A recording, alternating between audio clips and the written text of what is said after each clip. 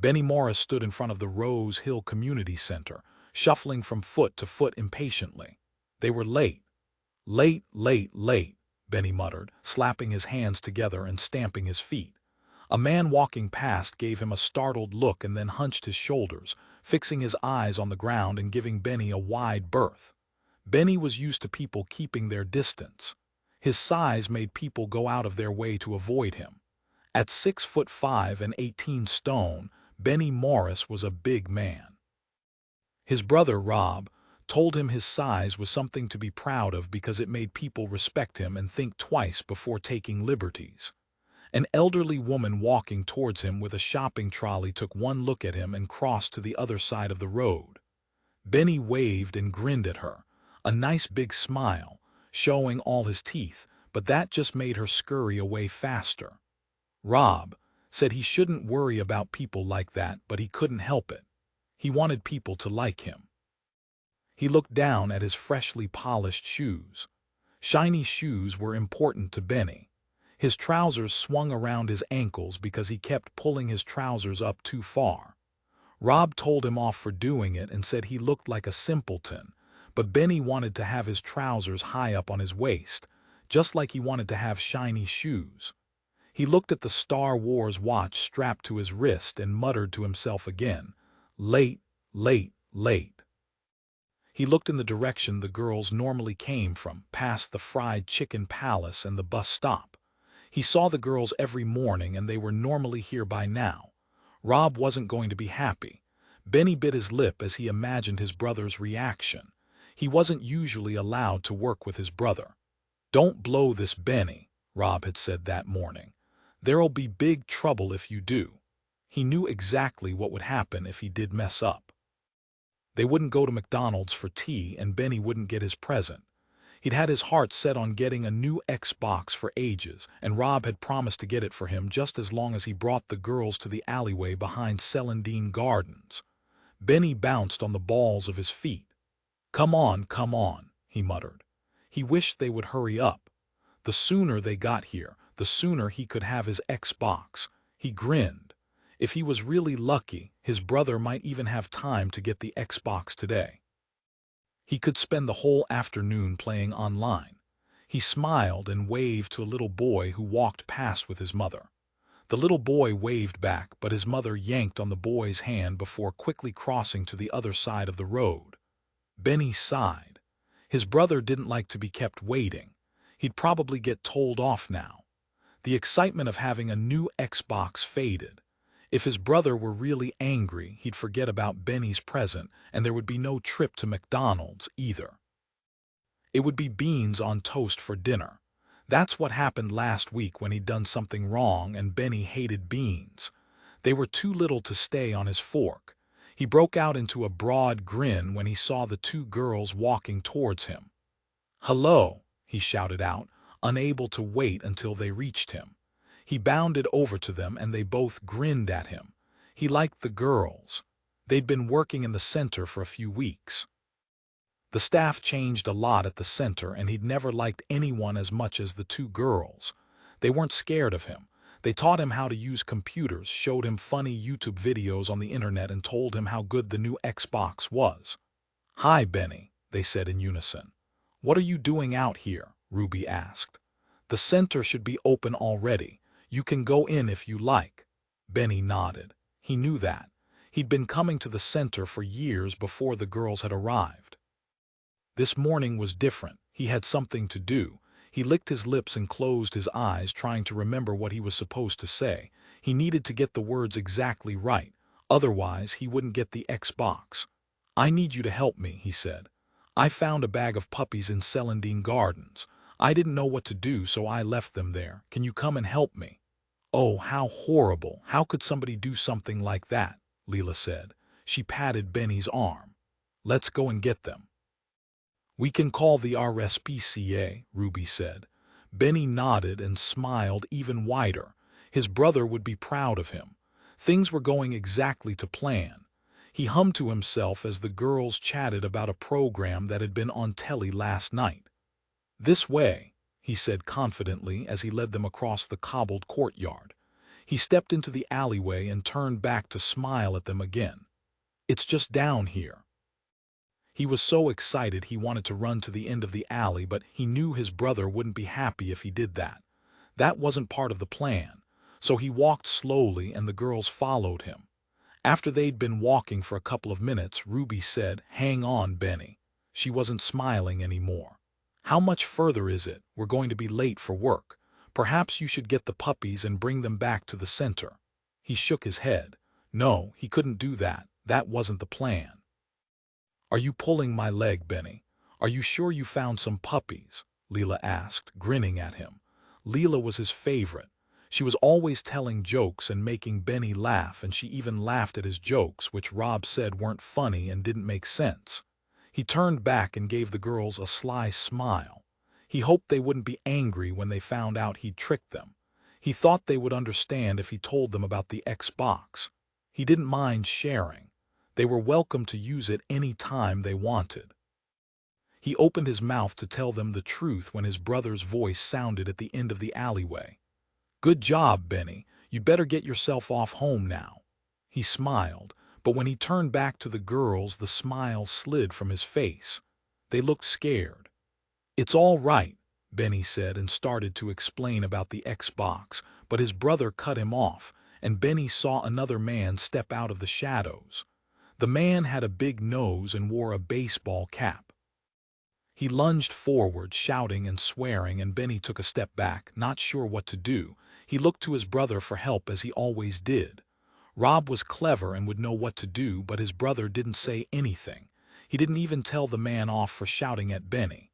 One of the girls screamed, and the nasty man grabbed her by the throat. Benny looked at them in horror. "No, don't hurt her. Let her go." "Stay out of it," his brother ordered. Benny's hands were shaking as he lifted them and pressed them hard against his ears to block out the sound of the girls' screams. "No," he sobbed. "This wasn't the plan." "Go home, Benny," his brother shouted at him. Benny didn't like shouting. It scared him. He began to moan and shake his head. The nasty man laughed as he punched Leela on the side of her head, and she fell to the floor in front of Benny. "No." The man in the baseball cap turned to Rob and said, "He'd better come with us. The bloody fool will probably run off and tell somebody." Benny watched in horror as the man put a hood over Ruby's head. She was wriggling, trying to escape, when the man in the baseball cap punched her in the stomach. Benny's lip wobbled. "Stop hurting her. Shut your gob and make yourself useful. Carry the other one," the man in the baseball cap snapped. Benny looked down at the floor. Leela, the girl who'd laughed at all of his jokes, was laying motionless in front of him. There was blood on her lip. Benny's eyes stung with tears as he looked at his brother for help. "Come on, Benny," Rob said. "Pick her up." Benny's hands were shaking as he leant down and scooped the poor girl up. He lifted her as gently as he could, and her head lolled back against his arm. With tears streaming down his face, he followed his brother and the man in the baseball cap. Chapter 2. Jack Mackinnon muttered a curse under his breath as the lawnmower came to a dead stop. He'd thought a cordless, battery-operated mower was a good idea, and it was fine, apart from the fact it ran out of juice after 20 minutes. He took out the battery pack and headed towards the house to put it on charge. It was his last day of leave, and he'd been intending to enjoy it. Unfortunately, his idea of enjoyment and Chloe's didn't go quite hand in hand. So far, he'd had to mow the lawn, fix the shower screen, and repair a leaky pipe under the kitchen sink, and he still had to go and buy a replacement light for the main bathroom. Chloe had gone out with her daughter, Katie. They were having a girls' day, a treat for Katie because she'd done so well in her end-of-year exams. When he entered the house and put the battery on charge, he heard a noise in the sitting room and realized he wasn't alone. There was someone else in the house. Chloe and Katie weren't due back for another couple of hours. He noticed a bag of laundry dumped on the kitchen floor by the washing machine and realized Chloe's eldest daughter, Sarah, had come home. She'd been at university in Kingston and had told Chloe that she wouldn't be returning for the summer because she got herself a job as a club promoter. That hadn't gone down very well with Chloe, who thought her eldest daughter should have more ambition and should be planning a long-term career. Sarah. Mackinnon called out as he walked through the kitchen and into the hallway. Sarah wandered out of the sitting room. She had dyed her hair dark auburn, almost purple, and wore a pair of jeans and a loose top that slipped down off her shoulders. "Oh, Jack, I didn't realize anyone else was home." He looked over her shoulder into the sitting room and noticed that one of the cabinet drawers was open.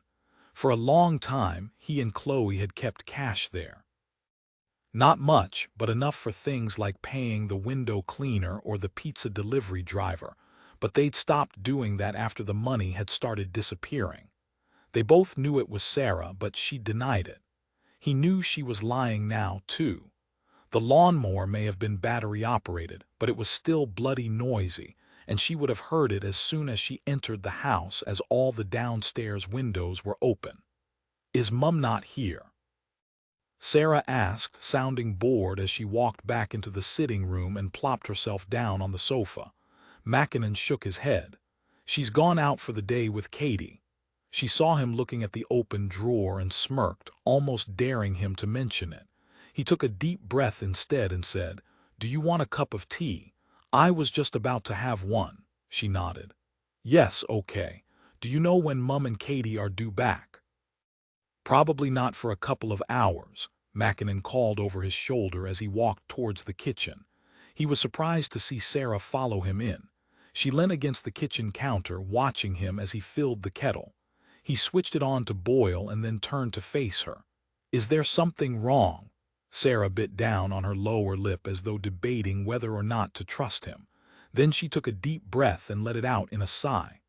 "I suppose you could say that." Mackinnon put the 2 cups he'd just taken out of the cupboard down on the kitchen counter. There was something about Sarah that put him on edge. He was always expecting her to get into trouble. He supposed it was the job that made him expect the worst of most situations. He sensed something was wrong. He knew Sarah had got herself into trouble. He just didn't know how bad it was yet. "Do you want to talk about it?" Sarah twisted her hands, staring down at her fingers. He thought she was going to say it was none of his business and he wouldn't have been surprised, but she didn't. "I need money," she said. "Can you help me?" "What do you need the money for?" Mackinnon asked. He thought it was a reasonable question, but obviously Sarah didn't. She scowled at him. "I know what you're thinking." "Really?" "Yes, you're so easy to read, it's pathetic. You're thinking Sarah's messed up again. Sarah, the black sheep of the family, nothing like Katie, who doesn't do anything wrong ever." "So let me get this straight. You're asking me for money in the same breath as calling me pathetic?" Mackinnon asked dryly. Sarah's cheeks flushed and Mackinnon immediately felt guilty. If Sarah was in trouble, she should be able to confide in him. "Sorry, let's start over. If I can help, I will. What do you need the money for?" Sarah pursed her lips and shook her head. "It doesn't matter. I'll ask Mum." The kettle came to a boil and Mackinnon poured hot water into the mugs. He couldn't be bothered to faff about with the teapot. He was about to press Sarah again when the phone rang. It was his work mobile. It looked like his leave was going to be cut short. "Can you finish making the tea?" Mackinnon asked Sarah as he reached for his mobile. Even though he was pretty sure he wasn't going to get a chance to drink it, he answered the phone. "Mackinnon." The voice of Detective Chief Inspector Brookbank said, "Mackinnon, you're needed at Wood Street, ASAP. How soon can you get here?" Mackinnon's attention switched from Sarah's problems to work mode. The DCI wouldn't be calling him unless there was something big on the horizon. "I'm in Oxford," he said. "I can be there in an hour and a half."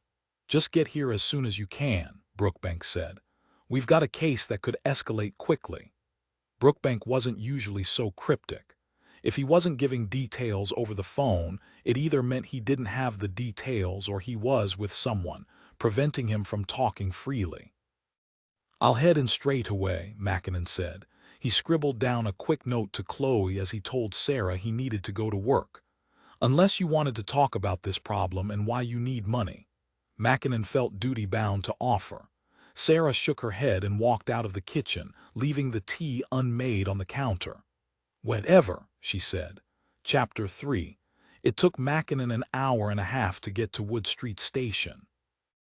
A quick check on the traffic app on his phone told him it was quicker to get the train than drive, and so he had come to London via Paddington. He nodded hello to the sergeant on the desk and swiped his ID card to get into the secure area of the police station. He was intrigued by the lack of details Brookbank had provided. He checked the news, but came up blank. These days, it seemed the press often got wind of a crime before the police did. But the DCI's voice had a steely edge to it on the phone, which made Mackinnon think this new case was a big one. He reached the open-plan office area and dumped his gear on the desk. DCI Brookbank had a glass-fronted office with a window looking down onto the courtyard. There were renovations going on in the station, but they were taking a long time, and everyone had been moved around. DCI Brookbank's temporary office wasn't much bigger than a rabbit hutch. The DCI looked up, caught Mackinnon's eye, and then waved him over. As he walked over to the office, Mackinnon saw the familiar gray-haired head of D. Tyler. He opened the glass door and Brookbank nodded at him. "Shut the door behind you, Jack." Mackinnon did as he asked and then sat down in a chair beside Tyler. "There was an incident this morning. We believe a 17-year-old girl has been abducted. Her name is Ruby Watson. She didn't arrive for work, although her parents told us she set off to go to work at 7:45 this morning. 2 hours ago, her mother received a text message." Brookbank's eyes drifted down to the paperwork in front of him, and he lifted up a piece of paper scrawled with his distinctive handwriting. "We have your daughter. Await further instructions." "Is that all?" A 17-year-old going missing for a couple of hours wasn't usually cause for alarm, but this text message certainly added a sinister aspect. "Yes, that was all," Brookbank said. "We have already looked into the text message, and it originated from a pay-as-you-go mobile. Trying to ring that mobile number has not been successful. The phone is obviously switched off, but we're trying to pinpoint where the text message was sent from." "There was a case not long ago," D. Tyler said. "A similar situation. A teenage girl didn't show up for work and her parents received a text message. It turned out the girl and her boyfriend were behind it. They were trying to extort money from the parents." Brookbank nodded. "We don't think that is the case here, though. Right now, we are treating this as a genuine abduction. Her father, Peter Watson, is an investment banker. He is worth a lot of money, and his daughter would be a valuable target." "Have the parents heard anything more from the kidnappers?" Mackinnon asked. Brookbank shook his head. "No. There's a police officer with them now, and I am assigning a trained family liaison officer. D. Tyler will be heading up the inquiry." Brookbank paused to nod at D. Tyler and then looked back at Mackinnon. "He requested I bring you in, and I agreed. The team is assembling in Incident Room 1. I'm sure I don't need to remind you time is paramount in cases like this." Mackinnon nodded. "Right, you'd better get started," Brookbank said. D. Tyler and Mackinnon got to their feet, left Brookbank's office and headed for Incident Room 1. Mackinnon had been right. This case was a big one and time-sensitive. Recovering the abduction victim within hours was the best-case scenario. The longer the person was held, the less chance there was of a successful outcome. "We are going to get set up in Incident Room 1, Tyler said, "but we'll spend a lot of time working closely with the Watson family. They are very wealthy and live in a penthouse just within the city limits. Their apartment even has its own rooftop garden, and they also own a number of other apartments in the building. And as one of them is currently empty, they've offered us the use of that if we need to set up a temporary base there. I think it's a good idea to have officers there in case the abductors get in touch." Mackinnon nodded. "Who is working the case?" "At the moment, it's just the City of London Police. The girl went missing in the city and she lives about a quarter of a mile away. It's our jurisdiction." "Press," Tyler frowned. "No press yet. We want to control the information that gets released to the media. We don't want to spook the abductors, and we don't want any have-a-go heroes." As they reached Incident Room 1, Mackinnon stood to one side to let Tyler enter the room first. Most of the team were already gathered inside. DC Webb was perched on the edge of a table near the front of the room, fiddling with his laptop. He'd overdone the hair gel as usual, and Mackinnon could smell his aftershave as soon as he stepped in the room. DC Charlotte Brown was already there too. She looked pensive but offered Mackinnon a smile as he walked in. Her hair was tied back neatly, and she wore black trousers, black boots, and a gray blouse. DC Collins was there too, looking neat and tidy as usual. He was sticking a photograph to the whiteboard and was the only one who actually called out a greeting to Mackinnon and Tyler. Tyler walked to the front of the room and put the folders he'd been carrying on the table in front of him. "Right, let's get down to business. We'll have support staff joining us shortly." This morning, 17-year-old Ruby Watson didn't arrive for work at Rose Hill Community Center. Tyler paused to nod at the photograph of Ruby Watson on the whiteboard. She was a fresh-faced girl, smiling happily in the photograph. She has been working there on a voluntary basis for the past 3 weeks. It's a summer placement. She is an A-level student at City College. We are considering this an abduction because her mother, Claire Watson, received a text message from an unknown individual claiming they had her daughter and to await further instructions. The text message hasn't given us much to go on at the moment, other than we know it was sent from a pay-as-you-go SIM card. The tech team is working on that. Ruby's parents are extremely well off. Her father, Peter Watson, is an investment banker. He also owns properties within the square mile, residential and commercial. The family's money could be the motive behind the abduction, but we can't rule out other possibilities at this stage. It's possible that this could be a revenge attack. Perhaps the abductor is someone the parents or Ruby herself has upset. He turned to Charlotte. DC Brown, I'd like you to start looking into Ruby's background. Boyfriends, friends, social media. Did she have any enemies? How many enemies could a 17-year-old girl have? DC Webb piped up. You'd be surprised, Charlotte said dryly as she sat down at a desk and opened her laptop. Tyler turned to Collins next. I want you to trace her last known movements. She was last seen by her parents leaving their apartment this morning. We need to get hold of all CCTV that could show us where she went next. We know her usual route to work according to her mother. She left home at 7:45 this morning. Collins nodded. I'll get on it straight away. Finally, Tyler turned to Mackinnon. You're with me, Jack. We're going to go and meet the parents and ask them some very difficult questions. Mackinnon nodded and picked up his jacket. It was warm and muggy today, and he'd prefer to be without it. He'd like to ditch his tie too, but appearances were important in their line of work.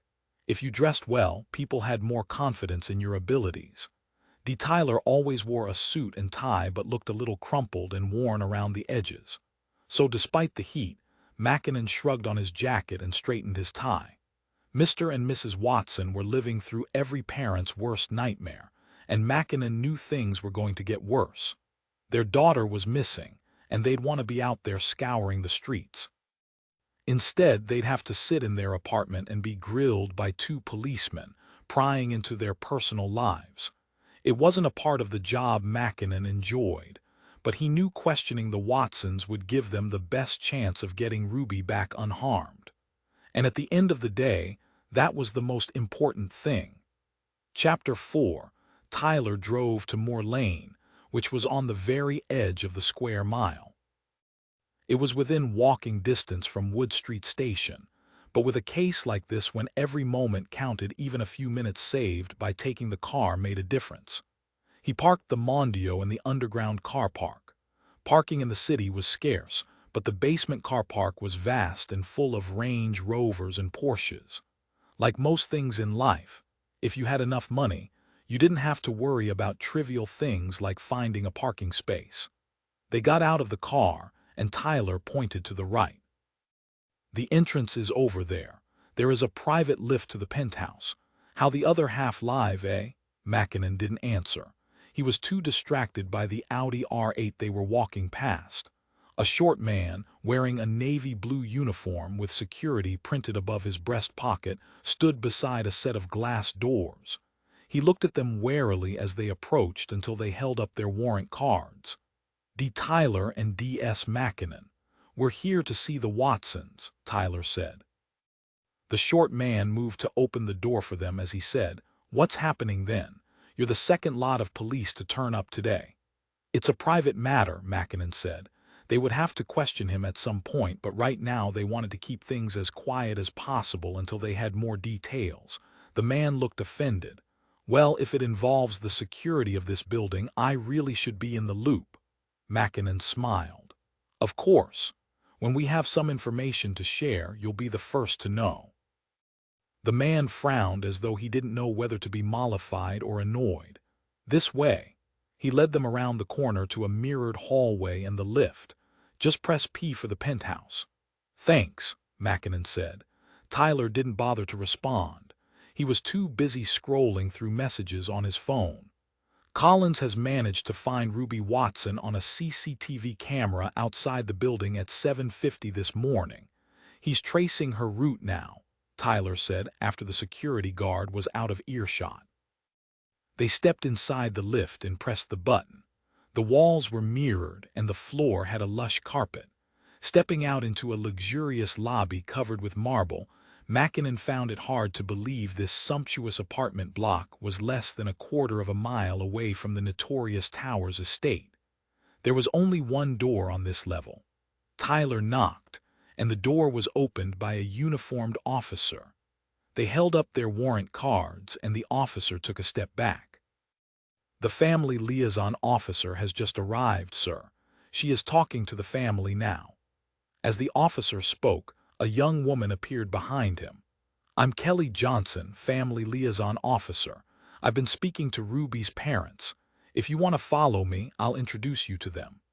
They followed Kelly along a wide corridor and into a room with huge, floor-to-ceiling windows that gave a panoramic view of London, with St. Paul's taking center stage. Sitting on a cream sofa with at least a foot separating them were Ruby Watson's parents. Claire Watson had recently been crying. Her eyes were red and she clutched a tissue in her left hand. She looked up at Mackinnon and Tyler hopefully as they entered the room. "Have you found her?" she asked, her eyes darting from Mackinnon to Tyler. "Not yet," Tyler said, "but we are doing everything we can. We are currently tracing Ruby's movements." Her face fell and her dismay twisted Mackinnon's gut. Peter Watson's face was unreadable. He sat stiffly on the sofa as though he would rather be anywhere but sitting beside his wife. "Surely there is something we could be doing. It's ridiculous to be stuck here while Ruby is out there somewhere." The rest of his sentence faded away as he stared miserably at the ground. "It's best if you stay here, because the people who have taken your daughter will probably try to contact you again," Tyler said. "Now, we're going to ask you both some questions.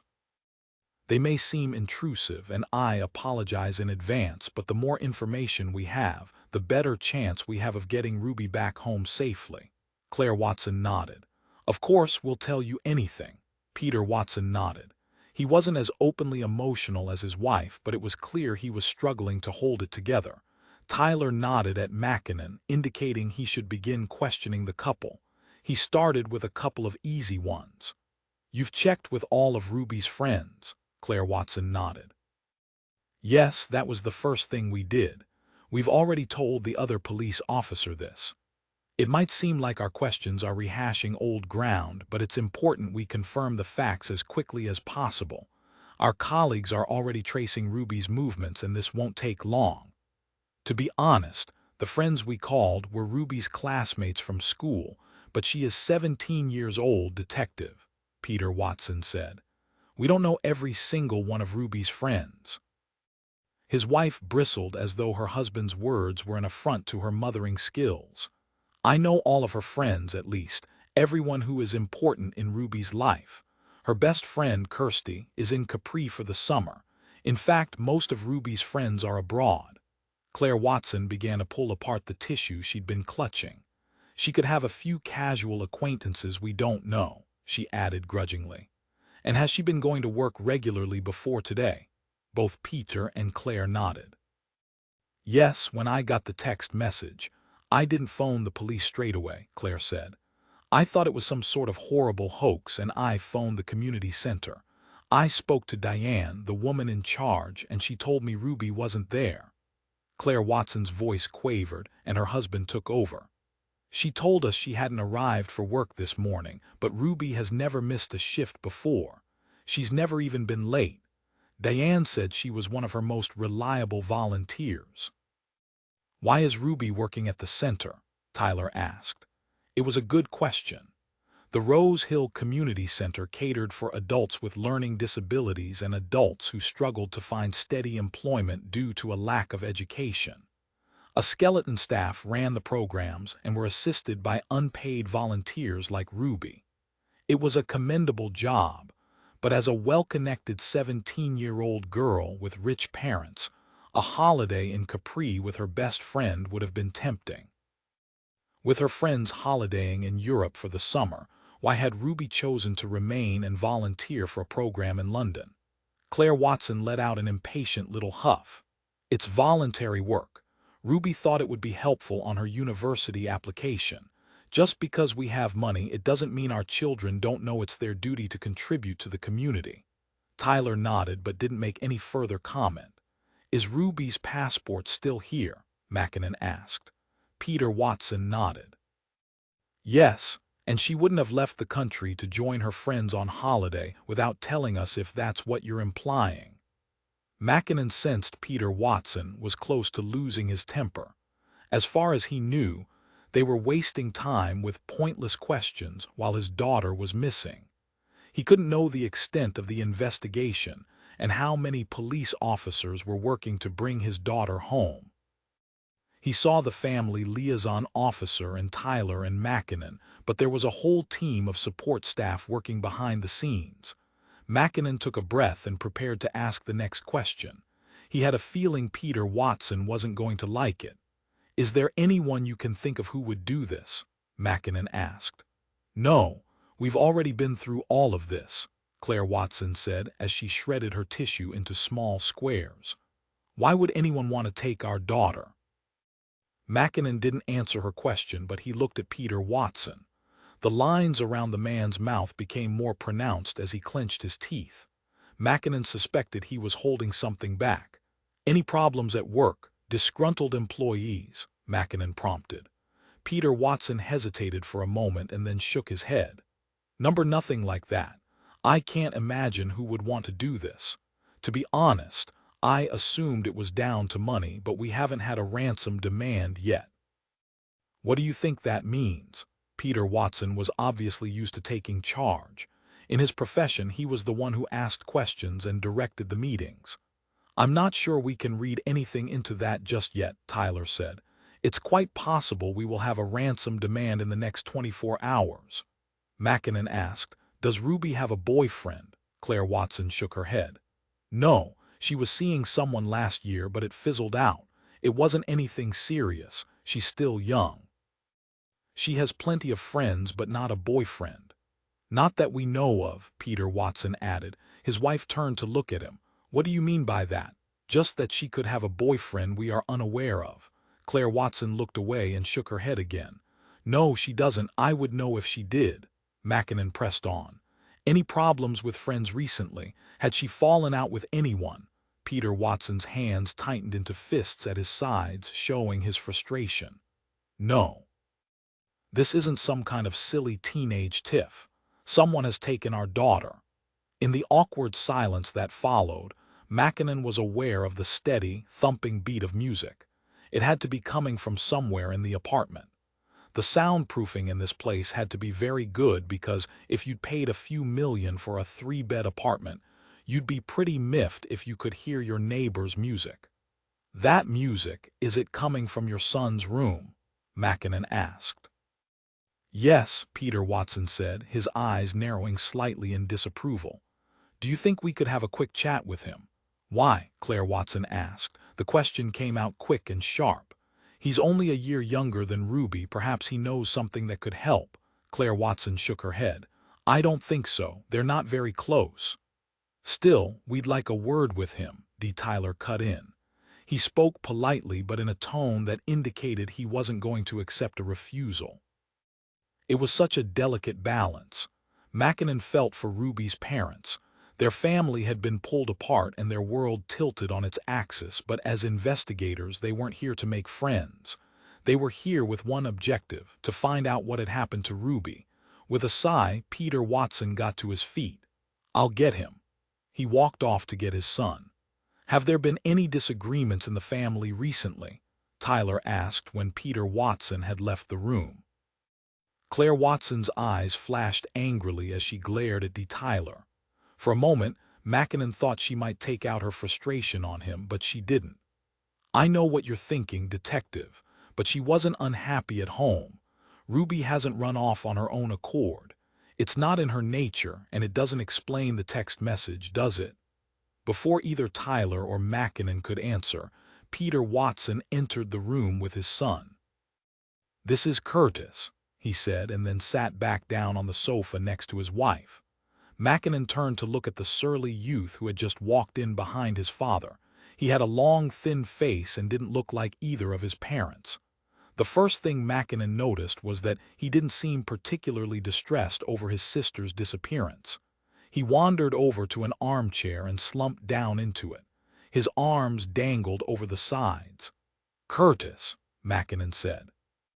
Thank you for agreeing to speak to us. You must be very worried about your sister. Curtis nodded, but he still didn't look upset. In fact, Mackinnon was positive he could see a smirk on the teenage boy's face. Yeah, he said. I reckon she'll probably turn up. Turn up? Tyler prompted. What do you mean? Well, it was only one text message. It's probably a prank. Mackinnon's gaze drifted from Curtis to his parents. Curtis looked relaxed and confident as he sprawled in the chair while his parents looked uptight and scared. They didn't contradict their son, though, which Mackinnon found very odd. Do you think this could be a prank, Mrs. Watson? Tyler asked. No, of course not. Ruby would never do such a thing. Curtis is just Curtis, she said, exasperated. Curtis leant forward in his chair. Well, I suppose we'll see, won't we? Those words wounded Claire Watson and she flinched. She didn't reprimand or argue with her son. Instead, she started to cry. That's enough, Curtis, Peter Watson said and nodded, excusing his son. You can go back to your room. But in Mackinnon's opinion, it hadn't been nearly enough. Curtis was definitely someone they would need to question further. But Tyler was in charge of this one, and he wasn't going to push it. We'll set up a small base on the 7th floor of the building as long as you have no objections. That's fine, Peter Watson said, looking distracted as he gazed over Tyler's shoulder, his eyes fixed on Curtis as he walked back to his bedroom. Is there anything else you think we should know, anything that could be helpful? Mackinnon asked, sensing the interview was coming to a close. Claire and Peter Watson exchanged a nervous glance. There was definitely something. There was a long pause before Peter Watson finally sighed and said, I don't see how it can possibly be relevant, but Ruby and Curtis are adopted. We adopted Ruby when she was 5 years old and Curtis when he was 7. Mackinnon nodded. Were there any problems with the adoption? Not at all. Why would there be? Everything was perfectly above board, Claire Watson snapped. I meant, were there any issues with Ruby's biological family? Perhaps a relative who wasn't happy with the adoption. Peter Watson shook his head.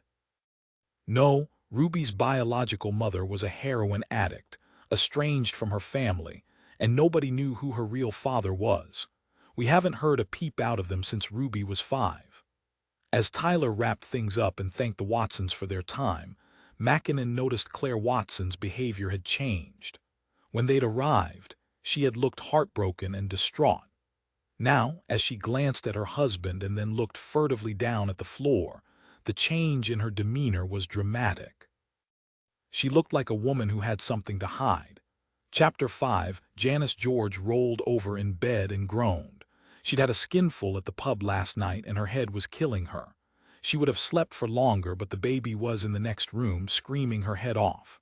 Where the hell is Leela? Janice moaned as she curled up and put the pillow over her head. When she didn't get a response, she felt the bed next to her and realized it was empty. She sat up in bed quickly and her head spun. She put a hand on her forehead and looked bleary-eyed at the empty space in the bed next to her. Where the hell was her good-for-nothing husband? She'd had so much to drink last night she couldn't even remember if he'd come home with her. She frowned, trying to piece together the events of the previous evening. They'd left Lila, their eldest daughter, looking after the baby. She remembered that much. Janice thought the least Lila could have done was stick around to look after the baby this morning as well. She must have known her mother would have one hell of a hangover. Janice yawned and rubbed her eyes, smearing last night's mascara all over her hands. One look at the clock on the nightstand told her that Lila had probably already gone to work. Janice grunted. That was a waste of time. It wasn't real work. It was voluntary.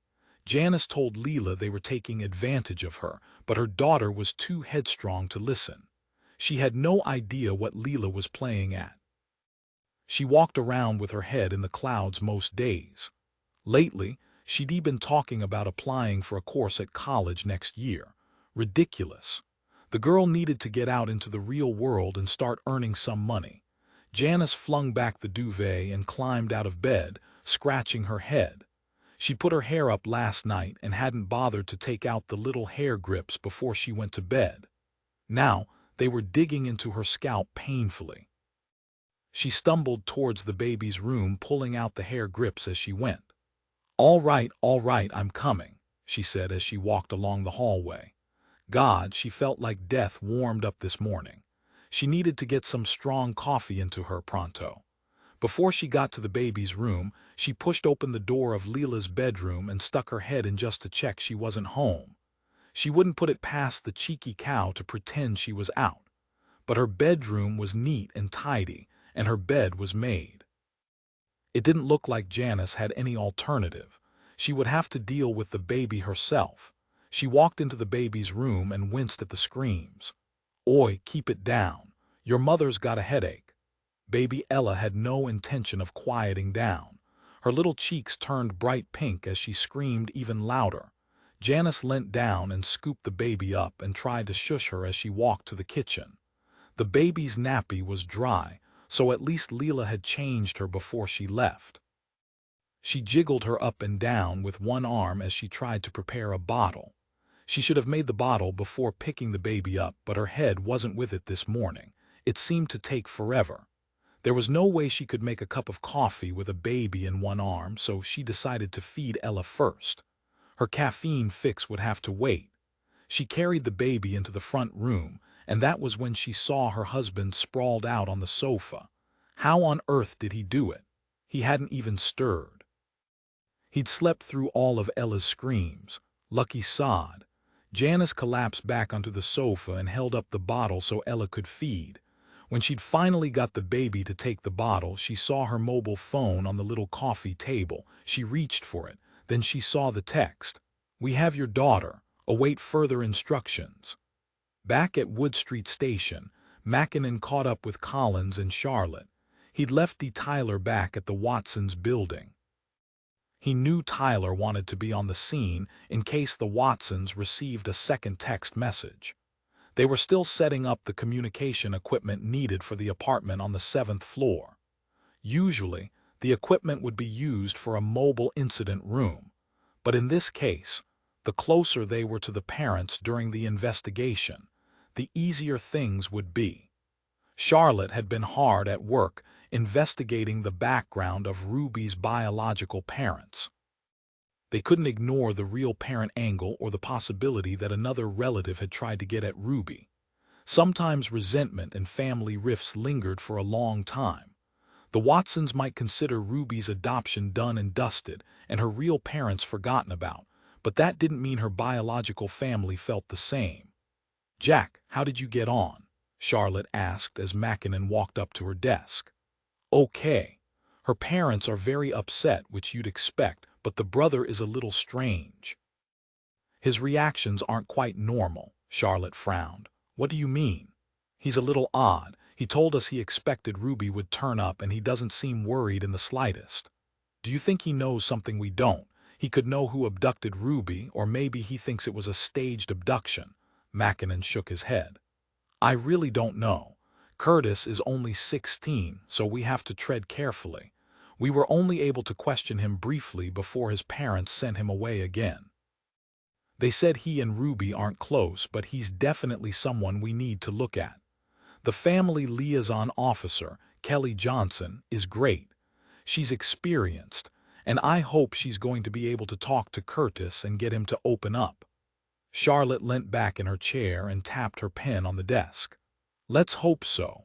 Collins has tracked Ruby from the Watsons' apartment building to Rose Hill Lane. She was picked up on a CCTV camera very close to the community center around the time she was expected to turn up for work. He is contacting the community center, and as they've got their own CCTV, hopefully, we can get a better angle and see Ruby more clearly.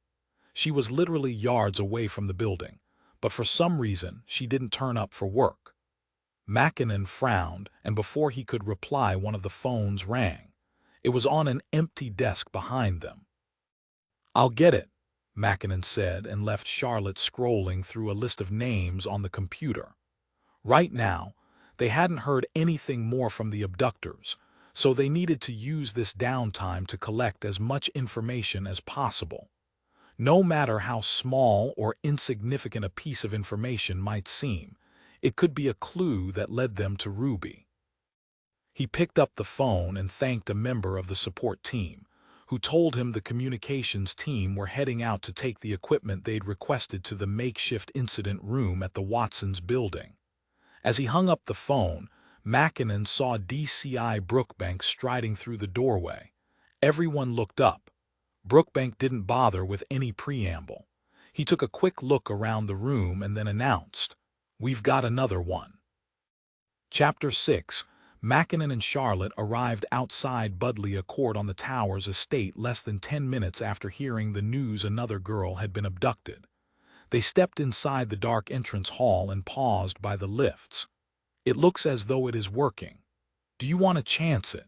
Charlotte said, looking at the dented metal door of the lift, which was still marked with traces of old graffiti. The family they were visiting lived on the 5th floor. On most occasions when he had visited the Towers estate, Mackinnon had avoided the lift. Today, thankfully, the only smell coming from the lift was bleach. Even so, he nodded towards the stairwell and they walked briskly up to the 5th floor. As soon as they reached the landing, they saw a woman clutching a baby. She had panic written all over her face. It had to be Janice George. "Are you the police?" Mackinnon nodded and showed her his warrant card. "I'm Detective Sergeant Jack Mackinnon, and this is my colleague, Detective Constable Charlotte Brown. We've come to talk about Leela. Is it all right if we come in?" "Yes, of course. Is there any news?" she asked, and then shouted out to her husband, "Toby, the police are here." From the other end of the passage, Toby George appeared. He was a small, thin man with wispy brown hair that was graying at the temples and standing on end. He looked as though he'd only just woken up. "We have a team looking for Leela now. We'd like to ask you some questions so we can find her as soon as possible." "Questions?" Toby George looked at them blankly. Janice shifted the baby to her hip and waved her hand, gesturing for everyone to move into the sitting room. "Of course they need to ask us questions. They need to know about Leela." The small sitting room smelled stale, and Mackinnon noticed a couple of empty beer cans sitting on the floor beside the sofa. Janice George sat down in an armchair, balancing the baby on her knee. Her husband remained standing. "Can we see the text message you received?" Charlotte asked. "Yes, go right ahead. My mobile is on the coffee table." Janice jerked her head in the direction of the phone, but then looked away quickly as though she couldn't stand to look at it. "It's just someone having a laugh, isn't it? There are some sick people about." She put all her hope into that question, but the frantic look in her eyes told Mackinnon she knew how serious this was. "We have to treat this text message as genuine at the moment," Mackinnon said. "Have you called any of Leela's friends?" Janice looked as though she might be sick. She closed her eyes and leant forward, resting her chin on the baby's head. "I've called a couple of them," Toby said, "but none of them have seen her. She's not hanging around with the same group of friends at the moment, so it's hard to know who to call. To be honest, my head is all over the place." Charlotte nodded and smiled reassuringly at Toby. "That's all right. I'm sure we can help you contact Leela's friends. Now can you tell me when you last saw Leela?" Toby ran a hand over his unshaven chin. "Well, we saw her last night before we went out. She was looking after the baby for us so we could have a night out. I didn't see her this morning. I slept in." "Mrs. George," Mackinnon prompted. "Was that the last time you saw Leela too?" Janice's eyes were shining with unshed tears. Her body was trembling as reality started to set in. "Yes, I saw her last night before we went out. She's a good kid. She loves her baby sister and doesn't mind babysitting. When I saw her room was empty this morning, I just assumed she'd already left for work. It's not a proper job. She volunteers at the community center on Rose Hill Lane. It's a travesty, really. They don't pay her a penny."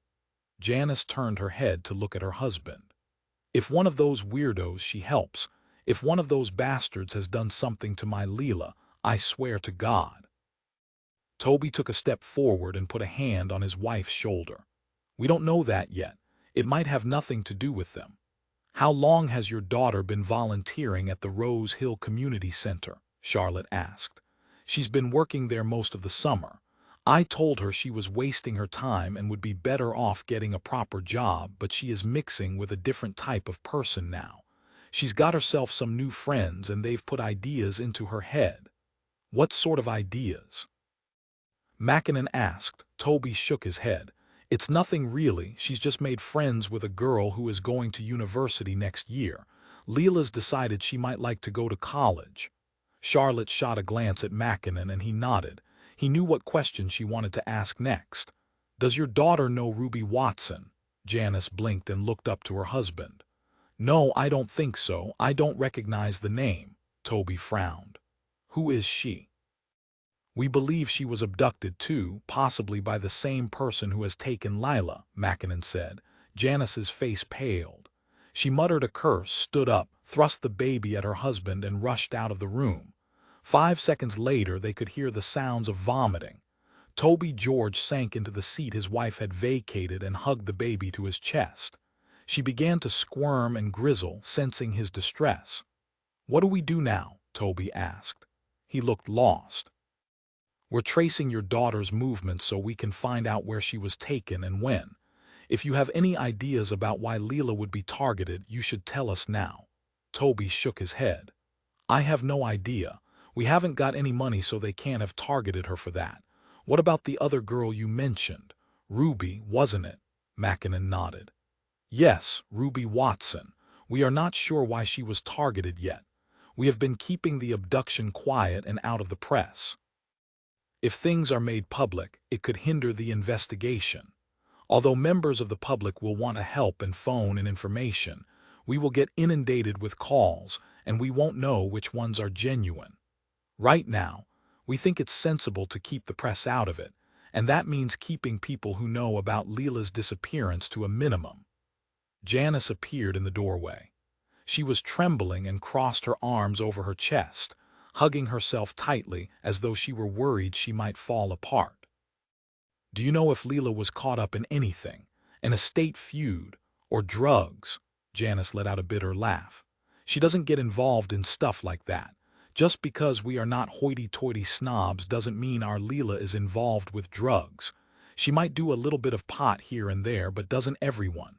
Mackinnon guessed that was a rhetorical question. "Ruby Watson's parents are very wealthy. So far, they have only had one text message the same as you. It's possible we may get a ransom demand in the next few hours." Janice put a hand to her forehead. "Oh God, what has Leela got herself involved in? I knew she had been hanging around with someone who was filling her head with daft ideas for the future. I told Leela she should just settle for what she had and make the most of it. But Leela's always been a dreamer. She just wanted to better herself. Our daughter is a hard-working, sweet girl. Please find her for us." Charlotte reached out and squeezed Janice's hand. We will do our very best. Chapter 7. When Mackinnon and Charlotte left the Towers estate, they went their separate ways. Charlotte returned to Wood Street Station to report back to D. Tyler, and Mackinnon headed to the Rose Hill Community Center. He knew D.C. Collins would already be there, accessing the center's CCTV, but as both girls were last seen just outside the community center, Mackinnon wanted to talk to the staff himself. People attending the center may have witnessed something important without realizing it at the time. Things that may have seemed innocent to a casual observer could now take on a new meaning. The Rose Hill Community Center was set at one end of a pleasant square. Numerous young trees had been planted to try and improve the landscaping in the area and bring some greenery and interest to the concrete blocks surrounding the square.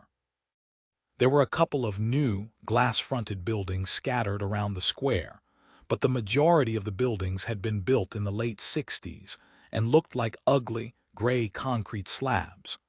The community center itself was a single-story, red brick building, partially covered by a facade decorated with primary colors. The community center had been funded by one of the big banks in the city.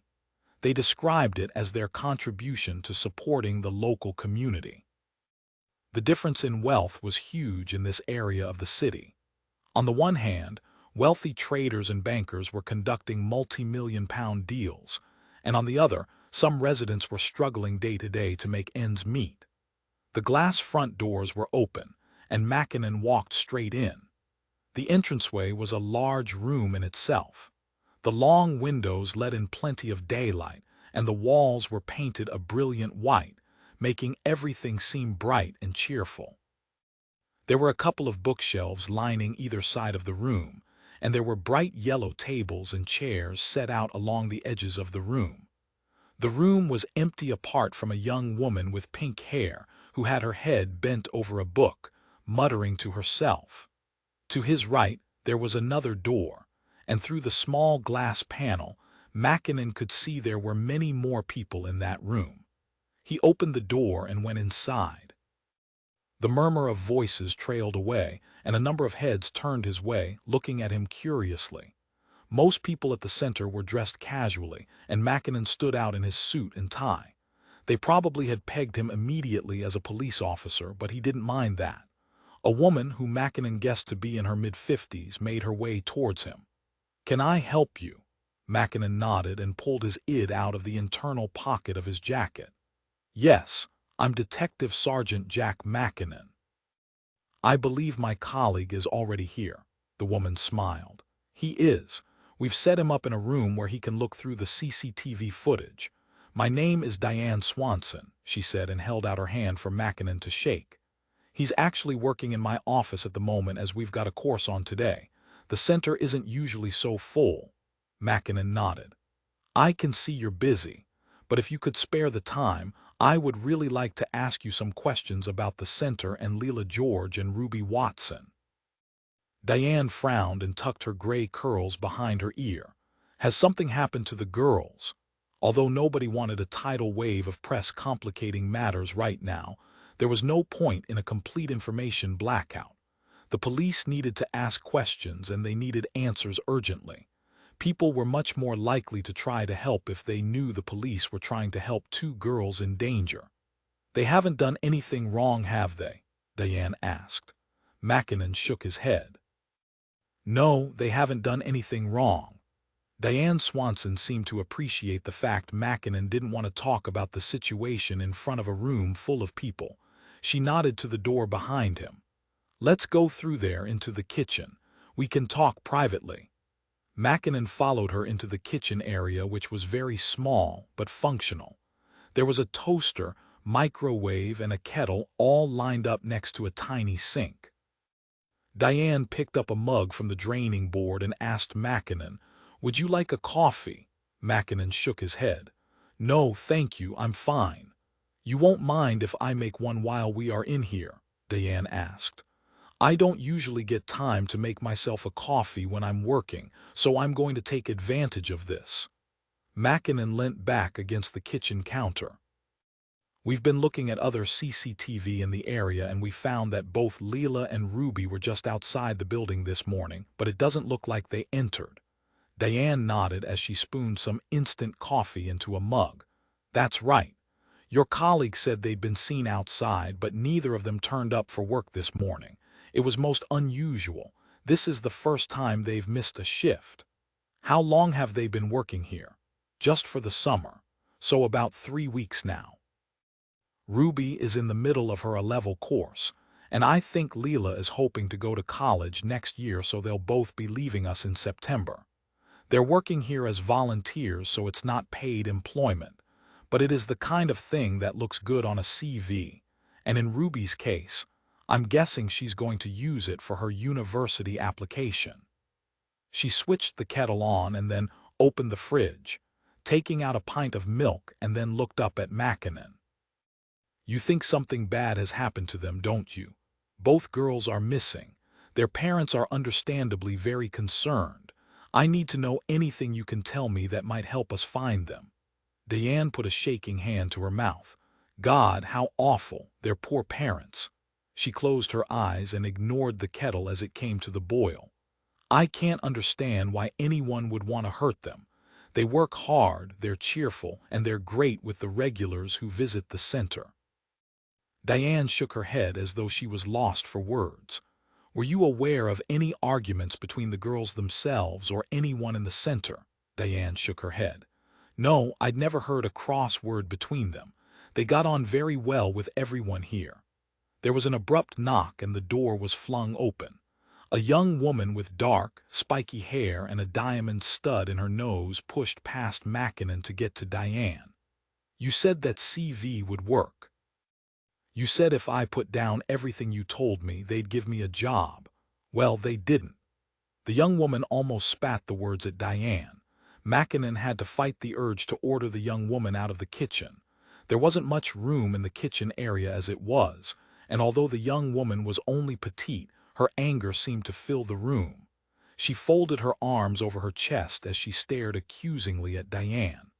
I don't have time for this now, Charlie, Diane said. I'm sorry you didn't get the job. If you can just wait 5 minutes, we'll talk things through. The girl narrowed her eyes and turned to look at Mackinnon, no doubt blaming him for the fact Diane didn't have time for her. Oh, I see. I guess I'm not your favorite pet project anymore. The girl turned and whirled out of the room. Diane smiled apologetically. I'm sorry about that. Most of the people we help here are grateful, but sometimes their frustrations can get the better of them. Sorry, I've lost my thread. Did you ask me a question? Have you ever seen anyone waiting for one of the girls outside? Or did either of the girls mention a boyfriend? Diane put a hand to her forehead and was quiet for a moment, trying to think. Then she shook her head. I'm sorry, I wish I could be more help, but they didn't really confide in me about things like that, and I don't think I ever saw anyone waiting for them outside. Even if there had been someone waiting for them, I'm not sure I'd notice. Mackinnon opened his mouth to answer another question, but before he could, there was another knock on the door. He turned angrily, expecting it to be the young woman again, but instead he saw Colin standing in the doorway. Sorry to interrupt, Jack, but I've got something you should see. Mackinnon turned back to Diane and apologized before following Collins through the center and into a small office area at the back of the building. Inside the office, there was a desk piled high with papers and a garish abstract print in fluorescent pink and green hung on the wall behind the computer. Collins sat down at the chair in front of the computer station and pointed at the screen. Sometimes it was easier to use CCTV in situ because there were multiple playback systems, and not all of them were compatible. It would cost the police a fortune if they had to acquire playback software and machines for every single system. Have you found them? Mackinnon asked as he leant down to take a closer look at the screen. Collins nodded. Yes, and they are not alone. Chapter 8. Mackinnon and Collins didn't talk as they watched the video playback on the computer screen. They watched as a large man approached Ruby Watson and Leela George. The man didn't attempt to hide his face or shy away from the cameras. Either he didn't know they were there or he didn't care. "He's a big lad," muttered Collins. Mackinnon tensed as he waited for the inevitable confrontation between the girls and the man approaching them. He immediately had a very uneasy feeling about this. They were watching something that had already happened, something that couldn't be changed. Mackinnon frowned as the video playback continued. There was no altercation, no fear shown by either of the girls. "They know him," Mackinnon said. "Look how she touches his shoulder, and they're both smiling." Collins nodded in agreement. "Do you think he is someone from the center?" Mackinnon straightened. "Let's ask Diane if she can identify him." He walked around the desk and then stuck his head out of the office door and caught Diane's gaze. She was standing a few feet away, cradling her mug of coffee. "Could you spare us a minute?" Mackinnon asked. "We'd like you to identify someone if you can." Diane nodded and put her coffee mug on the table beside her before walking towards him. "Absolutely." She shuffled behind the desk and joined Collins in front of the computer screen. She didn't need to look at the screen long before she said, "Oh, yes, I know who that is. It's Benny Morris. He's a nice lad," and her voice trailed off and her face paled as Collins continued the playback, which showed Benny Morris leading the girls away. Diane looked up at Mackinnon, blinked a couple of times, and then swallowed hard. "Benny didn't show up for his class this morning," she whispered. "What can you tell us about him?" Mackinnon asked. Diane shook her head as though she were overwhelmed. "I think it's better if you ask Eddie Longbridge. He spent a lot more time with Benny than I did. He takes the classes, you see." Mackinnon nodded, and Diane scurried off to go and find Eddie. After she left the office, Collins turned to Mackinnon and said, "He's got to be involved, hasn't he?" "He's a person of interest for sure," Mackinnon said. "Even if he had nothing to do with the girls' disappearance, he's the last person we know who saw the girls before their mothers got the text messages. So we need to talk to him as soon as possible." The door opened behind Mackinnon, and he stood to one side as Diane walked into the office, followed by a short man with large, muscular arms.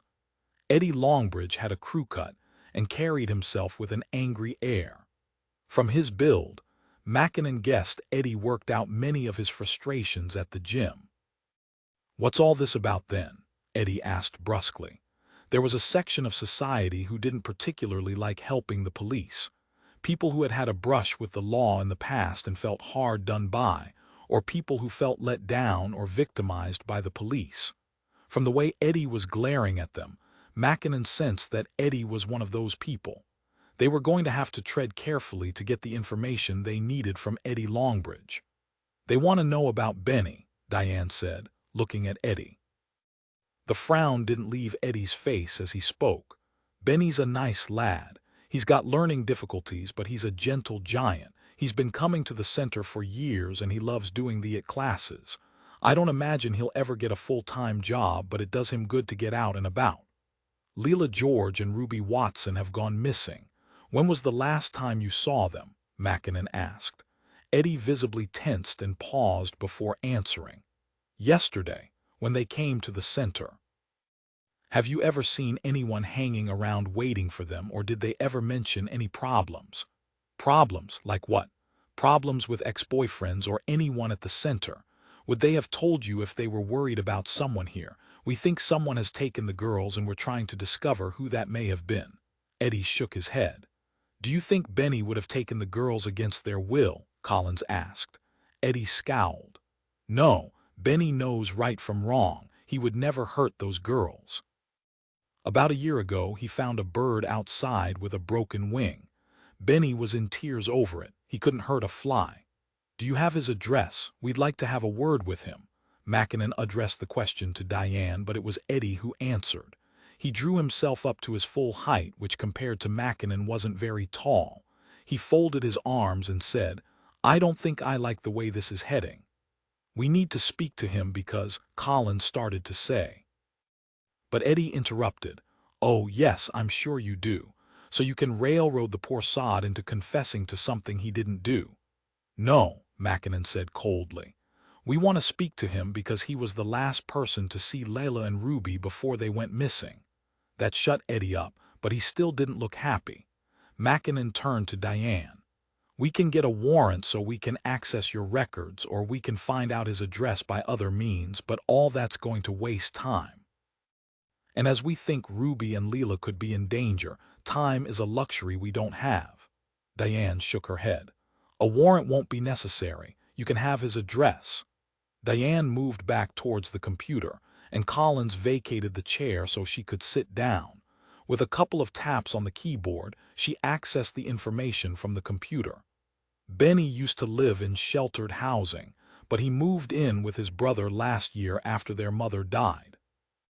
She hit print and the small printer beside the potted plant on the desk hummed to life. She handed Mackinnon the printout. "My gut feeling is that Benny is not involved. He's never been violent. He's never shown any anger towards women at all. Please treat him gently. He's a sensitive soul." Mackinnon took the address printout, but he didn't reply. He wasn't going to make any promises he couldn't keep. Chapter 9. When Mackinnon and Collins left the community center, Collins went directly to meet Charlotte at Wood Street. Tyler was organizing the visit to Benny Morris' property. They needed to speak to him as soon as possible as he was their first major lead. Mackinnon would have liked to go himself, but he had been given another job to do. He had a printout of Benny Morris and the girls from the CCTV to show Ruby Watson's parents. He entered Drake House, walking into the cool marble lobby from the street-level entrance this time. The luxurious apartment block was less than a 5-minute walk from the community center. The contrast struck Mackinnon again. There was a stark difference in wealth between different sections of society in this area. In this building, each apartment cost millions of pounds. The community center, less than a quarter of a mile away, helped the most deprived population. Mackinnon was glad he didn't live in the Towers estate, but there was something about Drake House he didn't much like either. The million-pound apartments were incredibly well-designed and fitted with all the latest, luxurious fittings and furnishings, but Mackinnon found them soulless. The last time he'd visited the Watsons' apartment, it had struck him as odd that they had so few personal items on display. It was more like a show apartment than a real home. He told the doorman he was there to see the Watsons. The doorman had been questioned by Tyler earlier and was eager to know if there was any news. Mackinnon simply shook his head. If there had been any news, he wouldn't have shared it with the doorman before speaking to Ruby's parents. The doorman called the apartment and announced Mackinnon's arrival, and then watched Mackinnon as he headed for the lift. As the lift ascended, Mackinnon took a quick look at the image he'd printed out of Benny and the girls. This wasn't going to be easy. He was going to have to show this picture to Mr. and Mrs. Watson, and they would immediately assume the worst, but that couldn't be helped. If they knew Leela George or Benny Morris, that could help the police unravel the motive behind this kidnapping and could be crucial in solving the case. He folded the printout in half and put it back into his pocket as he reached the front door to the apartment. He lifted his hand to ring the doorbell, but the door opened before he could do so. "Is there any news?" Claire Watson demanded. Mackinnon shook his head. He didn't want to give her any false hope. "I'm here to ask a few more questions, and I have a photograph I'd like you to have a look at."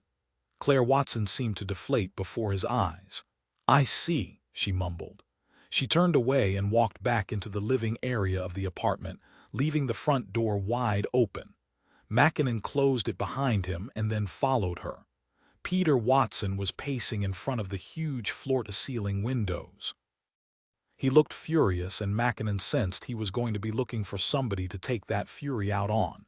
He had a feeling that the next 10 minutes were going to be exceedingly difficult. "Have you managed to track them down yet?" Peter Watson demanded. "I can't understand what's taking so long.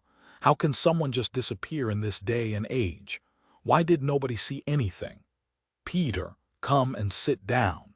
He wants to ask us more questions and show us a photograph," Claire said wearily. Photograph seemed to be the magic word. Peter Watson rushed over, his eyes searching Mackinnon for the photograph. "Where is it, then?" Mackinnon fished it out of his pocket and laid it flat down on the coffee table so both Claire and Peter could see it. "Do you know this girl?" Mackinnon asked, pointing to Leila George. The Watsons pored over the picture and Claire Watson's breathing grew ragged. Mackinnon knew it was because she'd seen the image of Benny Morris talking to the girls.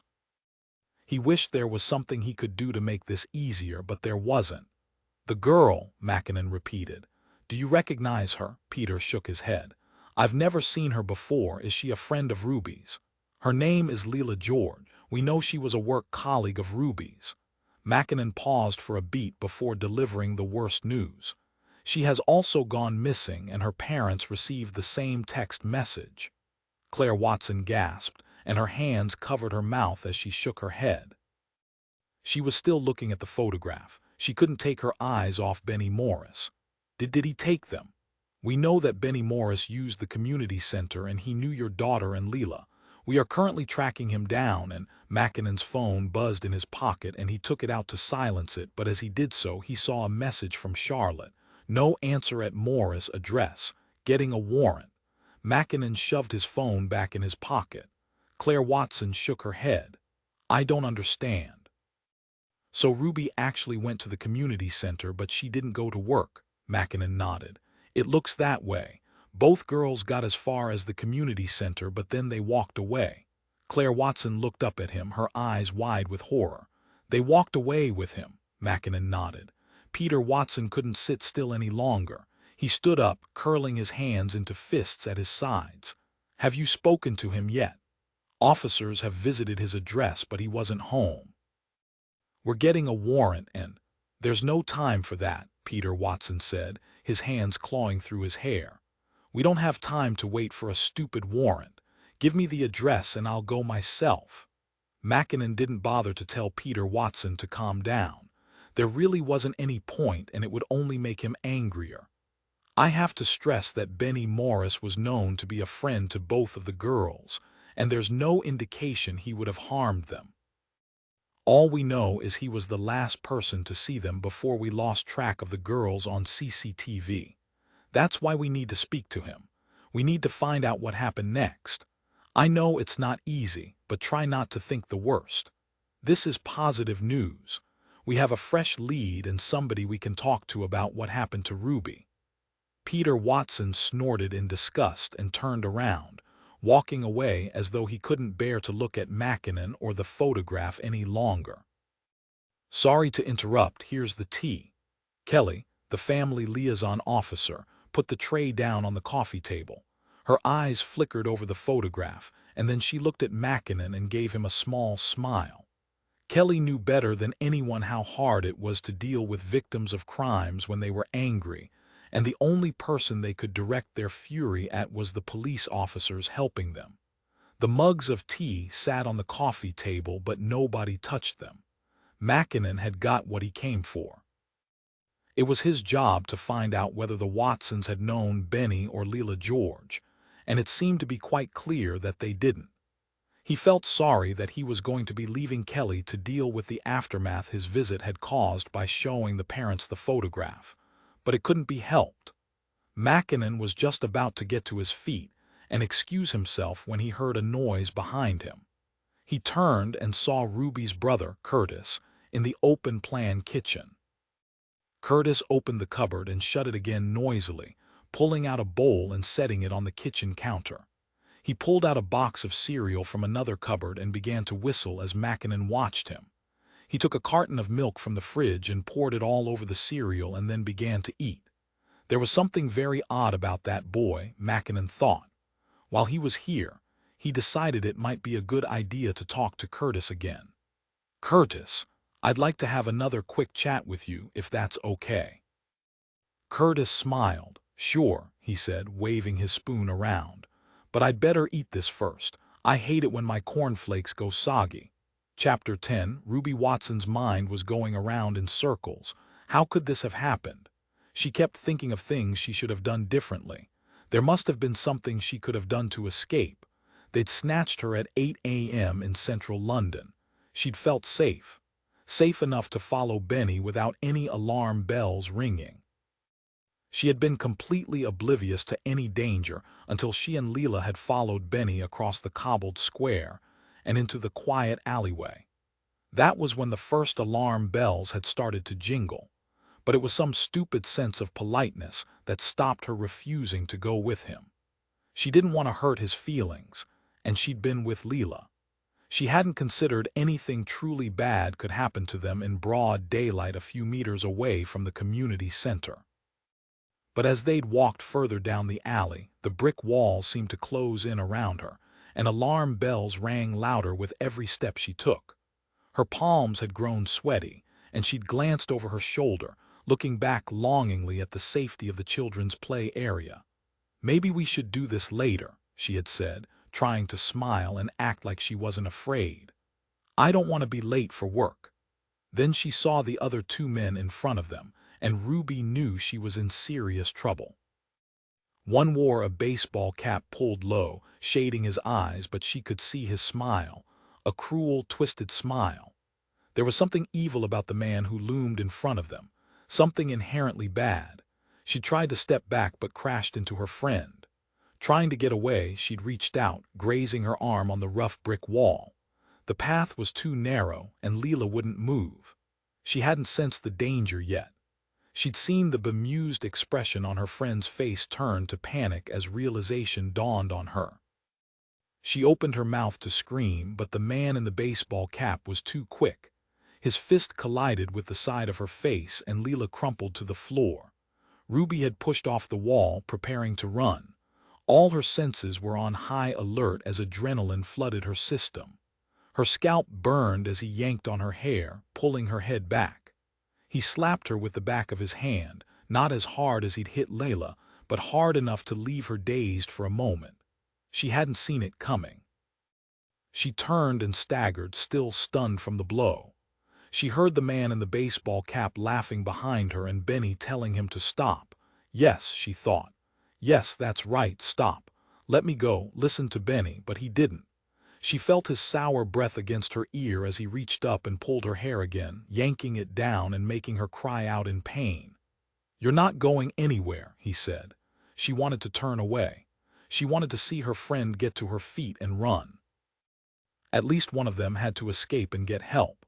But she couldn't see anything apart from the evil eyes of her captor, staring down into hers. She bucked against him, kicking out hard, and she knew that her blows were hitting home because he huffed and grunted as her heel connected with his shins. His grip loosened a little, and she managed to jerk herself free, but he grabbed onto her arm, his fingers digging painfully into her flesh. She kicked out again and hit him back with her free hand. "Feisty one, isn't she?" he asked, chuckling. "I thought you said she'd go quietly." Not a chance, Ruby thought. She knew if she didn't escape now, there was a chance she never would. She clawed at his face, but his hand tightened around her neck, forcing her back against the wall. Her head hit the brickwork with a sickening thud. He stuffed a rag in her mouth. At first, she thought she'd been knocked out because everything went black, and then she realized he'd pulled something over her head, something that smelled bad. Stale and musty, a hood. He'd lifted her upper body and ordered his partner to grab her legs. She felt his arms encircling her torso and somebody else reaching for her ankles. She'd kicked out and felt her foot connect with something soft. That earned her a fist in her stomach. She'd gagged and gasped for air, winded by the blow. She still struggled as hard as she could, but it was no good. They held her tight and carried her away. It had seemed to take forever until all of a sudden they'd let her go and she'd hit the floor with a metal clang. She tried to calm herself down and work out what had happened. The rag they'd put in her mouth made her want to gag. Suddenly the hood was ripped off, and as she looked around, she realized she was in the back of a van. She stared up at her tormentor. All her fight had ebbed away. All Ruby could think was, why us? Her friend, Leela, lay unconscious on the floor of the van beside her. The man in the baseball cap had hit her too hard. She had a trickle of blood running from the side of her mouth. "Oh God, don't let her be dead. Please don't let her be dead. Sit back and get comfortable, girls," he'd said as he secured her wrists behind her back and checked the rag was firmly stuffed in her mouth. I've got plenty of fun planned for you. Chapter 11. At that moment, Benny Morris was sitting on a hard-backed chair outside the room he knew Ruby and Leela were being held in. He wanted to go into the room and talk to them, but the nasty man wearing the cap had locked it. Rob had told him the nasty man's name was Marlowe. He had introduced them, and Marlowe had smiled at Benny in a way he didn't like. It wasn't a nice smile. Marlowe was a bad man. Benny was confused. He had once heard somebody say he wasn't the sharpest knife in the drawer, but he didn't usually worry about that. Not every knife needed to be razor sharp. As his mother used to say, everyone had their place in this world. After their mother died, Rob had taken care of him and Benny trusted him absolutely, which was why he couldn't understand why Rob liked a man like Marlowe. Benny knew that Marlowe was a bad man no matter what Rob said. Rob was in the kitchen with Marlowe now. The door was shut and they were talking in whispers. His brother had given him a packet of cheese puffs and a can of Coke. He loved cheese puffs, but today they tasted slimy and he couldn't finish the packet. Benny didn't understand what was going on. Rob had told him he needed to bring Ruby to Celandine Gardens. He said he was doing a bit of business to get some money together so he could buy Benny an Xbox, but everything had gone wrong. There was no sign of Benny's Xbox here, and he knew that they'd hurt Ruby and Leela. Rob told him to be quiet and sit still and stop asking questions. He told him the girls were fine, but Benny couldn't believe it. He'd seen Leela had been bleeding. Benny sniffed and wiped his nose on his sleeve. It was horrible in the flat. There was no proper daylight because they were down in the basement. Benny hated the dark and still slept with a nightlight. Rob had tried to get him to sleep without it, but it didn't work. Danger lurked in the darkness. Ever since he was a little boy, his mother had forever been telling him off for leaving all the lights on in the flat. But Benny knew things could hide in the shadows and it scared him. A few months ago, Rob had threatened to take his nightlight away. He said Benny needed to grow out of it, but if Rob took his nightlight away, Benny had a plan to buy another one. He'd seen one in a shop. He thought he heard a noise coming from the room where the girls were being kept and tried to listen, but he couldn't hear anything other than the hushed whispers coming from the kitchen. Benny got up and pressed his ear to the door. He really wanted to talk to the girls and tell them everything would be okay, but Rob would be furious if he did that. Benny sat down again and put his hands against his ears. He hated the whispering. As he rocked back and forwards in his chair, his foot caught the half-full can of Coke and it spilt all over the carpet. "Oh no," Benny said as he leant his huge frame down to pick up the Coke can with a shaking hand. He walked to the kitchen and opened the door to tell his brother about spilling the Coke. It was an accident, so he couldn't be angry with Benny. People weren't allowed to be angry over accidents. But when he saw his brother's face, Benny froze. Rob looked very angry. "I thought you said you could control him." Marlowe's voice came from the other side of the kitchen. Benny's head whipped around and his lower lip wobbled as he held out the empty can of Coke. "I had an accident," he said. Surely even nasty Marlowe couldn't be angry if it was only an accident. Rob moved closer to him and put a hand on Benny's shoulder. "It's all right, Benny, don't you worry. I'll clear it up in a minute." But Benny couldn't take his eyes off Marlowe. Rob glared at Marlowe over a shoulder. "Don't worry, Benny, Marlowe is just a bit on edge. I tell you what, why don't we put the telly on?" Benny nodded. "Okay then." Rob took the empty can of Coke and threw it in the bin. Then he led Benny along the hallway past Benny's empty chair and into the front room. When they were alone, Benny turned to his brother. "I don't like Marlowe, he's a bad man." Rob sighed and nodded. "We've got to put up with him for a little bit longer, Benny. Why can't we go home?" "We can soon, but first, we've got to do a little bit of business and get some money together. I've got to get you that Xbox, don't you remember?" Benny rubbed his eyes. He didn't care about the Xbox anymore. He just wanted to leave and go home. "Are Ruby and Leela okay?" Rob nodded as he switched on the TV for Benny. "Oh, sure. They're fine. I tell you what, I was thinking I'd get them some lunch. What do you think they'd like? McDonald's, Benny said immediately. Chapter 12. Rob left Benny in the front room watching the TV and went back to the kitchen where Marlowe was hiding out. They were holding the girls in a two-bedroom basement flat, which had been empty for a few months before Marlowe had claimed it. He didn't have much furniture. There was one single bed pushed against the wall in the main bedroom, and the bedroom the girls were being kept in didn't have any furniture at all. There was a huge TV in the front room, though, and a leather settee, which Rob hoped would keep Benny happy for a little while longer. Benny didn't like to be out of his comfort zone, and truth be told, Rob was worried. He'd had no intention of getting Benny involved in any of this, but Marlowe had insisted it was the easiest way to get Ruby Watson where they wanted her without being watched by any prying eyes. When Rob walked into the kitchen, he saw Marlowe crouching over a large white container. "What's that?" Rob asked as he tried to look over Marlowe's shoulder. Marlowe slammed the lid on the white container and lifted it by a small metal handle before shoving it behind the bin. He grinned at Rob. "Patience is a virtue. All will be revealed in good time." As Rob watched Marlowe stand up and lean over a selection of mobile phones on the window sill, inspecting each one carefully, he felt a wave of dislike. He should have known better than going into business with Marlowe. He had a feeling this whole thing was going to spiral into the most epic failure. "I hope you'll be able to keep him under control from now on," Marlowe said mockingly, not bothering to turn around. "Don't be too hard on him. Benny will be fine."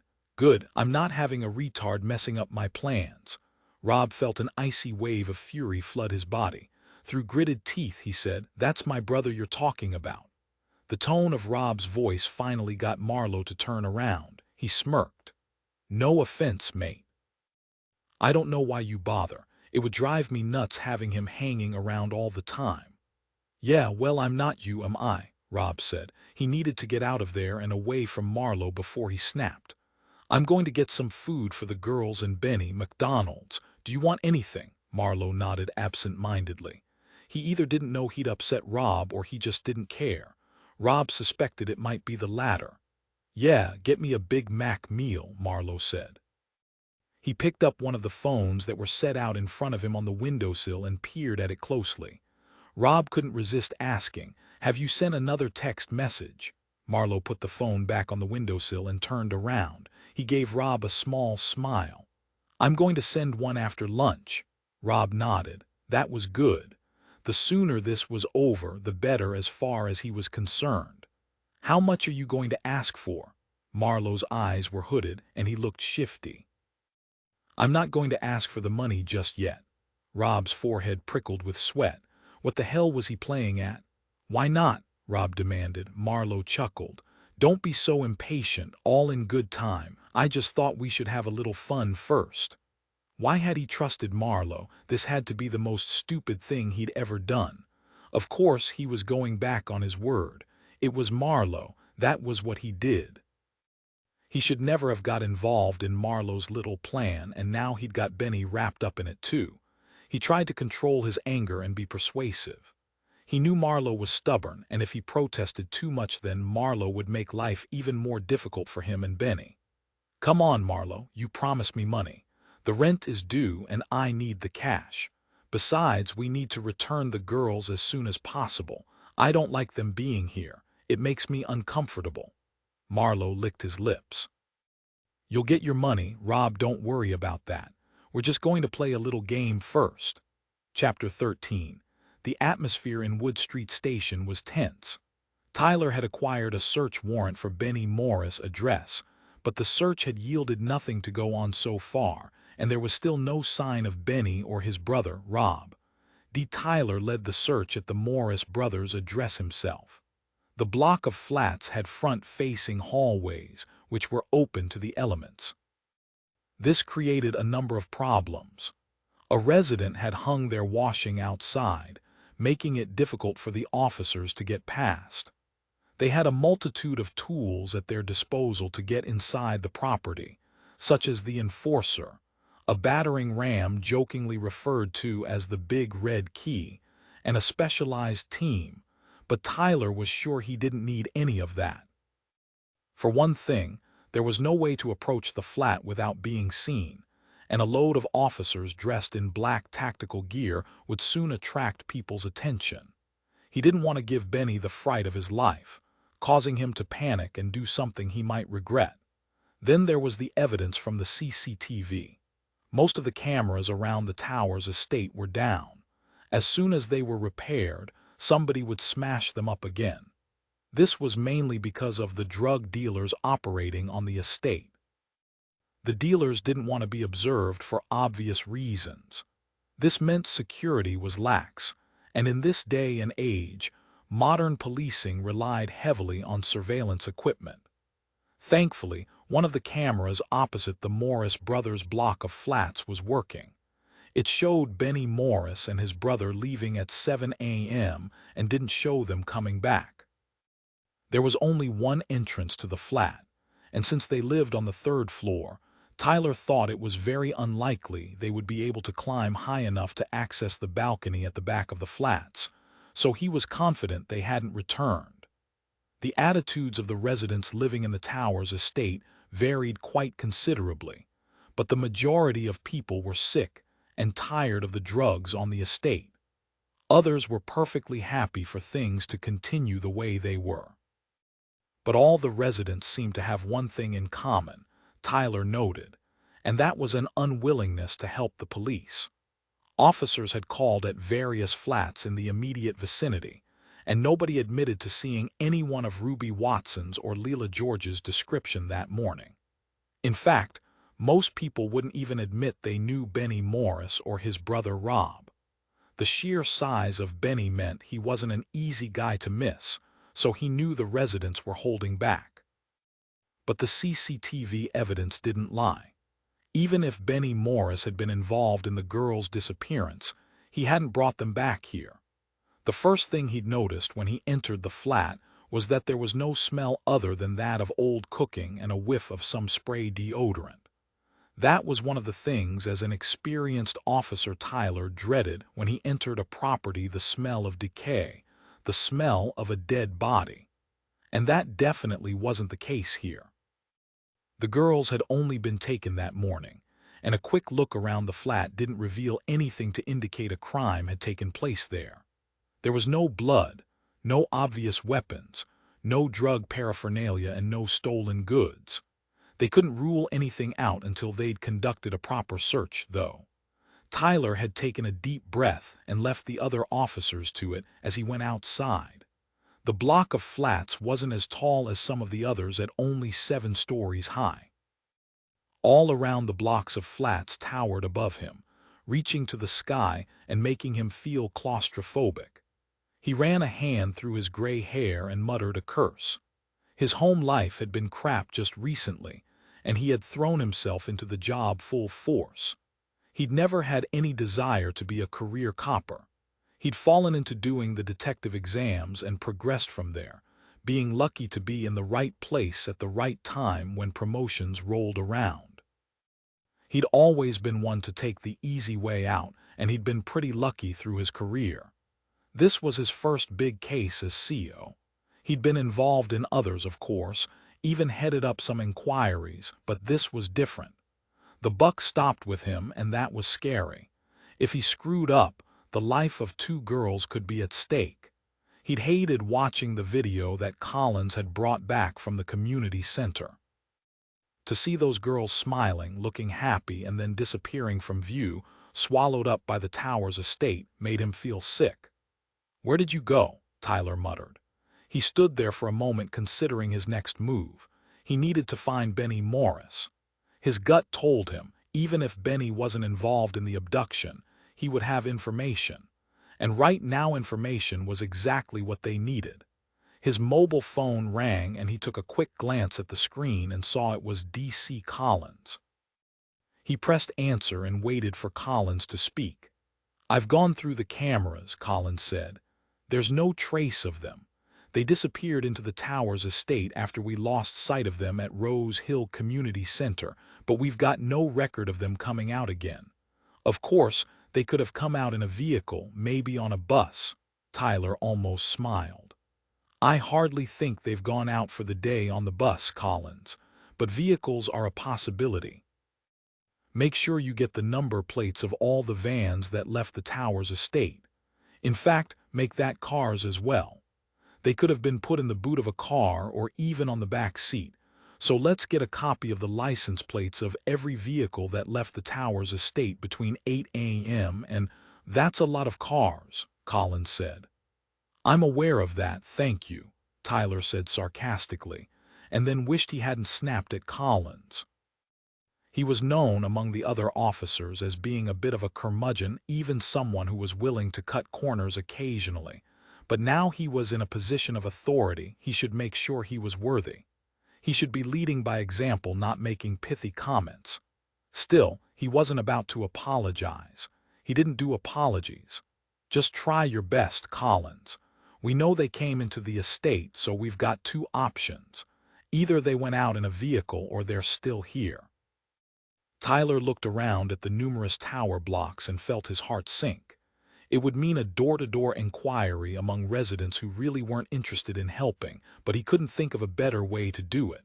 After he hung up on Collins, he dialed Mackinnon's number. Jack, I need you to meet me at Drake House. We need to give the Watsons an update. I'll meet you there. Then after that we'll have to go to the Georges. I want to check up on the family liaison officer, Glenn Calvert.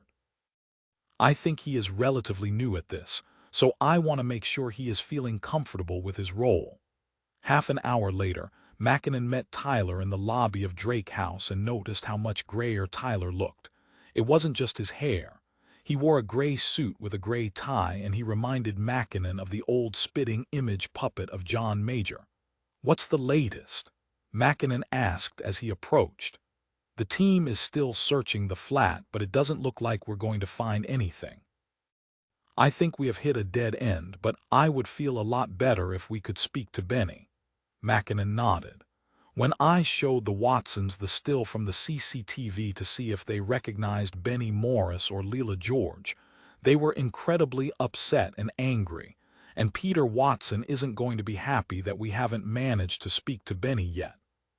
Tyler sighed as they headed towards the lift. Let's hope we find him soon. Even if he is the gentle giant Diane and Eddie wanted you to believe, I still think he's involved somehow. Have the team managed to dig up any more information on either family's background? Tyler shook his head, and as they stepped out of the lift into the marble lobby of the penthouse floor, he said, "Bits and pieces. We'll have a full update at the briefing." During an investigation like this, it was important to speak to the parents regularly, and also important not to fob them off with a lower-ranked officer. They needed to speak to the person in charge of the team. It was Tyler's job to reassure them the police were doing everything they could, although it seemed as though they were up against an impossible task right now. Tyler looked tense and on edge as they approached the Watsons' front door. "It's a difficult case," Mackinnon said. "But the DCI knew you could handle it." Tyler scoffed and rolled his eyes. He didn't do sentimental, but despite his reaction, Mackinnon knew he appreciated the support. Mackinnon raised his hand to ring the doorbell when there was an almighty roar from inside the apartment. Adrenaline flooded his system as the door flew open. Chapter 14. Rob waited in line at McDonald's, jangling the change in his pocket. The place was packed as was usual for lunchtime. He bit down on the inside of his mouth. How could they call this fast food when they were taking forever to serve each customer? He was eager to get back to the basement flat. He didn't trust Marlowe for 1 second. The sly bugger would probably take advantage of Rob's absence. He wouldn't put it past him to send the text message on his own before Rob got back. Marlowe liked to be in control and prove to others he was the one in charge. The past few hours had revealed a lot about Marlowe's character. He probably didn't even care about the money. The whole thing was like some kind of crazy power trip for him. He'd been unnecessarily violent with the girls when they confronted them in Celandine Gardens. Rob had been worried he was really going to hurt them, but since they'd got them back to the flat, Marlowe had left them alone. He had noticed Marlowe staring down at Leela when she lay on the floor of the van. Her top had been pushed up, and Marlowe's gaze focused on her exposed skin. The look on Marlowe's face had made Rob feel sick. Now, he tried to push that image away. He had enough problems, and he had to put Benny first. Benny was his responsibility. Rob should never have got him involved because now everything was screwed up. Rob glared angrily at the people in the queue in front of him. They were all so concerned about getting their burgers and fries and had no idea what was going on just under their noses. If he hadn't needed cash so badly, he would never have done a deal with Marlowe. Instinctively, he had known Marlowe was a man to be avoided. He'd met him a few months ago, through a mate at a pub. He'd known Marlowe had a reputation for being a complete psycho, but Rob had assumed people had exaggerated. It wasn't unheard of for people to create rumors to add weight to their reputation. But now it seemed as though Rob should have listened to those rumors when he had a chance. Marlowe was a devious bastard. He hoped Benny was doing all right. If he had any sense, he would be doing exactly as Rob told him, staying in the front room, watching the TV and staying out of Marlowe's way. He thought he could trust Benny to do as he was told, especially as he had promised him McDonald's. Rob smiled. It wasn't easy supporting Benny. He was a big lad and it cost a huge amount to keep him in food, but in many ways Benny was still like a little boy. Rob had promised their mother just before she died that he would take good care of Benny. He had taken that promise very seriously.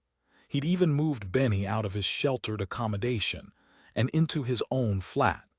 That probably hadn't been the wisest choice because now he was responsible for Benny's every move. He felt guilty if he went out without him, and he had cut Benny off from the limited number of friends he'd had in the sheltered accommodation. He couldn't send him back now, though. It would look like a rejection. As the queue shuffled forward, Rob glanced to his right and saw two PC saws standing in the line next to his. He sucked in a breath and froze. Were they here looking for him? Rob didn't know what to do for the best. They weren't looking at him. Maybe they were just here for lunch like everybody else. It had to be just a coincidence. He took his hands out of the pockets of his jeans and looked around to see if the exit was clear. He decided to wait it out. If he turned around and rushed out, they might notice something was up. "Oi," a voice said behind him. "If you're not ready to order, you'd better get out of my way." Rob turned and saw a skinny bird behind him, carrying a snotty-nosed toddler on one hip and pushing a baby in a pram in front of her. "Go right ahead, love. I wouldn't want to get in the way of you and your Big Mac." The woman looked startled. "You cheeky sod," but Rob wasn't paying her any attention. He was watching the PC saws who were moving forward in the queue just like everybody else. "It's fine," he reassured himself. Everything was going to be fine. Then he stepped up to the counter and placed his order. Chapter 15. Kelly Johnson opened the door for Tyler and Mackinnon. Her face was pale, and her eyes were wide as she looked up at Tyler and said, "I'm so sorry, sir." Before Tyler could answer her, there was another roar of outrage from inside the apartment. Peter Watson was standing in the center of the living area. The sun streamed through the huge floor-to-ceiling windows behind him. He turned as he saw Tyler and Mackinnon walking towards him. His hair was standing on end as though he had been clutching at it with his hands. When they reached him, he looked up at them. His face was red and the corner of his mouth was splattered with spittle. "She's gone," he said. He was clutching a piece of paper in his hand. "Ruby?" Tyler asked. Peter Watson shook his head. "No, my wife." He took 2 steps towards them and held out the piece of paper. It was a note written by Claire Watson. "They sent her another message and she's gone." Mackinnon read the note over Tyler's shoulder. "I'm sorry. I have to do this alone or they will kill Ruby. I have to do as they ask." Tyler's head snapped up. "Where's the phone?" Peter Watson shook his head. He was no longer filled with fury. He looked lost and vulnerable. "She must have taken it with her. I can't find it anywhere." Tyler didn't take the time to comfort Peter Watson. Right now, that wasn't his priority. He turned to Mackinnon. "Get Glenn Calvert on the phone now." Mackinnon was already dialing. He knew exactly what Tyler was thinking. If the abductors had contacted Ruby's mother, they would probably contact Leela's mother, too. "Let's look again for the phone just in case," Tyler ordered. The family liaison officer helped him look behind the sofa cushions as Peter Watson looked on helplessly. Glenn Calvert answered Mackinnon's call on the second ring. The television was playing in the background. Mackinnon took a step away from Peter Watson and said, "Glenn, it's D.S. Mackinnon. Is Janice George there?" "Yes. She just went to see to the baby." "Right. Listen to me carefully. Claire Watson has received another text message from the abductors, and she's left the apartment on her own without telling anyone. We think Janice George could get another message too, so whatever happens, do not let Janice or her phone out of your sight." Glenn made an audible gulp over the telephone line. "Right. I'll just go and get her. I'll stay on the line. Glenn and I want to speak to Janice, okay?" This was the first major case Glenn Calvert had been assigned as a family liaison officer. He'd done other bits and pieces here and there, but never on the case as huge as this. He thought he had been doing well. Obviously, the family were in bits emotionally, but he was doing his best to set up a rapport between them just like he had been trained. He had a sneaking suspicion that Janice George looked down on him and thought he was too young for the job, but Glenn wasn't really that young. He was 33, but he had a round, youthful face that made people think he was younger than he was. He tried to keep his voice warm and reassuring and kept calm even when Janice was ranting at him. He hoped that made up for his youthful appearance. Just before he had received D.S. Mackinnon's phone call, he had been talking to Toby George. The man was in a state of shock, and Glenn had been trying to put him at his ease by talking about football. Toby had answered his questions about which team he supported and their chances for next year. His replies had been mechanical, but at least he had answered. Glenn felt that was a step in the right direction. Janice simply ignored him. A little while ago, she informed Glenn and Toby she was going to put baby Ella down for her nap. As Glenn scrambled to get up from the sofa and rushed into the hallway, he tried to remember how long ago Janice had left to see to the baby. He supposed he should have paid more attention. It was probably about 10 minutes ago at least. Glenn liked his job, and he wanted to keep it. Having D.S. Mackinnon hanging on the other end of the line made him extremely nervous. Tyler was in charge of this investigation, and he was well known for his acerbic comments.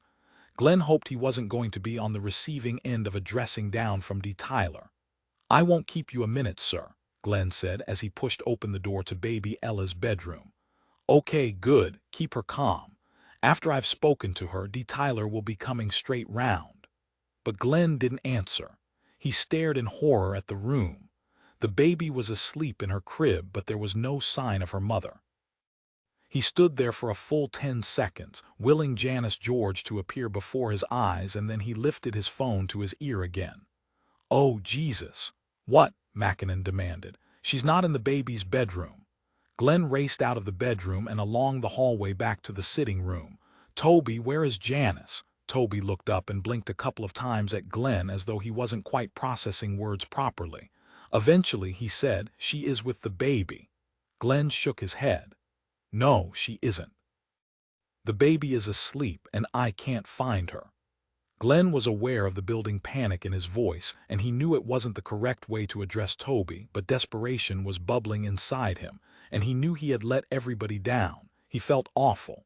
He had been so pleased when they had assigned him the job. He thought people really saw something special in him, but now he was sure he wasn't cut out for this sort of job. Toby frowned and heaved himself out of the armchair. "Don't be daft," he said to Glenn. "She hasn't gone out. She would never leave in case Leela came back or somebody rang with some news. She is probably out on the balcony having a fag." Glenn could have kissed him. Of course, why hadn't he thought of that? His legs felt weak with relief as he rushed forward to the balcony door. He pushed back the net curtains and opened the door. The balcony was only 4 foot by 3 foot, and other than 2 flower pots containing wilting geraniums, it was empty. Glenn felt his stomach churn.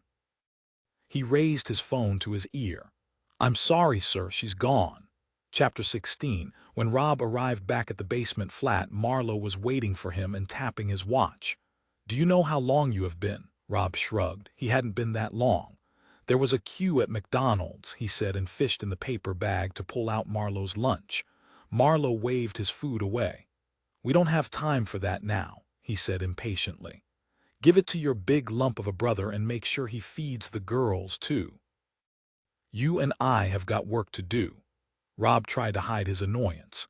He was sure Marlowe got off on pissing people off. If he just went along with his stupid plan for now, hopefully, Marlowe would send a text message demanding the money, and then they could give back the girls and get on with their lives. He carried the McDonald's bag into the front room and saw that Benny was still sitting on the sofa in front of the television. He was watching the news, which was very unlike him. Benny liked children's programs or quiz shows, so Rob knew he was feeling out of sorts, which really wasn't surprising. Benny was staring straight ahead, his eyes fixed glassily on the television screen. He didn't turn around until Rob spoke his name. "All right, Benny, I've got your McDonald's. I need to do something with Marlowe, so you'll have to stay here for a bit. We are going to lock the door behind us, and you mustn't let the girls out of that room. Do you understand?" Benny fixed his eyes on his brother, and Rob could see he was close to tears. He didn't care what Marlowe wanted. Benny wouldn't be able to give the girls the food. He may have been nearly twice Rob's size, but the girls would run rings around him. Marlowe had put up soundproofing in the bedroom, but the rest of the basement flat wasn't soundproofed. If they got out of the bedroom and screamed out loudly enough, the girls would definitely draw some unwanted attention. "I'm going to give the girls their lunch and then lock their door. I'll put the keys in the kitchen, but you're not allowed to use them unless there is an emergency. Just stay in here, watch the TV, and eat your McDonald's. I'll be back before you know it, okay?" Benny nodded slowly and took the burger and fries Rob handed to him. "There are more cans of Coke in the fridge if you're thirsty." Benny nodded as he unwrapped his burger, and Rob headed back out into the hallway. He took a deep breath before unlocking the bedroom door. It was pitch black in the room. Although the flat was in the basement, most of the rooms had a long, narrow window where the wall met the ceiling, which allowed a small amount of daylight. In here, the window had been covered by the soundproofing material Marlowe had used. For some reason, he'd also removed the light bulb. He heard the girls scurry away from him, like frightened mice. He swallowed back his feelings of guilt and threw the bag of McDonald's food in their general direction. Marlowe had left them 2 large bottles of water earlier. He quickly stepped out of the room and shut the door behind him. He put the key back in the keyhole when he sensed he was being watched. He turned and saw Benny watching him from the doorway of the front room. Rob turned the key, locking the girls in. "Benny, I told you to stay in there and watch the telly. Promise me you'll be good while I'm gone." Benny nodded solemnly. "I promise. Aren't you ready yet?" Marlowe demanded, stalking out of the kitchen towards the front door. "Almost," Rob said. He jogged along the hallway to the kitchen and put the key down on the counter. Then he joined Marlowe at the front door, pausing briefly to pat Benny on the shoulder as he walked past. Marlowe opened the front door and both men climbed the steps to the pavement. Marlowe turned to Rob with a smile on his face. "Have you got your phone? I hope you've got plenty of battery left." Rob frowned in confusion and nodded. "Yes, why?" "Because you're going to be recording the game. Now listen carefully, because if you mess this up, you're going to land both you and your brother in the shit." Rob's body tensed and his fists clenched. He longed to ram his fist into Marlowe's face, but he didn't. Instead, he said, "I don't respond well to threats, Marlowe." Marlowe looked at him for a moment through narrowed eyes and then said, "No one is threatening anyone. This game is important to me. If you do everything right, the next message I send will be for the money, okay? Rob nodded. Fine, I'll do it. Let's just get on with it. Marlowe smiled. I've already sent text messages to both the girls' mothers. I've instructed them to come alone, but you should keep your distance in case they've told the pigs. The first part of the game will take place at Monument Underground Station. There is a little present waiting for Ruby Watson's mother, the container you saw earlier. She has to throw the contents over someone in the station, and you have to record it, okay? Rob stared at Marlowe in disbelief. What the hell was he talking about? They didn't have time for this crap. You want me to record her throwing the contents of the container over somebody? That's right. And what exactly is in this container? Oh, you'll find out soon enough, Marlowe said, chuckling to himself. Just be at Monument Underground Station, the subway entrance outside House of Fraser, to video Claire Watson. I can't even remember what she looks like, Rob said. The smile fell from Marlowe's face. I showed you a picture. Rob shrugged. I can't remember. Marlowe let out a huff of annoyance and pulled his mobile phone from his pocket. He tapped on the screen a couple of times and then held it out for Rob to look at a photograph of Claire Watson. Take a good look. Claire Watson looked just like Rob had remembered. He hadn't really forgotten what she looked like. He was just stalling for time. He didn't want to be part of this stupid game. When you've finished videoing Claire Watson, you need to get to the bus stop on Bryant Lane. That's where Janice George will be. I suggest you wait opposite the bus stop. You should have a good view from there, and no distractions. The time between both events is tight. Rob stared at Marlowe. He'd gone to so much effort over a poxy game. It was as though he didn't understand how serious the situation was. They had kidnapped 2 girls and were holding them hostage. If they got caught, they were going away for a very long time. They should be treating this like a business transaction, moving as quickly and swiftly as possible, getting the matter sorted and covering their tracks, but instead, Marlowe wanted to play a game. Rob wanted to tell him where to go. He wished he had the backbone to refuse, go back down into the basement flat to get Benny and get the hell out of there. But he wouldn't. If he didn't pay the rent next week, they would be out. He was on his final warning. All he needed to do now was play Marlowe's stupid game for a little while longer, and he would get his hands on enough cash to pay his rent for years. He took a deep breath and nodded. Fine. The smile froze on Marlowe's face. You don't sound very enthusiastic, Rob. Rob sighed and ran a hand through his hair. To tell you the truth, Marlowe, I just want all of this to be over. Well, you had better get on with it then. Chop chop. Chapter 17. Claire Watson was shaking. She couldn't believe this was happening to her family. They were successful and very careful about security. She'd never made an enemy in her life, well, not a real one anyway, not someone who would want to hurt her this badly. She was only wearing thin cotton trousers and a lightweight blouse because she had rushed out of the apartment without bothering to grab a cardigan or jacket. The afternoon had turned cool, and she wondered if Ruby, wherever they were holding her, was warm enough. Peter would be absolutely furious she had snuck out of the apartment to do this alone. In his mind, he was the man, so he should be the protector. But the message specifically said Claire must come alone, otherwise her daughter would die. Claire Watson had been almost paralyzed by fear when she'd received the message. But if there was one thing that could motivate her to move through that terror, it was her daughter. She had to be there by 2 p.m., and she'd forgotten she wasn't wearing her Rolex. She dug around in her pocket for her mobile phone and checked the time. She still had 10 minutes and didn't have too far to go now. She didn't know what this game was all about, or what part she was expected to play. She only knew she would do anything to get her daughter back safely. Claire couldn't help hoping that it was all a hoax, an elaborate, nasty hoax, and Ruby would be there waiting for her. She could almost picture it, even though deep down she knew the abduction was real. Ruby would never have made them worry like this. Her stomach churned, and she clasped a hand to her belly, fearing she might vomit in the middle of the street. She was entering a busy part of the city now and passed a group of bankers on the way back to their office after a boozy lunch. She didn't understand how everybody could be going about their business as though nothing had happened. She wanted to scream at them. Didn't they realize her daughter was missing? Her world had been turned upside down, and they were merrily carrying out their everyday lives as though nothing had changed. She was nearly there now, but as she approached the entrance to the alleyway, she gasped in horror. It had been blocked off. That wasn't right.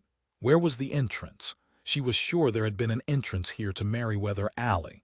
They'd added a bloody new tower block exactly where she had expected the old entrance to be. She felt the tears burning in the corners of her eyes. What would they do if she wasn't there on time? Would she forfeit the game? Would they kill Ruby straight away?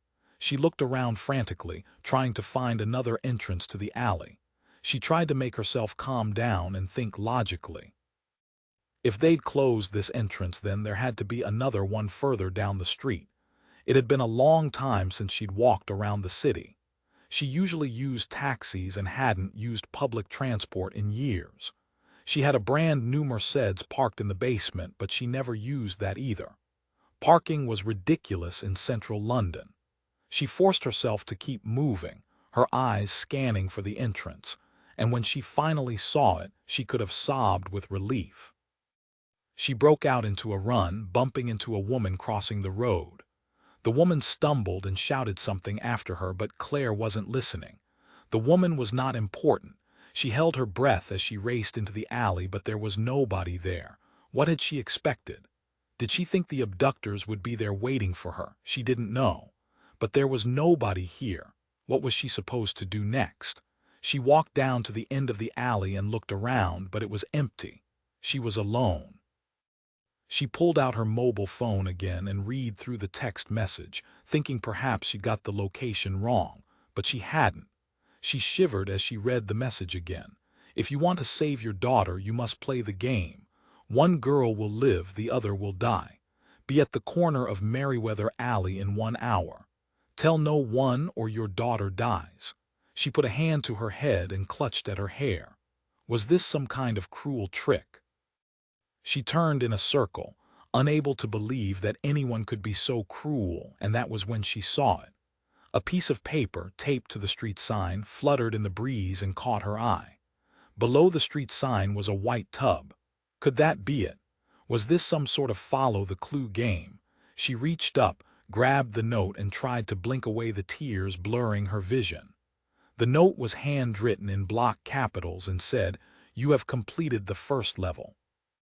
To complete the second level, you must take the white container to Monument Underground Station. Use the subway entrance outside House of Fraser. Choose a platform and throw the contents over a person of your choice. No peeking before you throw. We will be watching." Claire turned around, expecting someone to be watching her right then and there, but she couldn't see anyone. She gazed up at the buildings looming above her. She supposed they could be in there looking down at her. Did they have Ruby up there? She couldn't think like that now. She had to do what they asked. If she did, there was a chance they would free Ruby unharmed. And she knew that the other mother would do it. Claire's only chance of success was to do it first. She saw the white container nestled underneath the street sign. It was a 5-liter tub and had no labels, just a small metal handle. There was nothing to indicate what was inside the tub, but she supposed it didn't really matter. Whatever was in there, she would throw it over anyone to get her daughter back. With a shaking hand, she reached down and picked up the container and began to walk briskly towards Monument Underground Station. Chapter 18. Rob was waiting by the entrance of Monument Underground Station. Claire Watson should arrive at any moment, but would she really participate? Surely she would have told the police about Marlowe's sick game, and they would have advised her not to take any part in it. That was the sensible course of action. Even Rob knew that. The more he thought about it, the more he was convinced that Claire Watson wouldn't turn up. The underground station was busy, and with so many people going in and out, Rob had to keep a close eye on the commuters so he didn't miss Claire slipping in. Rob stuffed his hands in his pockets and exhaled a long, slow breath. If only he could turn back time. He should never have got involved with Marlowe. When he'd first talked things over with Marlowe at the White Hart pub in Ealing, they'd laughed over the pictures of Claire Watson and her husband. The couple were quite the socialites. There were pictures of them in Hello magazine and articles in various social columns about their charity work. He and Marlowe had had a good laugh at that. Marlowe had said that charity started at home and raised his eyebrows meaningfully. Rob agreed. He had grown up on the Towers estate, and all his life he'd seen bankers growing fat and rich while his family and friends grew poorer. Perhaps the Watsons did give some money to charity, but compared to what they kept for themselves, it was only a drop in the ocean. He did feel a little bad about Ruby, though. She'd been doing voluntary work and Benny really liked her. He said she'd been kind to him. When Rob had mentioned the fact that a girl with mega-rich parents worked at Benny's community center, Marlowe had formulated a plan. It had seemed so straightforward at the time. Easy money and nobody was supposed to get hurt. Leela had been a complete surprise to Rob and Marlowe. They hadn't planned on abducting two girls. He had to hand it to Marlowe, though. He was a quick thinker. When they'd got the girls in the van, Marlowe had copied their contacts to his own phone before they dumped the mobiles. Rob was convinced now that Claire Watson wasn't coming. He pulled out his mobile phone ready to call Marlowe and tell him he was heading back. But then he saw her. She looked awful. Her face was pale and pinched, and she had a light sheen of sweat on her forehead.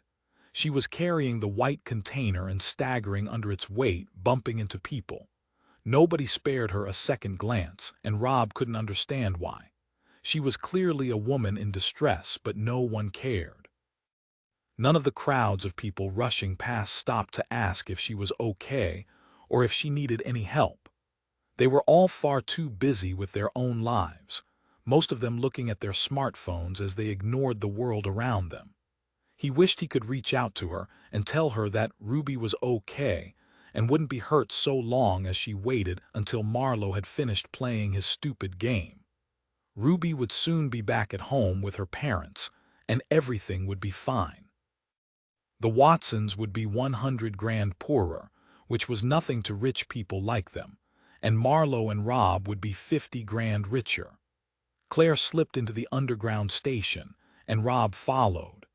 He waited for her to purchase a ticket and then pulled out his wallet, tapped his Oyster card against the sensor pad and followed Claire down the escalators. He didn't want to get too close and alert Claire to his presence, so he let 3 people stand between them on the escalator. But he needn't have worried. Claire was in a world of her own. She was staring blankly ahead and her whole body was trembling. A businessman dressed in a navy blue suit, which probably cost a ridiculous amount of money, started to march down the escalator, mindlessly hitting people with his umbrella and laptop bag as he went. His bag knocked the container, and for one horrible second, Rob thought it was about to tumble down the escalator, but it didn't. Claire guarded it fiercely. When she reached the bottom of the escalator, Claire only took 2 steps forward before coming to an abrupt stop. People behind her were trying to get around her quickly, away from the rush of people descending behind them. As the swell of people began to build up behind her, she got a little shove from behind from one of the commuters. That seemed to jolt her into action, and she chose to head towards the platform on her left. Rob followed her, feeling increasingly nervous. Marlowe was a power-hungry fool, but Rob wasn't really scared about what might be in the container. He was sure it wouldn't be anything dangerous. Even Marlowe wasn't that stupid. He watched Claire as she approached a couple of people sitting on a bench. Her hands were trembling as she lifted the container and began to peel back the lid slowly. But an elderly lady hobbled up to the bench, and the young girl who'd been sitting there stood up and let her have her seat. That seemed to throw Claire for a moment, and she hesitated before turning away. She walked slowly to the next bench, towards Mr. Umbrella Man. the idiot in the navy blue suit who had rudely hit everyone with his umbrella and laptop bag on his way to the platform. He could tell from the way Claire had set her head and swallowed hard that she had chosen her victim. Rob approved. If anyone deserved to be targeted, it was him. He fumbled for his mobile phone, tapped on the camera app and began to record. Nobody paid him any attention. It was such a normal sight these days. Rob wasn't doing anything out of the ordinary. He watched Claire as she ripped off the lid and heaved the container up to chest height. She paused for a fraction of a second before she threw it. There was an audible gasp from commuters standing nearby. Even though he knew what was coming, a small gasp escaped Rob's lips too. The man was covered in bright red paint. In her eagerness to complete her task, Claire had let go of the container and thrown that along with the contents at Mr. Umbrella Man. The paint was dripping from his face and hair. He let out a roar of outrage and shot to his feet. But Claire was already darting for the exit. Rob knew he should have left too, but he was transfixed. A few seconds passed before he heard an alarm sound, and he knew that staff would be arriving soon, asking questions and looking for witnesses. It was definitely time for Rob to go. Chapter 19. Janice George arrived at Tanner Street with her heart hammering. She wanted whoever had taken her daughter to be there so she could rip their eyes out with her own hands. She was scared, absolutely terrified for her Layla, but it was the anger that surprised her. She had a raw, furious need to rip those bastards to pieces. If they had been standing in front of her now and somebody handed her a knife, she'd be able to stab them in the gut and smile while she did it. But unfortunately for Janice, there was nobody on Tanner Street, only a paper note taped to the street sign. Janice ripped it in two in her haste to read it. She swore under her breath as she held the two pieces together. Her grip tightened on the piece of paper as she read. First level completed. To complete the second level and have a chance to save your daughter's life, take the white container to the bus stop on Bryant Lane. You must throw the contents of the container over a person of your choice. No peeking at the contents before you throw. We will be watching. Janice looked down at the white bucket. She didn't know what was in it, but she didn't much care. She reached down to snatch it up and marched around the corner to Bryant Lane. She wouldn't let herself think about the situation too deeply. If she did, she was scared she would hesitate and maybe even bottle it. She needed to do this for Leela. God knows, she'd let the poor girl down in the past and she wasn't about to do it again. She swore to herself if Leela came home she could go to any bloody college she wanted and she would have Janice's full support. Janice licked her dry, cracked lips and tried to breathe normally. Her chest felt too tight, as though someone had wrapped a tight band around her ribs. As the bus stop came into view in front of her, Janice began to shake. She could see there were two people sitting down at the bus stop and another person leaning against the bus stop sign. She had to pick one of them. Janice chewed on a fingernail as she slowed down. She needed to be smart about this. If any of them sensed what she was up to and ran away, that would mean she failed. She didn't understand the purpose behind this game. Was one of the people at the bus stop someone the abductor wanted to punish? But if that was the case, why had they told Janice she could throw it over whoever she liked? She had a sickening feeling that this was all for the enjoyment of whoever had taken her daughter. They were playing with her life, treating her like a puppet. But as much as Janice hated the fact they were pulling her strings, she couldn't refuse, not when Leela's life was at stake. She lifted the container, put one hand beneath it, and then began to peel back the lid. She grimaced at the smell and then stepped forward.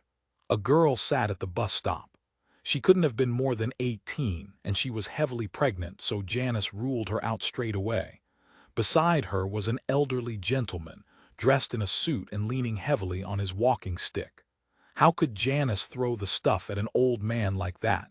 That only left one option. The young man leaning against the bus stop sign. He hadn't even noticed her approach. He wore baggy cargo pants that were splattered with paint and some kind of plaster. She guessed he'd been carrying out building work in the area. It would have to be him. She muttered an advance apology and then lifted the container. Rob skidded to a halt opposite the bus stop. He'd only just made it in time. Marlowe really hadn't timed this very well. Janice George was already there, standing at the bus stop, clutching the container. Rob could see she had already picked out her victim, a young man dressed in casual working clothes. He was completely oblivious to Janice's presence. He was preoccupied with his phone, tapping away, unaware that Janice was about to dump a load of paint over his head. Rob shook his head as he pulled out his phone to start recording. This was such a pathetic waste of time. There was no point behind this silly game, and it had just occurred to Rob that when the police discovered he had been at both scenes, they would put two and two together. If they did arrest him, then Rob would spill the beans on Marlowe. He owed the man nothing. He was furious with him and determined never to work with him again. As soon as he had recorded Janice throwing the paint, he intended to head back to the basement flat and tell Marlowe it finished today. He would force him to send a text message with a demand for money and a drop-off point. There was no way he was going to waste any more time playing Marlowe's stupid game. "Come on," Rob whispered under his breath. He just wanted her to get on with it so he could get back to Benny and make sure he was all right. He hated the thought of leaving him alone with Marlowe. Anything could happen if he wasn't there to look out for Benny. He zoomed in using the viewfinder on the phone to get a better view, and he saw Janice's arms tense a fraction of a second before she flung the contents of the container at the man beside the bus stop. He was tall, and that stopped the contents reaching his face. Instead, it splattered over his gray hoodie and cargo pants. But there was something different this time. For one thing, the container's contents wasn't red. Rob had been watching everything through the screen of his phone, but he now looked up so he could get a better view. The young man wasn't acting outraged or angry like the man at the underground station. Instead, he let out a high-pitched scream, and Rob noticed there was smoke or steam coming off his clothes. Janice dropped the container by her feet and looked horrified as the young man tried to yank off his hoodie, screaming as he did so. Whatever liquid Janice had thrown over him was now burning a hole through his t-shirt. Rob forgot all about the fact he was supposed to be filming the incident. His hands dropped to his sides as he looked on. He took 2 steps forward, intending to go over there and help, but then he realized he couldn't. If he did, he would definitely be caught, and if he went to prison, what would happen to Benny? He couldn't leave Benny to face something like this alone. If the police found Benny at the same flat as the girls, they wouldn't listen to Rob if he tried to tell them that Benny wasn't involved. The young man had flung his hoodie on the floor and ripped his t-shirt over his head. Even from the other side of the road, Rob could see that his chest was red. Jesus Christ! What had Marlowe done? He'd used acid. The other 2 people who'd been waiting at the bus stop had scattered sharpish, but another young man who had been passing had stopped and was now on his mobile phone. Rob guessed he was calling an ambulance and the police. Janice hadn't run away like Claire. She stood there, horrified, with the empty container by her feet. Rob knew he had to get out of there and he had to move now. He turned his back on the gruesome scene and charged up the road. He had been prepared to confront Marlowe and force him to demand the money today, but after seeing that sick game unfold before his eyes, he realized all the stories about Marlowe were true. He was a psychopath. Right now, the money was unimportant. Rob needed to get Benny out of there as soon as possible and get him away from Marlowe. Chapter 20. Mackinnon didn't need to tell D. Tyler what Glenn Calvert had said. The detective inspector had already guessed what had happened from reading Mackinnon's expression. Tyler shook his head. "Don't tell me. Janice George has disappeared as well." Mackinnon nodded. "Yes, and she has taken her phone." Tyler was barely holding his emotions in check. He marched out of the sitting area, through the hallway and straight out of the front door without turning around. Mackinnon turned to Peter Watson as he began to demand to know where his wife had gone. "Try not to panic, Mr. Watson. We have cameras everywhere and we will be able to follow your wife's movements. We just need a little time. Do you think the abductors have taken Claire now as well as Ruby? There's no reason to think that. We still believe they are after money, and it's possible they saw Claire and Janice as easier targets." Peter Watson shook his head. "I can't believe it. Why is this happening to me?" As Peter Watson spoke, his son, Curtis, came out of his bedroom and walked into the open-plan kitchen. That boy seemed to get stranger and stranger. His father had been yelling only a moment ago. Surely there was no way Curtis could have missed that. Even Mackinnon and Tyler had heard him from outside the apartment, and yet Curtis was only now coming out to investigate. He looked at his father and then turned to Mackinnon. "What's happened?" When Peter Watson didn't answer his son, Mackinnon said, "Your mother has gone out and we're not sure where she is. Did she say anything to you before she left?" He kept his voice calm, not wanting to alarm Claire's son. He needn't have worried. The boy was cool and unruffled by the news that his mother had left the house while kidnappers still had his sister. Curtis shook his head. "No, but I'm not really surprised. If she told me she planned to go out, I would have tried to talk her out of it." "You would?" Curtis nodded. "Of course. It's quite clearly a ridiculous thing to do, especially after what has happened to Ruby. She should have stayed here." Mackinnon didn't elaborate on the note that his mother had left, and didn't tell him they suspected the kidnappers had told his mother she had to go alone in order to save Ruby's life. It was up to Peter Watson to tell the boy the details. Kelly Johnson stood beside Peter, murmuring reassurances, but Mackinnon wasn't sure Peter Watson was even listening. "So what happens now?" Curtis asked. "We are going to track down your mother and keep looking for your sister. I need to head back to the station now, but I'm sure your father would really appreciate your support at the moment." Mackinnon nodded at Peter Watson, who held his head in his hands as he slumped down into an armchair. Curtis rolled his eyes. "We're not really that kind of family." Shocked at the boy's reaction, Mackinnon left the apartment and took the lift down to the lobby. He found D. Tyler outside, pacing in front of the entrance. He was clearly furious. He looked up as Mackinnon stepped out onto the pavement. "I should have confiscated their phones," Tyler said. "I should have insisted and said they were part of the investigation." Mackinnon shook his head.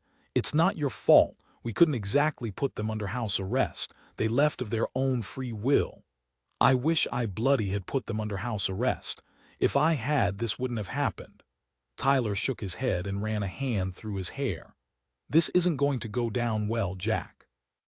It's my first big case, and this is a screw-up of epic proportions. We'll be able to see where Janice and Claire have gone from the CCTV cameras. They could lead us straight to the abductors. This could be the breakthrough we need." Tyler took a deep breath and nodded. "Let's hope so. I've just spoken to Collins and Charlotte, and they're already on the case. They've got footage of Claire Watson leaving this building, and I've just heard by text message from Collins that Claire Watson entered Monument Underground Station. We don't know if she's still there, but there have been reports of an incident. The details are sketchy." Before Mackinnon could reply, Tyler's phone rang.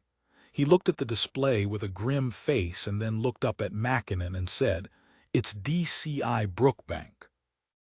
He answered the phone, and Mackinnon moved a few steps away, giving him privacy to talk without being overheard. He thought it would be unfair of the DCI to blame Tyler for this, but in investigations this sensitive, a tiny mistake could have very far-reaching consequences. When Tyler hung up, he turned to Mackinnon and said, "We need to get back to Wood Street now. There's going to be an emergency briefing, and I expect to get hauled over the coals for this." Chapter 21. Marlowe leant back on the kitchen counter and grinned to himself. Rob wasn't back yet, the girls were quiet, and brain-dead Benny was in the front room listening to some rubbish on the telly. He couldn't wait till Rob got back so he could see the recordings. He knew he could trust Rob to do a good job. People like him were so easy to manipulate. Sometimes he thought he might like to have more of a challenge, but you couldn't have everything you wanted in life, and at least he had the game. That was very entertaining. It was a stroke of genius on his part, really, and it had all come about through luck, not planning. They hadn't expected to get Leela George as well as Ruby Watson, and Marlowe could hardly believe his good fortune. His plan had been to take Ruby and have a little bit of fun with the family before he asked for the money. He was still planning on asking for money. After all, who didn't like having a bit of extra cash? But at the end of the day, it was the thrill of the game that excited Marlowe. He had two sets of parents competing to see their daughters alive again. It was sheer brilliance on his part. He knew Rob didn't approve. He'd made that obvious, but Marlowe simply couldn't care less. Rob was simple-minded, perhaps not quite as simple as his brother, but he would never understand the way Marlowe's brain worked. Marlowe was intelligent, and he needed more from life than moving from one dodgy job to another. He opened the fridge and removed 2 cans of Coke. Carrying them out of the kitchen and along the hallway, he paused beside the bedroom door to check on the girls. He couldn't hear a thing. The soundproofing was doing an excellent job. He could go in there now and terrify the life out of them, but he wasn't interested in that. He knew that a lack of contact was one of the most terrifying things you could do to a person. Their imaginations would be conjuring up all sorts of horrors, far worse than anything Marlowe could probably think up. Terrorizing the girls wasn't very appealing anyway. It was the parents Marlowe wanted to torture. They had it coming. The Watsons, with their obscene level of wealth and their tiny contributions to charity, made him sick. They had their faces plastered all over the society pages when it was people like Peter Watson who had caused the last recession. Okay, so Marlowe had never actually held down a job for more than a week, but that was beside the point. If he had wanted a job, he wouldn't be able to get one thanks to bastards like Peter Watson, who had created such a mess of the economy. Plus the fact everyone was prejudiced against Marlowe from the start just because he had a criminal record. He carried the drinks into the sitting room and looked critically at Benny. He really was a huge bloke. At first glance, he looked like somebody Marlowe should avoid, but under more careful scrutiny, it was obvious to see his face was almost childlike. "Hello, Benny, I've brought you a Coke." He held it out, and Benny looked at him distrustfully before leaning forward and grabbing the Coke out of Marlowe's hand. "What do you say, Benny?" "Thank you," Benny muttered, staring down at the can. He seemed unwilling to look at Marlowe directly. Rob had spouted off some rubbish about his brother not liking to be shouted at, but Benny was going to have to get used to it. "I thought we'd better get to know each other a bit better, Benny. It looks like we're going to be spending a lot of time together over the next couple of days." Benny looked horrified at that news. "No, I want to go home." Marlowe chuckled and popped the ring pull on his can of Coke before taking a long swallow. "Well, we don't get everything we want in this life, do we, Benny?" "You're not going to give me any trouble, are you?" Benny looked down at the floor and shook his head. "That's good." Marlowe sat down on the sofa and ordered Benny to pass him the remote control. "Are you going to let Ruby and Leela go home now?" Benny asked. Marlowe narrowed his eyes and turned to face him. "Why, what do you care? They are my friends. I don't want them to get hurt." Marlowe barely resisted rolling his eyes. It was honestly like dealing with a 5-year-old. He didn't know how Rob managed to put up with it.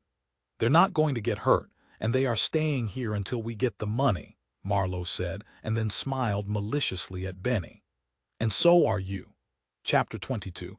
When they returned to Wood Street Station, Tyler went straight to Brookbank's office with a look of grim determination on his face. Mackinnon was quite glad he wasn't the one in charge of the operation. Choices like this were never easy, and mistakes were made as a matter of course. The trouble was, the consequences of mistakes were huge in a case like this. It wasn't an easy balance. The parents needed to be treated carefully and sensitively, and as he said, Tyler could hardly have put them under house arrest. They had stressed to the parents the importance of staying at home and communicating with the police. Mackinnon wandered over to Charlotte's desk and noticed her unfinished cup of coffee. When Charlotte was busy tracking down information, she often forgot to drink. He'd lost count of the number of cups of coffee he'd made only for her to let them grow cold. It made him remember it had been a long time since his last shot of caffeine. His energy levels were flagging. "It looks like it's going to be a late one," he said, and Charlotte turned around and stretched, rolling her shoulders because she had been sitting in front of the screen for so long. Charlotte nodded. "Yes, Janice and Claire are both back home now." Claire was lucky to be the one who threw paint over her victim, and due to the circumstances, it doesn't look like the victim will press charges. Unfortunately for Janice, there was acid in her container. Mackinnon pulled a face. He'd heard the news on the way over. "How bad is he?" "It could have been a lot worse. He'll recover, but he's going to have some nasty burns and definitely some scarring. Understandably, he is distraught and in a great deal of pain." Mackinnon nodded. It was almost as if the kidnappers were favoring one mother over the other. They both looked up as they heard the door to Brookbank's office open, and Tyler came out with a stony-faced expression. "That didn't take long," Mackinnon muttered to Charlotte. Tyler headed over in their direction. "Briefing room now," he said gruffly. The whole team, including the admin and support staff, filed into the briefing room. The lucky ones got a seat around the large table, and the less lucky people leant back against the wall as Tyler brought everyone up to date on the investigation. "There's a gold meeting tomorrow, which I have the pleasure of attending," Tyler said, running a weary hand over his face. "I'm sure they'll have plenty of ideas regarding strategy, but until then, let's continue the investigation as planned. Charlotte, can you update us on the phone situation?" Charlotte nodded and said, "They are using a new phone for every text message they've sent so far. After using the phone, they are turning it off and probably removing the batteries as well, which makes life hard for us. We can't trace the phone or its location. We should be able to trace where the text message was sent from eventually, but it's going to take a little while." Tyler nodded wearily and then moved on, clicking a button on the laptop in front of him, which displayed the second text message sent to Janice George's phone on the white screen behind him. "If you want to save your daughter, you must play the game. One girl will live, the other will die. Be at the corner of Tanner Street in 1 hour. Tell no one or your daughter dies."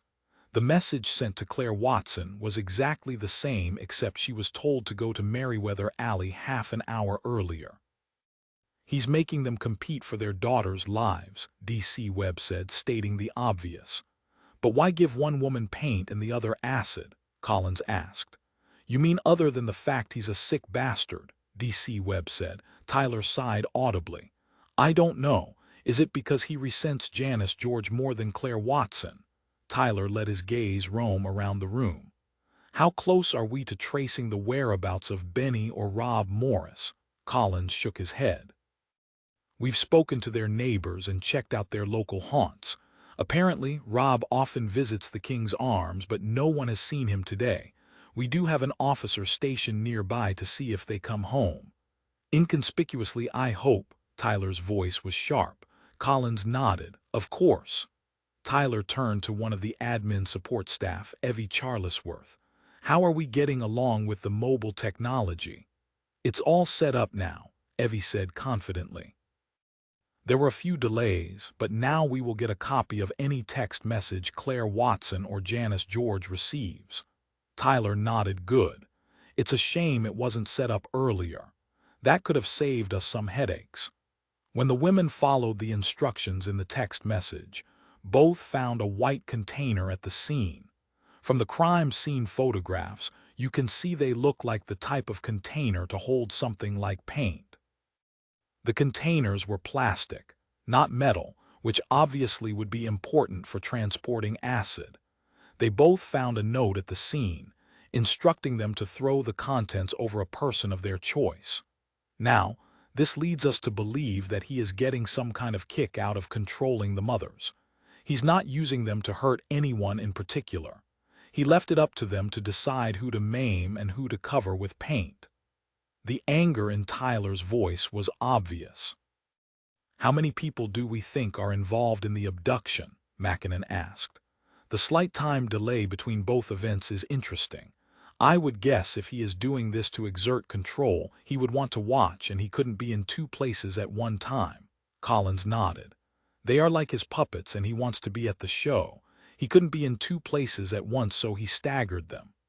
"That's possible, but we can't rule out the fact that there's more than one and they both wanted to watch." "I'm still eager to talk to Benny Morris and his brother Rob. As far as we know, Benny Morris was the last person to see the girls before they were abducted. If he's not involved, he could still hold very important information. Tracking them down and interviewing them is a priority. We also need to shadow the parents all day and make sure they don't leave and try to participate in any more of these games." At considerable cost, DCI Brookbank has agreed to station plain-clothed officers outside the Watsons apartment building and the Georges block of flats. If they leave, we will know about it. "Are they going to be there around the clock?" Mackinnon asked, already feeling sorry for the poor officers who were going to be posted to the Towers estate all night. Tyler nodded. "Yes, we've had one screw-up. I'm not going to allow another one." Chapter 23. Marlowe decided it was time for a little entertainment. He left Benny in the sitting room and walked towards the bedroom where they were keeping the girls. He put his ear against the door but couldn't hear anything. The soundproofing worked a treat. It was definitely worth the investment. He had bought it off the internet and installed it himself. It was a pain in the arse and had taken him ages, but it needed to be done. He couldn't let anyone hear the girls screaming because that would attract unwanted attention. They had 2 keys to the bedroom and kept one in the kitchen in case Rob needed to see to the girls, but Marlowe kept his own key with him at all times. He extracted his set of keys from his pocket, selected a long, thin key and slid it into the lock. The lock made a quiet clicking sound as the key turned. As he pushed open the door, light from the hallway flooded the bedroom, and he heard the girls scrambling, trying to get away. He grinned and stepped into the room. Both girls were huddled in the corner, looking up at him with wild eyes. He could smell the fear in the room. "Hello, girls," he said. "I hope you can forgive my behavior earlier. It's your own fault really, though. You shouldn't have been so difficult." Ruby Watson's eyes remained fixed on Marlowe, but the expression on her face didn't change. She looked guarded, cautious, and afraid. On the other hand, anger flashed over Leela George's face. She clearly had a temper. She would be fun to play with. He walked over to them slowly and smiled as they cringed away from him and tried to push themselves further back against the wall. It was pointless, of course. There was no way they could get away from him. "See, there's no need to make me angry. It's much nicer when you are good girls, isn't it?"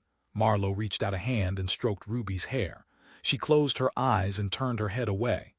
"What's wrong? Am I not your type?" he asked, licking his lips. "Please, just let us go." "We won't tell anybody what you did," Ruby said. Her head was still facing the wall and she refused to look at him. He tugged on her hair, not too hard, but hard enough to show her who was in charge here. Now, we are getting along so well, don't ruin it." "Get your hands off her," Leela George spat. "You're going to regret you did this. You'll never get away with it." He had been right. Leela George was definitely the most hot-headed of the pair. "Really?" Marlowe drawled. "I seem to be getting away with it so far. The police will be out looking for us. They'll find out where you're holding us and you will be going to prison for a very long time." Marlowe cupped a hand behind his ear. "That's funny. I can't hear any sirens. To be honest, I'm not sure anyone has even missed you, Leela. I mean, they might notice you're gone when they need you to babysit again. Family, eh? Can't live with them, can't live without them." The look of shock on Leela's face gave Marlowe a thrill of pleasure. She had underestimated him. She didn't realize he had done his homework and planned this abduction very carefully. Although they'd only been planning to take Ruby, Marlowe wasn't about to look a gift horse in the mouth. He managed to get 2 girls for the price of 1 and used his smarts to find out about Leela George and her family. He'd been disappointed to realize the family didn't have money. They wouldn't be able to lay their hands on much cash to pay the ransom, but Marlowe was determined to get his payment all the same by having a little fun with the girls. Marlowe grinned at Leela. She wasn't looking quite so brave anymore. Ruby still had her eyes closed, so Marlowe reached up and ran his thumb gently along her cheek. She shuddered at his touch. "I guess I'm just not your type," Marlowe said. "I thought girls were supposed to like bad boys. Maybe you've got a crush on the retard. Is he more your type?" Marlowe chuckled and lowered his hand, stroking Ruby's neck before he slid his fingers beneath the material of her blouse. The front door slammed. Startled, Marlowe let his hands drop to his sides and spun around. Rob appeared in the doorway, staring in at him accusingly. "What are you doing?" he demanded. "Get out here. We need to talk." Marlowe left the bedroom and closed the door behind him. Rob had stalked off into the kitchen, and after locking the door, Marlowe followed him in. Benny stood by the fridge holding a glass of milk. He cringed back against the wall as though he wanted to make himself smaller, but there was no chance of that. "Did you get the recordings?" Marlowe asked. "Yes," Rob spat back. "What the hell did you put in that last container? The bloke's clothes were smoking." "You really are sick, Marlowe." Marlowe raised an eyebrow. Charming. He didn't really care what Rob thought of him, but he was eager to see the videos, though. He was proud of the little twist he'd used to surprise Rob. Although Rob didn't realize it yet, he was also participating in the game. Marlowe had lulled him into a false sense of security by giving the first woman paint. He would have loved to have been there to see the look on Rob's face when he realized the second container contained acid. Rob's face must have been a picture as he watched the victim melting before his eyes. Marlowe chuckled. "What the hell are you laughing at? I've had enough of this, Marlowe." "That's it, it's over." Rob was really shouting now and getting incredibly worked up. His brother didn't like it one bit. He put his glass of milk on the counter and then covered his ears with his hands and began whimpering. Marlowe rolled his eyes. "Don't make such a fuss, Rob. It's just a bit of fun. We won't be getting any money out of Leela's parents, so we need to get our kicks where we can." Rob pushed his face up to Marlowe's, then stabbed a finger at his chest. "That is not how I want to get my kicks," he growled. That was the last straw for Marlowe. He glared down at Rob's finger that was rudely prodding him in the chest. Rob had crossed a line and needed to be punished, but Marlowe wasn't stupid. Rob's punishment would come, but right now he still needed a man on the ground. "Come on, let's not fall out. We've got a big payday coming. I realize you're not as into this game as I am, so I'll tell you what, we'll compromise. We'll do one more game and then ask for the money. Just one more." Marlowe thought he was being incredibly reasonable, but from the flush on Rob's face and the way he gritted his teeth together, Marlowe realized he wasn't really in a compromising mood. Well, tough. Marlowe was in charge here, and the sooner Rob realized that, the better. He shot an irritated glance at Benny, whose whimpers were growing louder. "Can't you shut him up?" Rob glared at him and then put a gentle hand on Benny's shoulder, leading him out of the kitchen and back into the sitting room. He could hear them talking but tuned them out. This was a complication he could do without. He hated having to pander to people like Rob, weak-willed individuals, who didn't realize when they were onto a good thing. They wanted everything Marlowe could give them, but they weren't prepared to work for it. "Rob," Marlowe called out, finally getting bored and losing his patience. "We need to talk." Rob came back into the kitchen. "I need to take Benny home. He's really upset." That was not happening. Marlowe shook his head. "No, you can't do that. He has to stay here." Rob shook his head. "You don't understand. When Benny gets upset, I don't care," Marlowe snapped, cutting Rob off. "He is not going anywhere. We can't trust that daft sod not to spill our secret. Now let's go to the pub down the street. I need to get out of here, clear my head, and have a drink. We can talk things over there." Chapter 24. At Wood Street Station, Mackinnon walked over to the coffee machine. They had a large pot brewing and would probably have the machine working through the night. He poured himself a large mug, and when he turned around to walk back to his workstation, Evie caught his eye and waved him over. "We've got some information back from the mobile phone companies. They are pay-as-you-go, and the phones were purchased online by a Mr. Albert Banks. According to the phone company, they were delivered, but he says that his credit card was stolen and he never received the phones.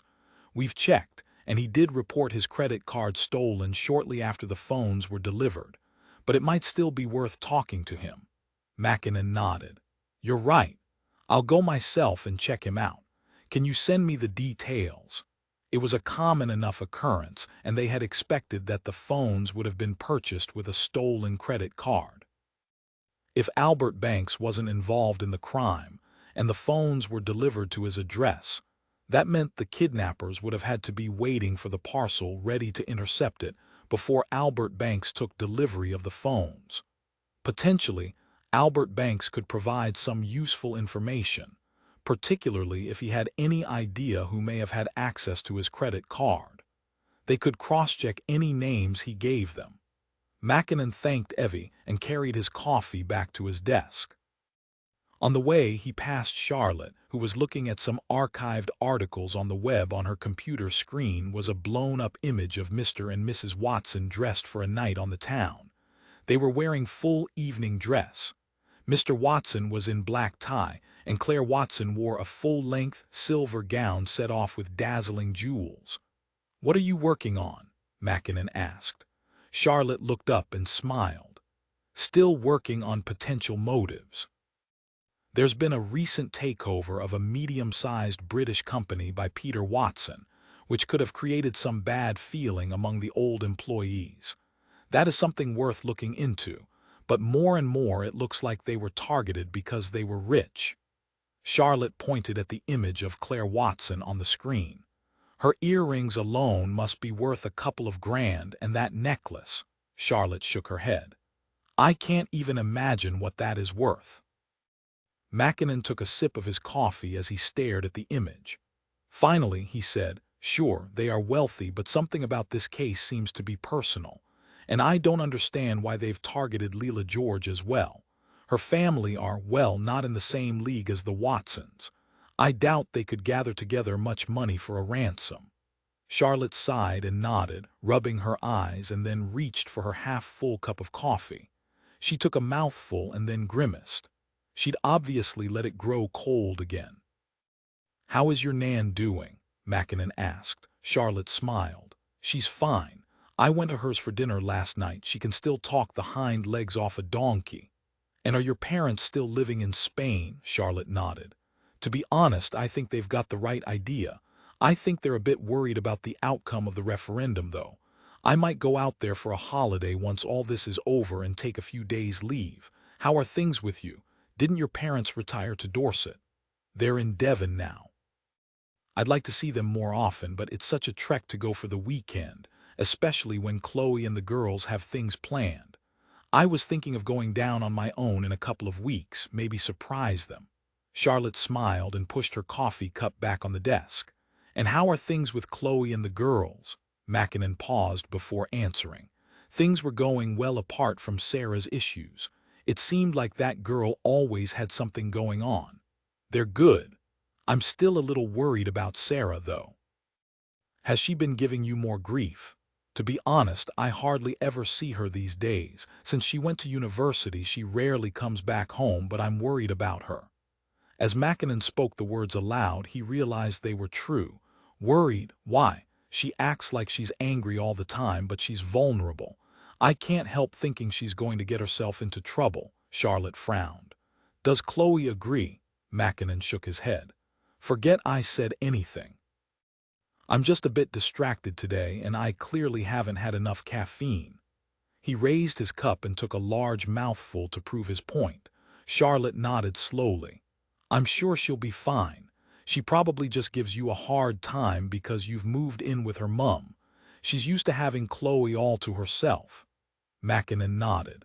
To a large extent that was true, He tried to stay out of it when Chloe chastised Sarah for her behavior. He knew it wasn't his place to intervene, but after the conversation he'd had with Sarah that morning, he couldn't help thinking she was in more trouble than she let on. "I'm heading out now to talk to Albert Banks. The phones were purchased on his credit card.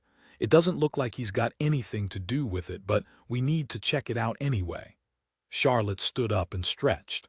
"Let me know how it goes. I'm going to get another cup of coffee." "Don't let it get cold this time," Mackinnon teased, even though he knew she would.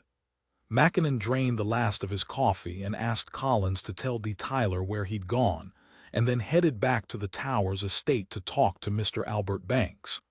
Chapter 25. Mackinnon decided to walk to the Towers estate from Wood Street Station. He needed the fresh air to clear his head and wanted to use the walking time to think over the questions he had to ask Albert Banks. He picked up a ham and cheese sandwich and an orange juice from Boots and ate them on the way.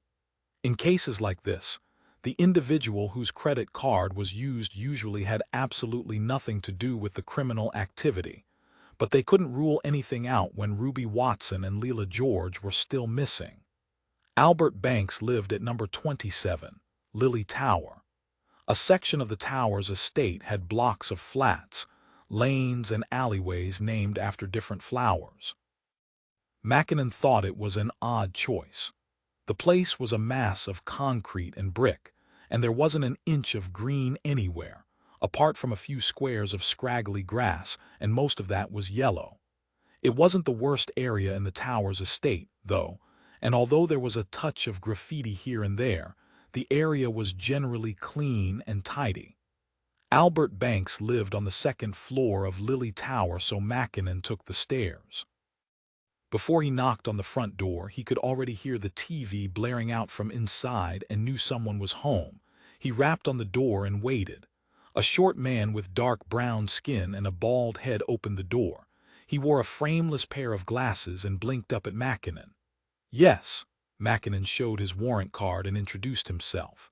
"I'd like a moment of your time. It's about your stolen credit card, Mr. Banks." Albert Banks raised his eyebrows. "Oh, I have gone up in the world. I didn't think the police gave a damn about my stolen credit card when I reported it. Now they've sent a detective sergeant to discuss the matter. I couldn't get 5 minutes with a PC when it happened." He stood with his hand on the door as though he expected Mackinnon to barge his way in. He hadn't asked a question, and Mackinnon wasn't going to launch into a defense of the police service. Instead, he said nothing and waited. Eventually, Mr. Banks' tense body relaxed and he took a step backwards into the hall. "I suppose you'd better come in." Mackinnon followed him into the dark, narrow hallway as Mr. Banks waddled along towards a brightly lit room at the end of the hallway. It turned out to be the kitchen. Albert Banks rubbed his hip as he stood by the kettle. "It's arthritis," he said. "I've been sitting still for too long. Can I get you a drink?" He nodded to the kettle and, without waiting for an answer, grabbed 2 mugs from the cupboard by his head. "Thank you. I'd love a cup of tea."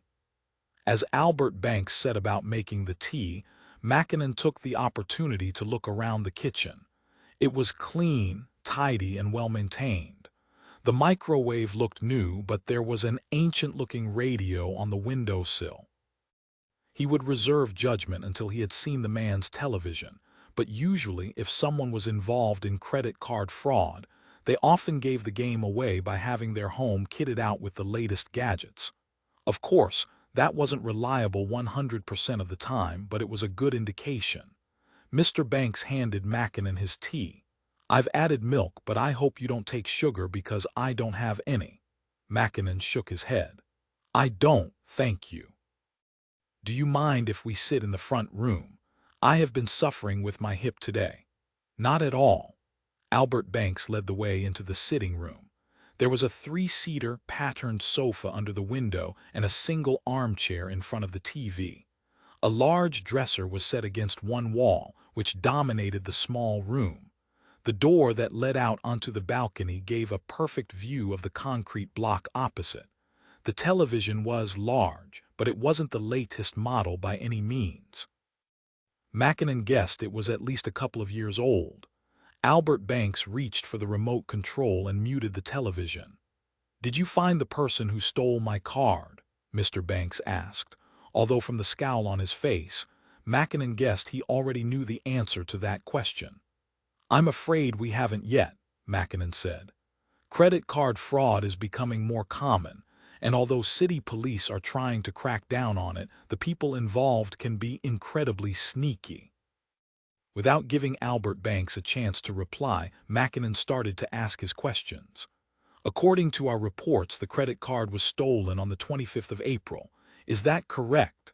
Mr. Banks thought for a moment and then said, "That was when I reported it missing. To be honest, I usually use my debit card and I hadn't needed to use it for a while. It could have been missing for a little while before I noticed." "How long is a little while?" Albert Banks bristled and looked offended. "I don't like the way you seem to be inferring that it was my fault. I'm incredibly careful with my cards." "I'm not inferring it was your fault," Mackinnon said and took a sip of his tea. "There was an item purchased with your credit card on the 22nd of April, and it was delivered to this address." Albert Banks opened his mouth and closed it again. "I hope you're not suggesting I lied about the fact my credit card was stolen." "Mr. Banks, I'm not suggesting you lied. I'm just trying to find out what happened. Do you know what happened to the items that were ordered on the 22nd of April and delivered here?" Albert's forehead creased in a frown and he shook his head. "No, the card must have been missing by then, but I'm sure nothing was delivered here. I suppose it could have been when I was at work." "Do you have a mobile phone?" Albert nodded. He looked around the sitting room, searching for it. These days, most people knew exactly where their phone was at any time so they could check their messages every 5 minutes. He got to his feet gingerly. "Yes, it's around here somewhere. I don't really use it very much." As he puttered around looking for the phone, Mackinnon continued to question him. But as more time passed, the more Mackinnon was convinced Albert Banks had absolutely nothing to do with this abduction. Either that or he was a very good actor. "Ah, here it is," Albert Banks said, grinning broadly as he opened a drawer in the large dresser and pulled out a brick-sized mobile phone. It had to be at least 10 years old. It didn't even have a color screen. Mackinnon drained the rest of his tea and got to his feet. "Thank you very much, Mr. Banks. You've been very helpful. We believe the people who stole your credit card are involved in another crime, and hopefully we will be able to track them down soon. We'll be in touch." Albert Banks' face brightened. "Oh, that is good news. I mean, the credit card company were very good about it and refunded my money. But the worst thing is the stress of it all, the thought of somebody using my identity online. I'm glad you haven't given up on it." He led Mackinnon out and then waved him off cheerfully. Mackinnon wished there was more they could do about credit card fraud. Although city police led the country in their drive to tackle cybercrime, sometimes it seemed as though the culprits were always one step ahead. Chapter 26. Mackinnon was halfway back to the station when his phone rang. He fished it out of his pocket and saw that it was D. Tyler. "Mackinnon. Jack, I'm heading to the Watsons now. I'm going to talk to them and emphasize how important it is they don't leave the apartment. I don't want them replying to any text messages without telling us about them first. I'd like you to go and speak to the George family and make sure they understand that too." "Not a problem," Mackinnon said, turning around. "I'll head over there now. What do you want to do about Glenn Calvert? He's relatively new at this, and I imagine today's been pretty stressful for him. Is there an flow taking over from him?" "We're pretty stretched at the moment. I was hoping he would be able to stay with the family tonight but have a word with him. If he's not happy, I will sort something out. Let me know how you get on." "Will do," Mackinnon said and hung up, slipping the phone back in his pocket. It was a warm day, and most residents in the area had their windows open so Mackinnon could hear music and the noise from televisions as he walked back towards the Towers estate. He used to live in a flat in London, and he had been used to the almost constant noise. Even at night, there was still a background hum of activity. In Oxford, it was different. The first few nights he'd stayed at Chloe's he hadn't slept well, and at first he hadn't been able to figure out why. He'd lain awake in bed, staring at the ceiling, and finally realized it was because it was so damn quiet. He just wasn't used to it. He'd grown accustomed to it now, though, and occasionally found the constant buzz of London annoying. Still, he supposed he got to experience the best sides of both. When he was in London, he stayed with his friend Derek in Hackney and got to work in the city. When he was in Oxford, he had a more relaxed pace of life. It wasn't all Inspector Morse and punting down the river, but it was definitely a gentler pace of life, more peaceful. He reached the George's building and headed up the stairs. He knocked on the front door, and within seconds Glenn Calvert answered. He looked stressed. "Everything okay, Glenn?" Glenn wasn't able to meet his eye. "I'm really sorry about earlier. I had no idea she'd left, and I know that's ridiculous. I should have kept a closer eye on her." "Glenn, these things happen. Claire Watson left her apartment without being seen as well. We just need to keep a close eye on the parents now. If another text message comes in, we need to know about it." Glenn nodded. "I've just had a word with D. Tyler. He wants to know if you're all right to stay here tonight. If you don't think you can make it through until morning, we can get somebody to relieve you." Glenn shook his head. "No, that won't be necessary. I'll stay here." Mackinnon nodded, and then Glenn took him through to the sitting room where the Georges were sitting on the sofa and staring blankly at the TV set. "I'll make us a cup of tea," Glenn said, collecting the cups from the coffee table. Mackinnon sat down in the armchair opposite the Georges. "How are you bearing up, Janice?" It was a stupid question. He could tell exactly how she was bearing up just by looking at her. She was a nervous wreck. Not only was her daughter missing, but she had thrown acid over a stranger to try and get her daughter back. "I suppose you're here to give me a stern ticking off, or have you come to arrest me?" Janice said. "Don't talk like that," her husband said. "Of course he is not going to arrest you. Your daughter is missing. Tell her," he said, looking at Mackinnon. "There will be consequences from today, Janice. That's out of my control. But right now, we need to move past that and concentrate on getting Leela home. The best chance we have relies on you telling us everything you know. There can be no more running off to do things in secret." "That's easy for you to say," Janice said bitterly. "The text message said if I didn't go alone, they would kill Leela. What was I supposed to do?" Mackinnon nodded. He couldn't even imagine being forced to make such a choice. "I know you want to believe what they say, but you did what they asked and they didn't return Leela. You need to trust us." Janice shut her eyes and clutched her hands together in her lap. "It's all right, Detective," Toby said. "Janice knows the lie of the land now. If we get any more messages, we will tell you about them straight away." Mackinnon nodded. "Have you made any progress?" Janice said. Mackinnon nodded. "We have been tracking down the phones that were used by the abductors and hope that could lead us to them." He saw Janice's face light up, and her body grew rigid as she hung on his every word. "But it's early days. We will be working all through the night. There's a whole team back at the station who are trying to track down the person who last saw your daughter. We are doing everything we can to make sure Leela comes home." Janice put her head in her hands. "I know you are trying, but you haven't found her yet. She is out there somewhere with God knows who, and you haven't found her. What do you think they are going to do next? Do you think they're going to give me another task? What happens if I don't do it this time?" The thought chilled Mackinnon to the core. He had no idea what the abductors' next move would be. Chapter 27. At the King's Arms pub, Rob sat at the table in the corner by the fruit machines, and Marlowe brought over the drinks. He put a pint and a whiskey chaser down in front of Rob. Rob knew what Marlowe was trying to achieve, but alcohol wasn't going to persuade him. As Marlowe sat down, Rob demanded, "What are you playing at, Marlowe?" Marlowe took a sip of his beer instead of answering, so Rob continued, "I've had enough of all this. It's over. It stops here. I am taking Benny home." Marlowe put his beer back on the table. "Okay, let's relax and talk about this like adults. You're right. There's no point risking getting caught if we don't have to. That's why I've decided we should do one more little task and then we'll get the money." Rob stared at him and shook his head. Marlowe was delusional. Why did there always have to be one more thing? One more job? Why couldn't he just give up while they were ahead? Marlowe pulled out 2 phones from his jacket pocket. Each mobile was in a see-through plastic bag. "Obviously, we can't text the parents again on the same number. The police will be tracking those now and keeping a close eye on those naughty mothers, but I think they'll still want to play the game."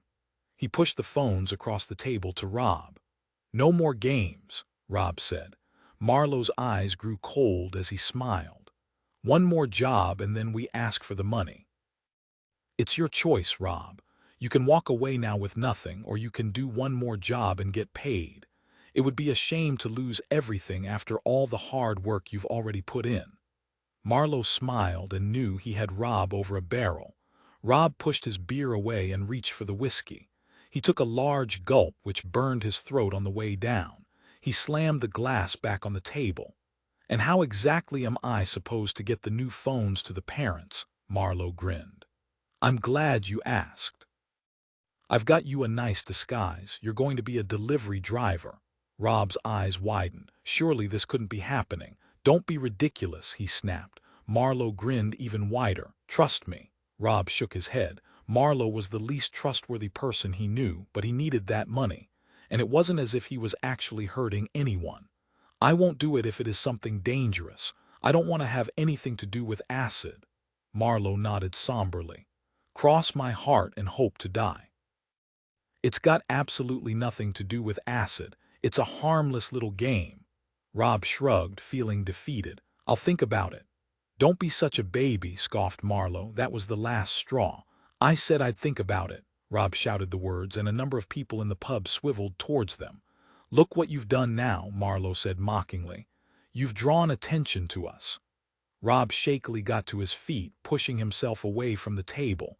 He couldn't stand to look at Marlowe for another minute. "I need some air." Marlowe returned from the king's arms in a bad mood because Rob had stormed off in a strop to goodness knows where, and now Marlowe had to handle things himself. He didn't like getting his hands dirty and preferred to have a partner to deal with the nitty-gritty. Marlowe was a planner. He had played his part by coming up with the big ideas in the first place and wasn't keen on doing all the work himself.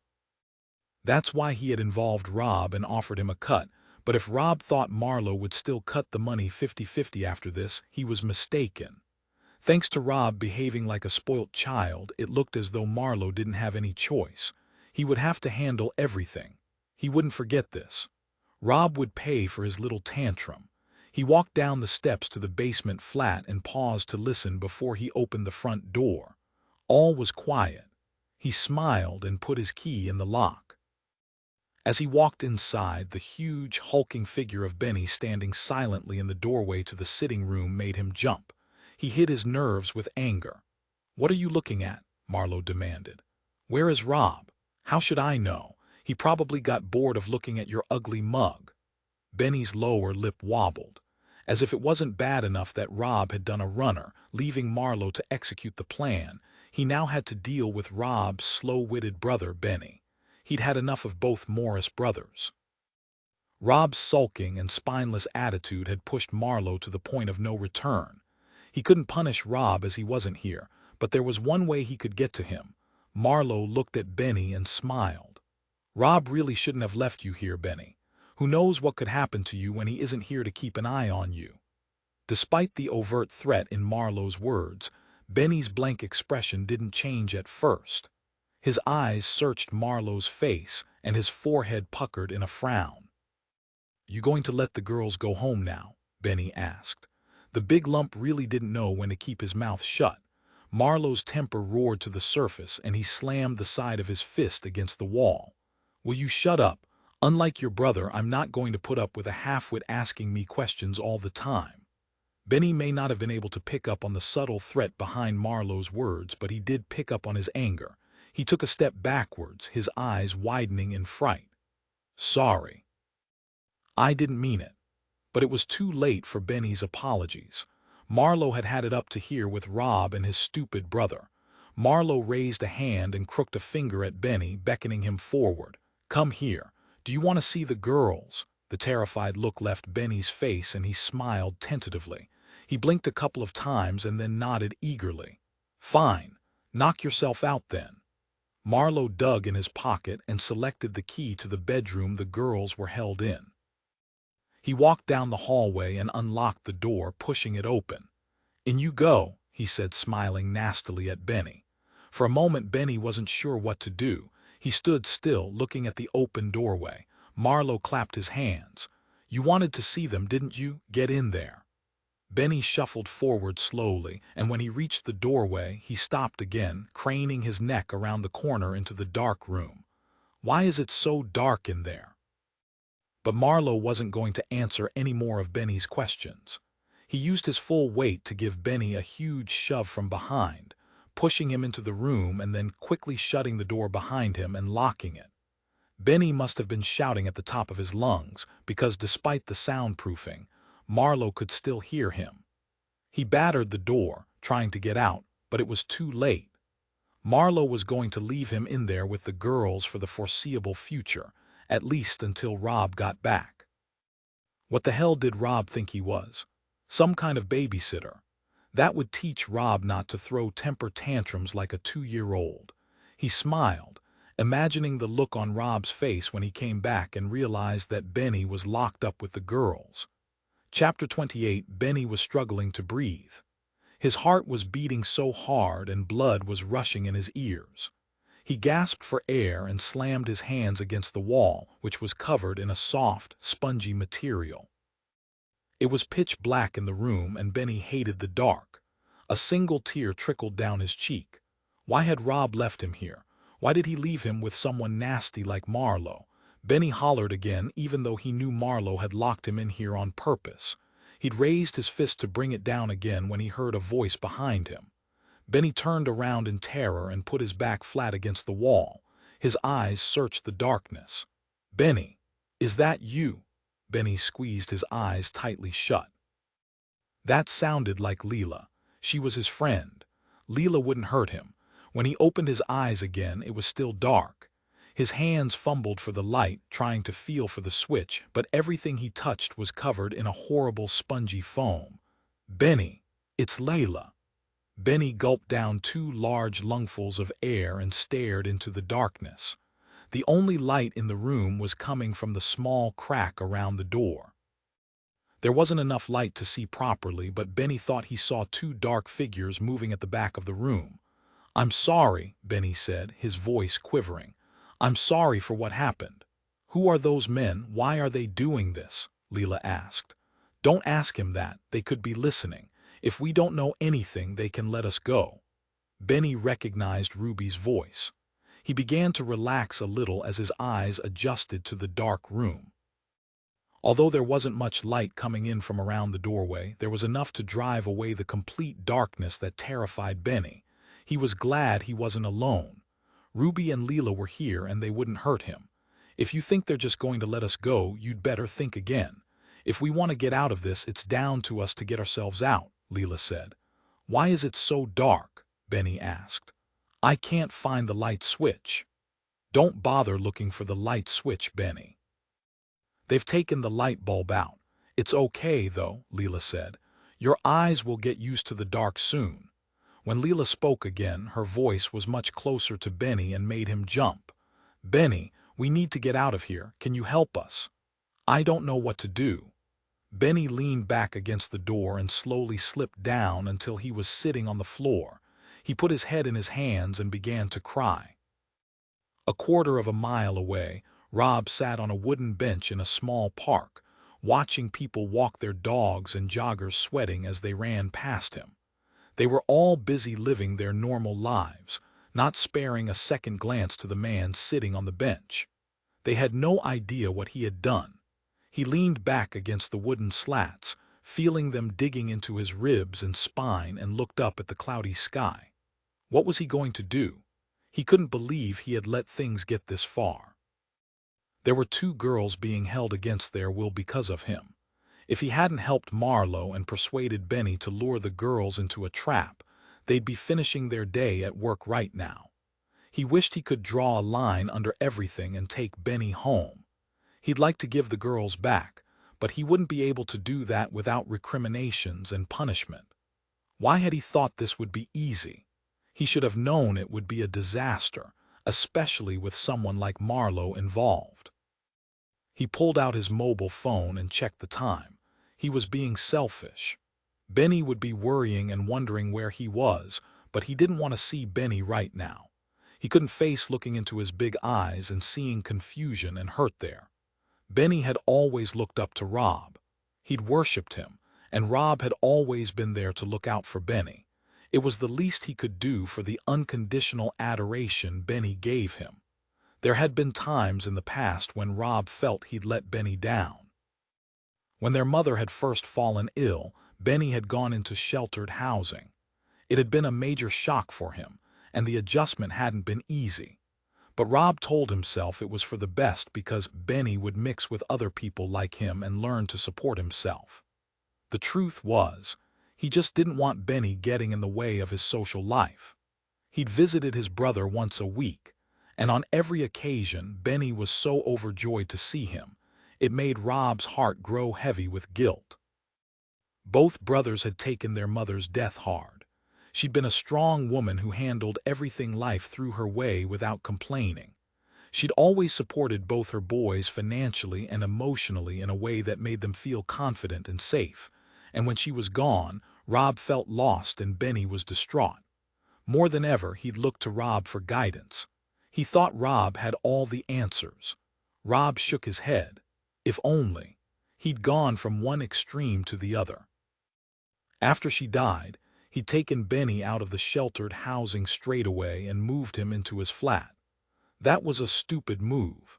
He'd completely underestimated how much time Benny would take to adjust to his new surroundings, and that meant Rob needed to take a lot of time off work and had ultimately caused Rob to lose his job. He didn't have much comeback after being sacked. It had been a cash-in-hand job. His mother had warned him about that. She had told him to get a proper job and make sure he was on the books, paying taxes and national insurance, but Rob had thought he'd known better. He hadn't expected to have a full-time dependent, but he couldn't let Benny down. They were close to being evicted from their flat, and if that happened, Rob wasn't so worried about what would happen to him because he could crash on a friend's floor or maybe even sleep rough in a hostel for a couple of nights. But Benny couldn't do that. He was sure if he got back in touch with Benny's old caseworker, they would arrange accommodation for him, but Benny would be distraught and would think Rob was rejecting him. Rob took a long breath in and then exhaled slowly. There was nothing else for it. He would have to do Marlowe's bidding one more time and get the money. After that, he and Benny could have a fresh start. Chapter 29. Janice George lifted her head from the toilet. It was the fourth time she'd thrown up in the last hour. She closed the lid, pushed herself away from the toilet and leaned against the cold bathroom tiles. Closing her eyes, the same image that had haunted her for the last few hours returned with crystal-clear clarity. The man's name had been Sam Markham, and Janice would never forget the sight of his burnt flesh as he stripped off his t-shirt in front of her. He was going to be scarred for life, and she was responsible, all for the promise of getting her daughter back. Only it hadn't worked. She'd done exactly what they'd asked, played their stupid game, but she hadn't heard anything more from the abductors since the awful moment she'd thrown acid over that poor man. Absolutely nothing. She hadn't even received a text message to tell her she'd won or lost the game. The bastards still had Leela, and she was no closer to getting her back, despite causing devastating pain to Sam Markham. Janice put a hand to her belly and took a deep breath, trying to fight back the nausea. She'd been worried that the sickness was due to inhaling some of the contents from the container, but the doctor had said it was shock. Her body was quite literally rejecting the fact this was happening to her. She reached for some toilet tissue and wiped her mouth. No doubt, she would be charged eventually for what she had done, but right now they were treating her with kid gloves. Of course, that didn't mean she would get away with it.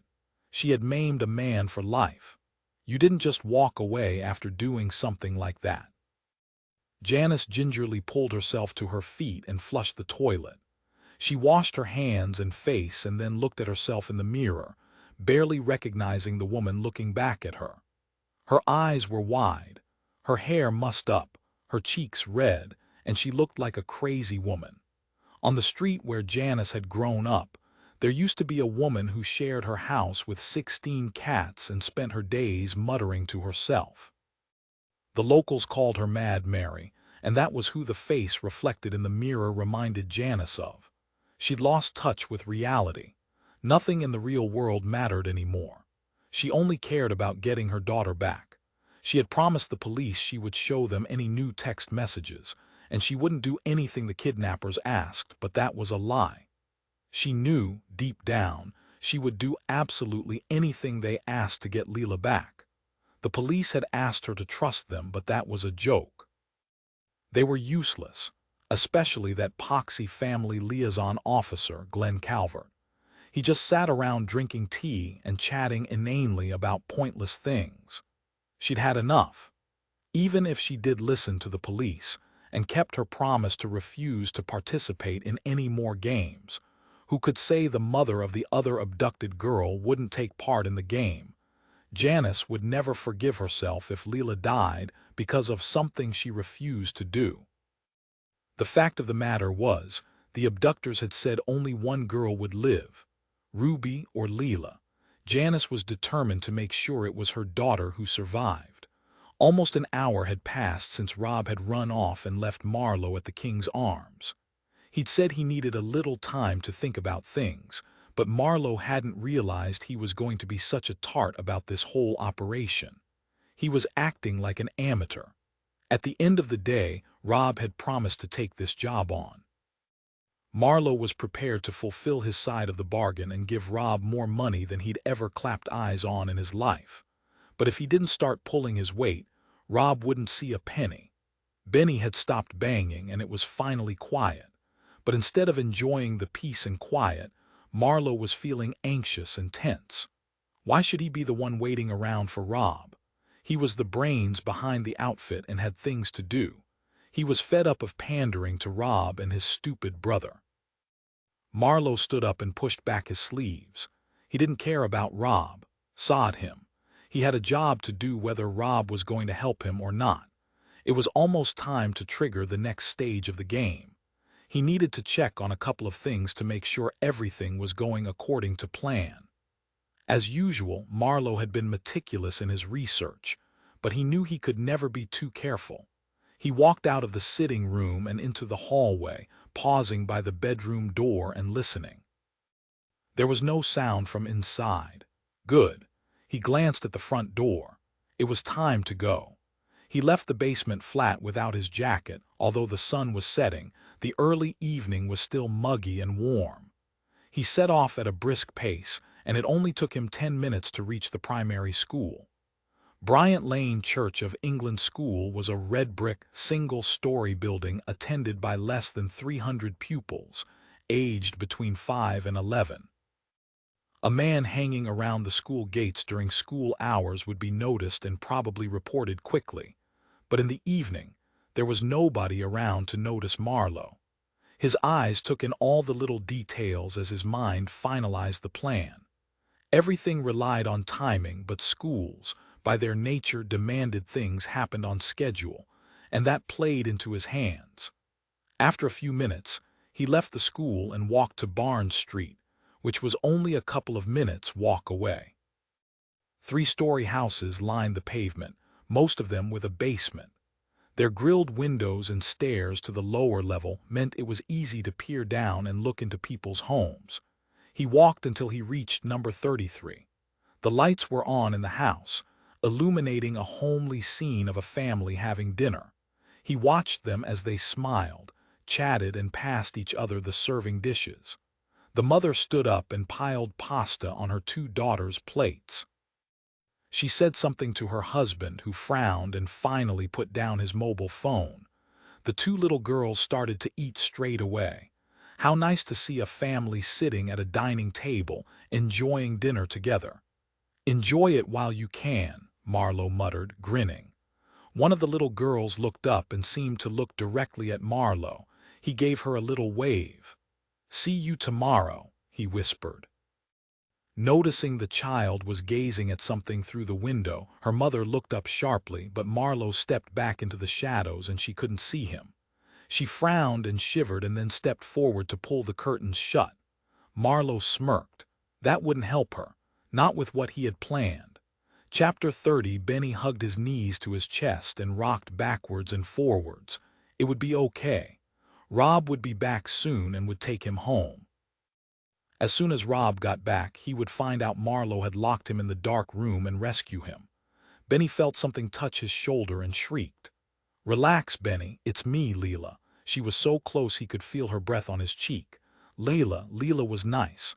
Leela wouldn't hurt him. You have to tell me who they are, Benny. What are they going to do to us? Benny shook his head and tried to explain. It's okay. They're not going to hurt you. Rob's my brother and he wouldn't hurt anybody.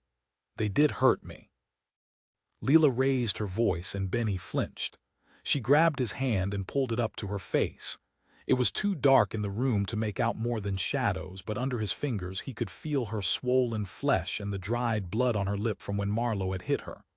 I'm sorry, so sorry, I didn't know. Rob said I could have an Xbox. He said it was just a game. Leela let out her breath in a hiss and dropped Benny's hand. A game? A sodding game. SHHH, Leela. That was Ruby's voice coming from a little further away. He could just see the outline of her body as she shuffled towards them. Listen to me, Benny, Ruby said. You did a bad thing. Benny shook his head frantically. No, I didn't.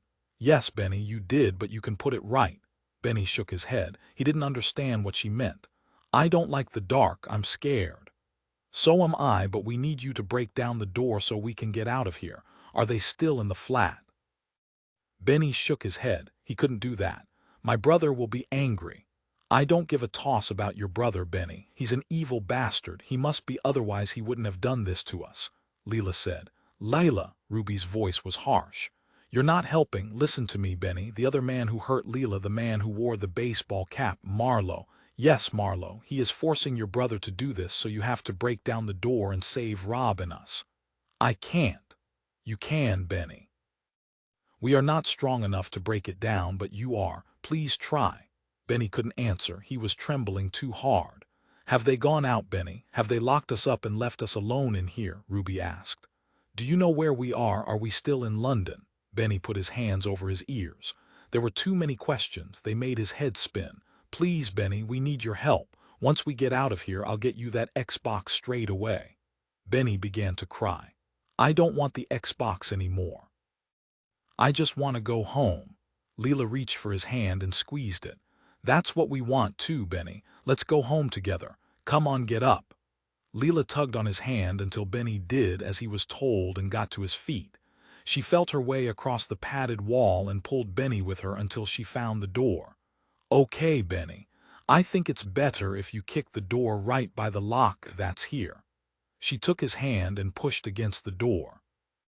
He could feel the handle poking out beneath the soft foam covering. If that doesn't work, you'll have to use your shoulder, Ruby added. Benny was so scared he couldn't speak. It's going to be okay, Benny, Ruby said. You just need to break the door down like in the films. You'll be just like a movie star. Benny smiled. I saw someone do it on EastEnders once. See, it won't be that difficult, Leela said. Ready when you are, Benny. Benny took a deep breath.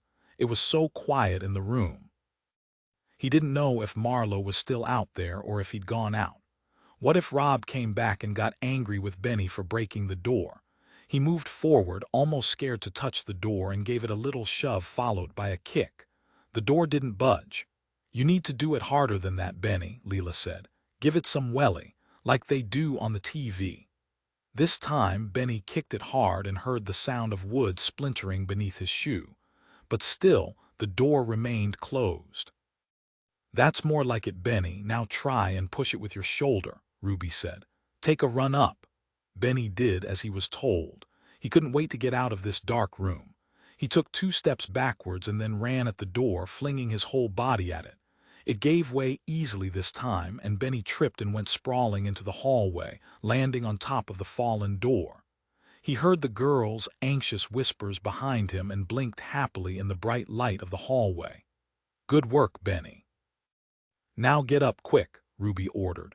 "We need to get out of here. Is the front door locked?" Without waiting for an answer, she ran to the front door and rattled the handle. She spun around. "It's locked, Benny. Where is the key?" Benny pushed himself up to a sitting position. "The spare key is in the kitchen." He opened his mouth to say something else, but he saw a shadow at the door behind Ruby and his eyes opened wide. "What is it, Benny?" Ruby asked. "What's wrong?" But Benny didn't need to answer. "Leela did that for him. They've come back. They're at the door. Quick." But before Ruby could get away, the front door opened. Marlowe stood in the doorway. The initial shock on his face when he saw Benny on the floor and the girls roaming free in the hallway soon gave way to anger. He stepped inside, shut the front door behind him, and raised an eyebrow. "Well, you've been busy while I've been gone, haven't you?" Chapter 31. Mackinnon ran a hand through his hair and muttered a curse. He'd forgotten to call Chloe and let her know he would be working late tonight. They had been together long enough now that she would probably have guessed it was going to be an all-nighter, but she still deserved the courtesy of a phone call. He also felt guilty after leaving her to deal with Sarah's money problems alone, though Mackinnon wouldn't dream of interfering. He could still offer support just by acting as a sounding board. He reached for his mobile phone, drained the last mouthful of coffee from his mug, and headed outside. He could have called Chloe from the incident room, but he wanted to get some fresh air. It felt like they were due for a thunderstorm. The air was thick, humid, and heavy as Mackinnon stepped outside Wood Street Station. Chloe answered after the second ring. "Don't tell me it's going to be a late one, isn't it?" "I'm afraid so. It doesn't even look like I'll be getting back to Derek's tonight." Mackinnon had sent Derek a text earlier, letting him know he might be crashing at his place later that night, but it was looking more and more unlikely. Detectives working a case like this put in long hours because the time it took to get somebody else up to speed on all the information coming in was a huge time suck they couldn't afford, especially during the first 24 hours the girls were missing. "Did you speak to Sarah? She turned up right before I had to leave for work." Chloe paused for a beat and then said, "Yes, I did, but she didn't stay long." Chloe didn't volunteer any further information, and Mackinnon wondered if Sarah had even mentioned the fact that she needed cash. "She asked me for money," Mackinnon said. "I couldn't help thinking she was in some kind of trouble. What did she tell you?" He heard Chloe sigh heavily on the other end of the phone. "She didn't tell me much, to be honest. I gave her £500, and when she left it was not on the best of terms." "Did she say why she needed the money?" "No, she didn't say much other than she'd borrowed some money from a friend and needed to pay it back." A friend? Mackinnon had been worried Sarah had borrowed money from a less than salubrious outfit. He'd heard reports of loan sharks targeting university students. It wasn't the customer demographic one might expect. Moneylenders usually operated on housing estates, focusing on the poorest populations, but just recently, a number of lenders had moved onto the student population. They preyed on youngsters who were away from home for the first time and not managing their money well. From their point of view, it seemed to be a good option. They were broke, and then all of a sudden a nice chap offered to lend them some money. It was only later they learned of the extortionate interest rates and the penalty for not paying on time. It was a win-win for the moneylenders because most of the students had parents behind them who would bail them out. "That's what she said," Chloe said. "I tried to get more out of her, but you know what she can be like." Mackinnon did know. He was well aware that Sarah didn't often tell them the whole story. "So she didn't stay long. Only long enough for me to transfer the money into her bank account. When I tried to discuss the matter with her afterwards, she suddenly had a burning need to get back to Kingston. She said she had to work tonight." Chloe gave another sigh. "But I had a lovely day with Katie. It was nice to spend some time with her. She's growing up so fast." "Did she enjoy the show?" She loved it. "So do you have any idea when you might be back?" Chloe asked. "Not yet. It's quite a big case and could go on for a while. I'll probably be staying in London for the next few days. I'll give you a ring later, though." After Mackinnon hung up the call, he stood outside Wood Street Station and looked up at the clouds gathering in the sky. He had a feeling that this situation Sarah had got herself into was going to get worse before it got better. As he stepped back inside the reception area, he saw Charlotte saying goodbye to an ex-boyfriend of Leela George's she had just finished questioning. After she watched him leave, she turned to Mackinnon. "I don't think he is involved. He was in Manchester until lunchtime," she sighed. "Are you staying at Derek's tonight?" Mackinnon nodded. "Probably. How is Tyler bearing up?" Mackinnon asked. He knew Tyler had been conducting interviews with Charlotte. They headed around the duty sergeant's desk towards the secure door at the back of the reception area. Charlotte swiped her card and they both entered. "He's under a lot of stress." She shook her head. "I used to think it would be nice to get to detective inspector level, but now I'm not so sure." "There are definitely easier jobs," Mackinnon said. "Did Tyler rip into Glenn Calvert after Janice George went missing?" Charlotte asked. Mackinnon shook his head. "No, he was very supportive, and I think Glenn will keep a close eye on Janice from now on. To be honest, it's not easy keeping tabs on the parents. Claire Watson managed to get out on Kelly Johnson's watch, and she's a very experienced Flo. Save locking them up, I'm not sure what we can do to make sure they stay at home." The first thing Marlowe did when he returned was raise his fist and give Leela George a backhander. It sent her slamming into the wall and she slumped down onto the carpet, stunned.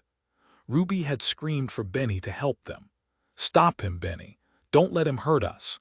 She'd screamed with wide, terror-filled eyes as Marlowe advanced on her. If Benny had either brains or balls, Marlowe would be in trouble. Big trouble. But the pathetic lump of quivering flesh sat down on the broken door with his back against the wall, trembling and not even daring to look up at Marlowe. It was easy enough to subdue the girls and put them in the other bedroom.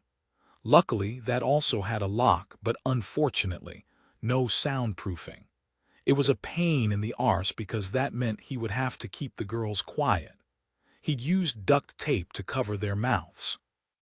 Ruby had sobbed while he was doing it, but Leela George had glared at him with fury, pulling away from him as he yanked the duct tape around her head. He needed money for the girls, so he couldn't do much more than give them a couple of slaps. He didn't want damaged goods on his hands. Benny, on the other hand, was just a nuisance, and Marlowe didn't have to put up with him any longer. He turned around to look at Benny, who hadn't moved from his spot on the floor. He leaned down, put his head very close to Benny's and said, "Get up, you stupid lump of lard." Benny grimaced and started to cry, and Marlowe's lip curled back in disgust. He had to get rid of him and fast. He had a plan, but he was on borrowed time. He needed to have it done and dusted before Rob returned.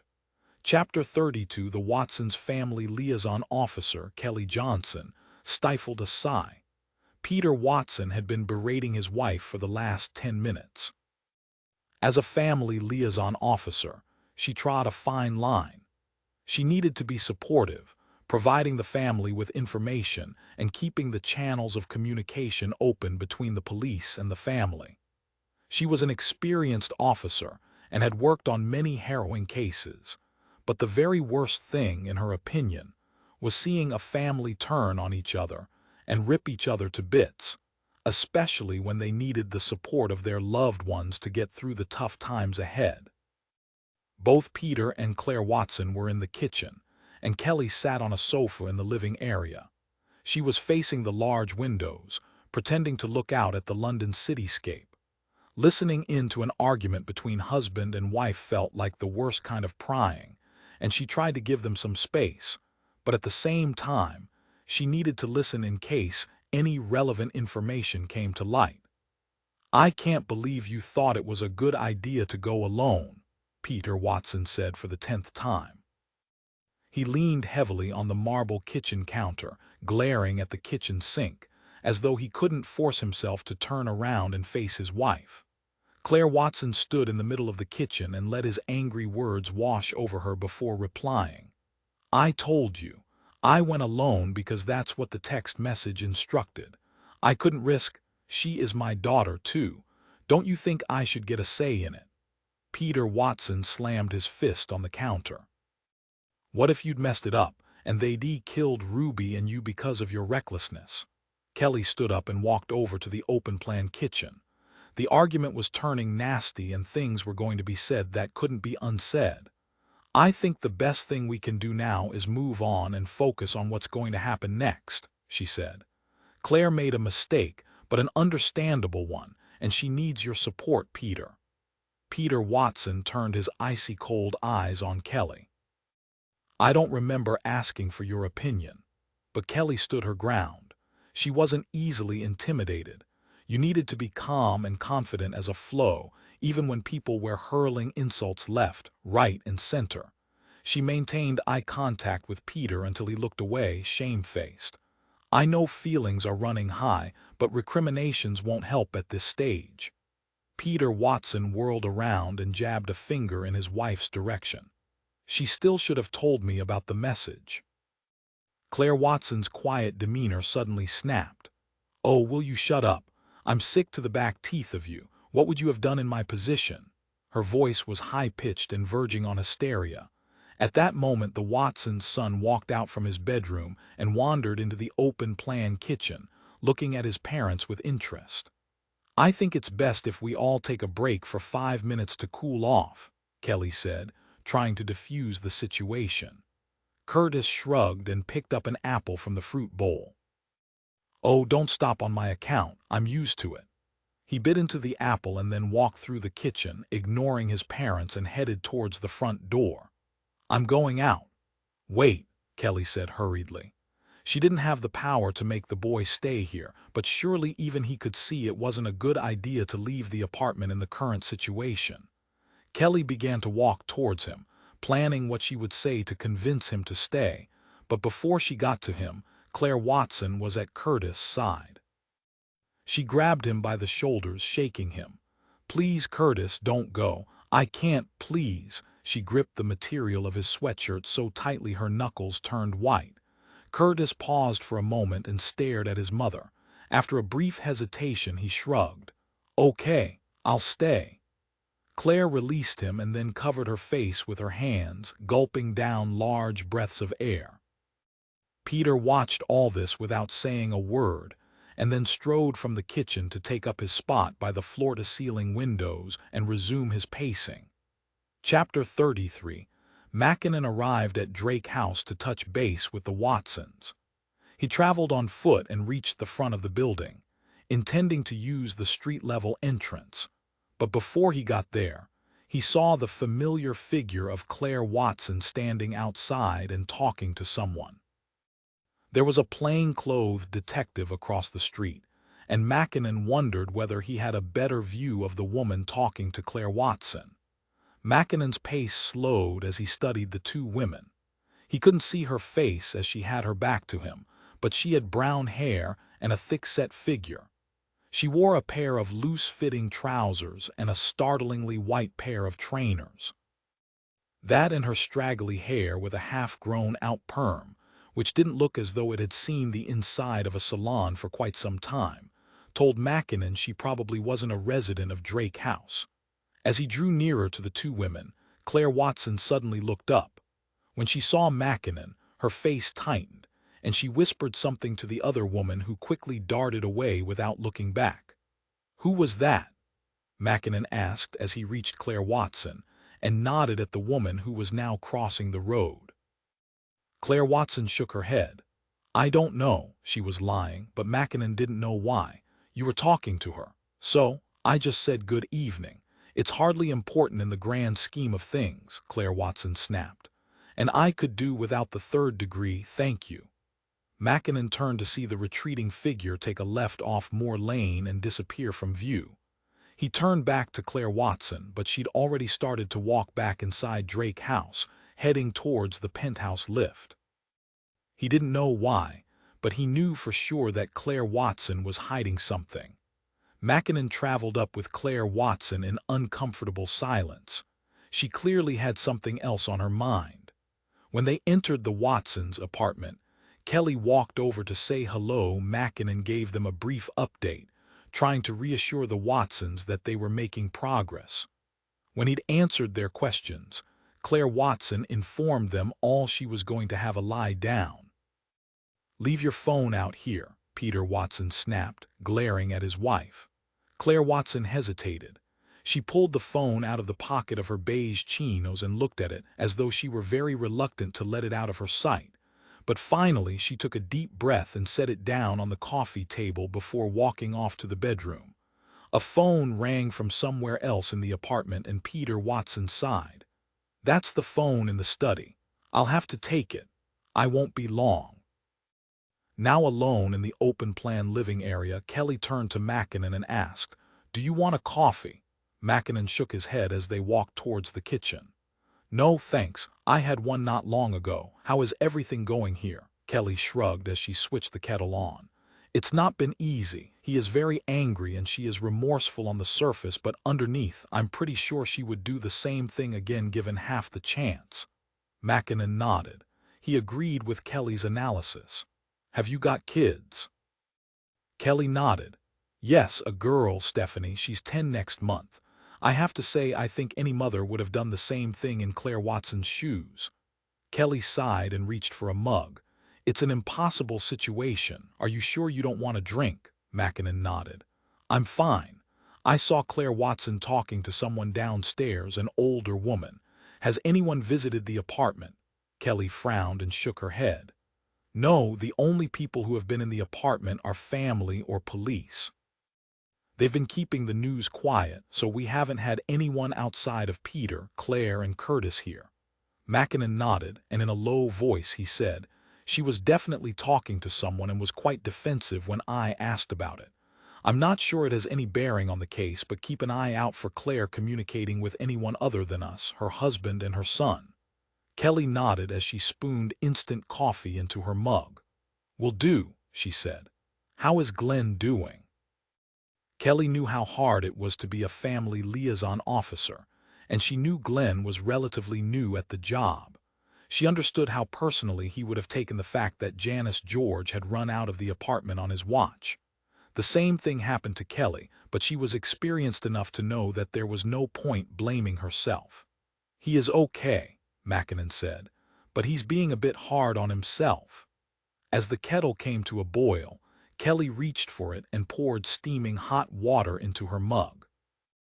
"I thought D. Tyler was going to blow a gasket when it happened. I think he came close, but he's a good detective. He is doing his best." Kelly picked up her mug and nodded. "That's all we can do." Both Mackinnon and Kelly turned when they heard a noise behind them. Curtis had walked out of his bedroom. "Oh, it's you," he said as he looked up at Mackinnon. "Do you have any idea who took my sister yet?" He lifted the apple he was holding to his mouth and took a final bite before throwing the core into the bin. Mackinnon said, "We're still working on it." "Is it true what they say that it's usually someone you know who committed the crime?" "It depends on the crime," Mackinnon said. Curtis nodded thoughtfully and then he said, "You should talk to Ruby's friend, Kirsty. She is out of the country at the moment, but you should be able to get her on a video call." "We've tried, but haven't been able to get in touch with her yet." Curtis nodded. "Have you spoken to Mr. Addlestone?" Mackinnon frowned. "Who's that?" "He is Ruby's English lit teacher and a bit of a lech apparently." "We'll talk to him, thanks, Curtis." Curtis shrugged. "That's all right, I'll tell you if I think of anything else." "At first I thought you weren't too worried about your sister's disappearance." Curtis smirked. "I hoped she'd come back on her own. We're not the closest of families, but that doesn't mean I don't care. You know I'm adopted, don't you?" Mackinnon nodded. "Yes, your parents told us both you and Ruby were adopted." "Well, it's not easy being as intelligent as I am. I suppose my parents told you I was a child prodigy, didn't they?" Mackinnon exchanged a brief look with Kelly. The Watsons hadn't mentioned that, no doubt because they were a little too preoccupied with Ruby's disappearance to sing their son's praises. Curtis didn't pick up on Mackinnon's reaction. He continued, I don't feel very connected to them, my parents, I mean. I don't find them interesting. Kelly's eyes widened. Interesting? Curtis sneered. Yes, they are just predictable. Curtis turned around and walked back to his bedroom, signifying that the conversation was over. Mackinnon turned to Kelly after Curtis was out of hearing range. What do you make of him? Kelly stared at Curtis's closed bedroom door. I don't know. He's definitely odd, but it could be an act, a type of self-defense, but if it is, he keeps it up all the time. Mackinnon nodded. Right, I'd better go and get the teacher Curtis mentioned checked out. Do you think it's a good lead? Mackinnon shrugged. I hope so. We really need one. Chapter 34. Now, Benny, you've been a very naughty boy. What do we do with naughty boys? Benny was silent. Marlowe kicked him with the edge of his shoe. Answer me. I don't know, Benny whispered. They have to be punished, Marlowe said. Benny bit his lip and took a step backwards. How? I haven't decided yet. He held up his hand and crooked his finger. Follow me, Benny. We're going for a little walk. He lifted the broken door, leaning it against the wall. The lock and one of the door panels were shattered, so it wasn't as though he could fix it and hide what had happened from Rob, but he'd crossed that bridge when he came to it. Marlowe left the girls locked in the other bedroom, and he and Benny stepped outside into the balmy evening. There was a rumble of thunder in the distance. Benny followed Marlowe up the steps to the pavement. Where are we going? We are going to the allotments. It's a lovely evening for it. Benny looked up at the sky, narrowed his eyes at the dark clouds, and shook his head. You're not supposed to go to the allotments after dark. I know because my mom used to have an allotment. You can't grow bananas. It's not warm enough here, but my mom grew tomatoes. We had to give it up after she died because Rob's not got time. He's too busy. Marlowe nodded and pretended to listen to Benny warbling on as they walked towards the bus stop. Benny was happy enough once they got on the D7 bus. Once they were outside the basement flat, Benny appeared to relax in Marlowe's company. It seemed as though he put all the bad experiences of the flat behind him and felt he was safe now he was out in the real world. Benny was about to get a rude awakening. They reached the allotments, which were fenced off and locked. They'd had trouble with kids hanging around and breaking into sheds, so they'd taken to locking up at 8 p.m. Marlowe didn't let that bother him. It was only a normal padlock, and with practiced ease he picked the lock. Benny watched him with wide eyes. You shouldn't do that, he said. You'll get in trouble. Marlowe didn't bother to reply. He walked along the small pathway between the rows of runner beans, heading for a shed right at the back of the allotments. He'd spent a few nights here a couple of months ago, trying to lay low, so he knew exactly where he was going. Hurry up, Marlowe said, and stepped off the path, skirting around a vegetable patch. He waited for Benny to follow him and then knelt down at the back of the shed. It was already getting dark, so Marlowe used his hands to feel along the wood panels at the back of the shed. When one of them gave way, he smiled. It still hadn't been fixed. Good. He pushed two of the panels to one side and then looked back at Benny, scowled at the size of him, and removed two more panels. He took a quick look round, but nobody else was there. There was a gentle hum of traffic from the main road behind the allotments, but otherwise it was quiet. He jerked his thumb, indicating that Benny should go inside the shed. Benny's eyes widened and he shook his head. It's dark in there. I don't like the dark. I don't care what you like. Get in there now before I lose my temper. Benny slowly ducked his head in the dark hole and squeezed his huge body inside. He took his time about it, and Marlowe kicked his backside with the tip of his shoe. When Benny was finally through the gap, Marlowe followed him inside. It was dark and smelled of earth and potting compost. Benny stood and whimpered in the corner as Marlowe scrabbled about under the bench to find the candles he had stashed there. He had chosen this shed in particular because it was clear the owner didn't visit very often. The people who ran places like this were very particular on standards and expected everybody to pull their weight. All allotments had to be kept clean and tidy, and that included weeding the flower beds and vegetable patches. But the bloke who owned this shed had been in hospital for a while, and even the allotment manager wasn't cruel enough to take it away from him while he was ill. "Right, Benny. Sit in that chair and look straight ahead," Marlowe said as he lit a candle and stuck it on the bench. Benny ignored his instructions, and the light from the candle flickered across his large face, giving him an eerie appearance. "I said sit down," Marlowe growled. Benny let out another pathetic whimper but did as he was told and sat down in the chair. Marlowe moved behind him and reached for the cable ties. As he began to fasten him to the chair, Benny spoke up. "No, I don't like it. I want Rob." "We are just playing a little game, Benny." Marlowe worked quickly to fasten his wrists. He had to tie him up because the big bastard was strong. He couldn't take the risk of Benny fighting back, but despite Marlowe's concerns, Benny only struggled half-heartedly. When he was finished, Marlowe could breathe more easily. Only now that Benny was safely secured did Marlowe allow him to see the steel blade. It was long and pointed, like one of those fancy letter openers they had back in the day. Marlowe had picked it up during a robbery a few years ago. It had colored glass embedded in the handle, and although he knew they weren't real jewels, he liked the blade for its elegance and had kept it with him. Benny's face was a picture. "What's that? What are you doing with the knife?" Benny bucked against the fastenings, and for a moment Marlowe was truly concerned he might get free. But despite his strength, Benny didn't have a violent nature, and his struggles soon gave way to sobs.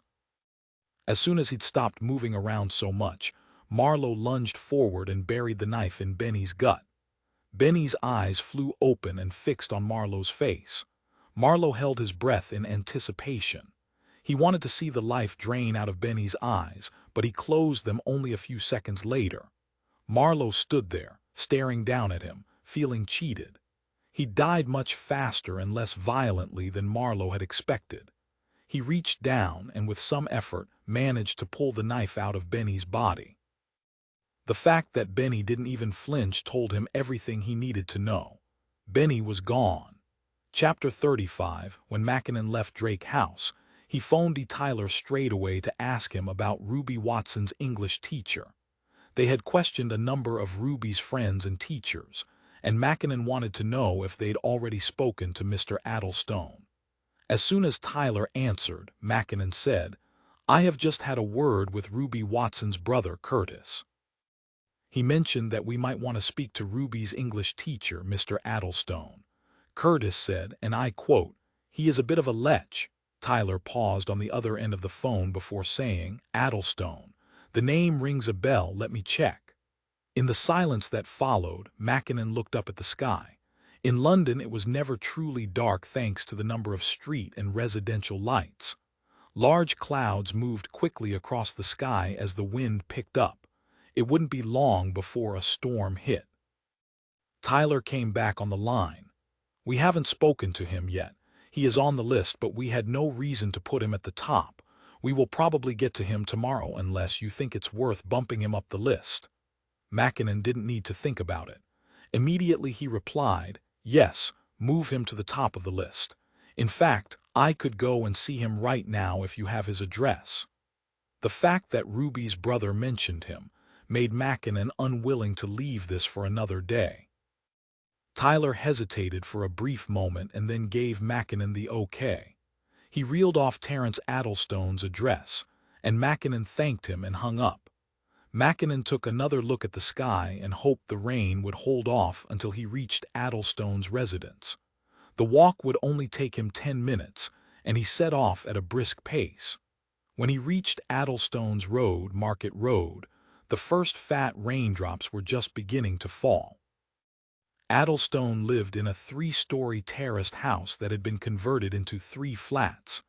Mackinnon pressed the buzzer beside the communal door and stepped underneath the covered doorway, sheltering from the rain. A reedy voice came over the intercom, and Mackinnon identified himself.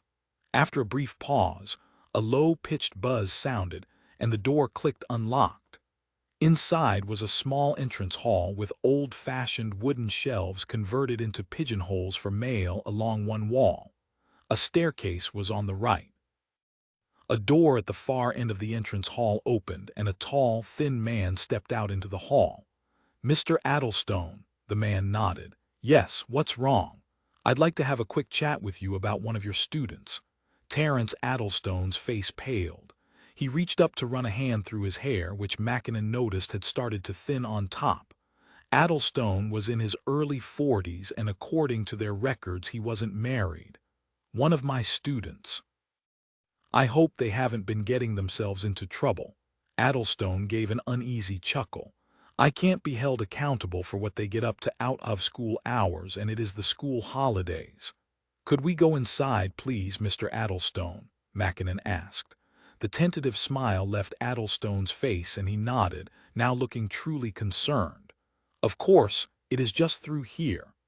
Mackinnon followed him into a small but tidy ground floor flat. A great deal of work had been done on the property. Walls had been knocked through, so the entire living space was open plan. The remaining walls were painted magnolia, and most of the furniture was in warm shades of oak. Addlestone went and stood beside a black leather sofa and indicated for Mackinnon to take a seat. Mackinnon sat in one of the matching black leather armchairs and turned to Addlestone to ask his first question. How long have you worked at City College? Addlestone's eyes drifted over to the dining table, which was standing in between the sofa and the open-plan kitchen. On top of the table was an open MacBook. Addlestone cleared his throat. 4 years. I worked at a private school in Berkshire before that. Mackinnon leaned forward. I'm here because one of your students, Ruby Watson, has been abducted. He paused to gauge Addlestone's reaction. God, how awful. He looked suitably shocked, but it was possible he was just a good actor and had been expecting a call from the police. So, how can I help you? Addison said nervously as his eyes shifted once again to the open laptop. We are talking to everyone Ruby came into contact with on a regular basis. When was the last time you saw her? I haven't seen her since school broke up for the summer holidays. I can't think of anyone who would want to hurt her. Are you sure she hasn't gone off somewhere on holiday? You know what young girls can be like. Mackinnon didn't answer straight away, allowing the silence to add to Addlestone's discomfort. He had started to sweat. Finally, Mackinnon said, her passport hasn't been used and we have strong evidence to suggest she has been abducted. Addlestone nodded. I see. Sorry, I didn't mean to sound flippant.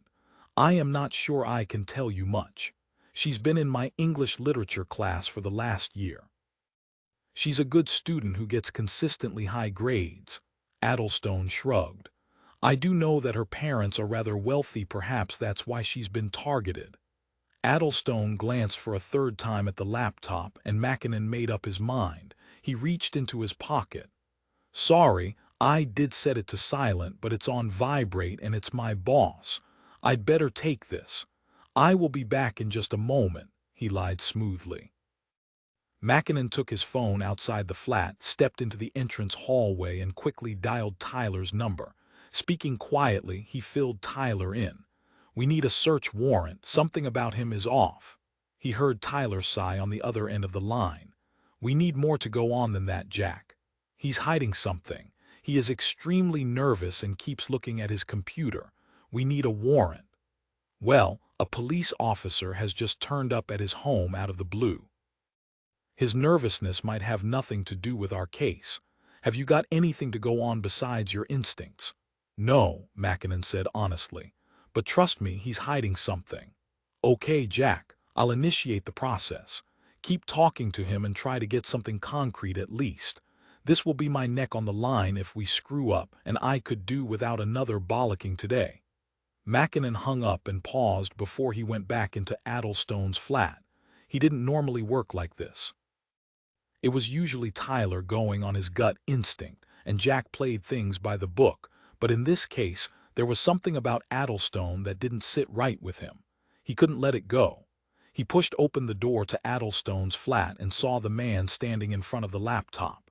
He hadn't heard him enter, so Mackinnon moved quickly and quietly to look over his shoulder. He was dragging files and emails to the trash can at the bottom of the screen. What are you doing? Mackinnon asked.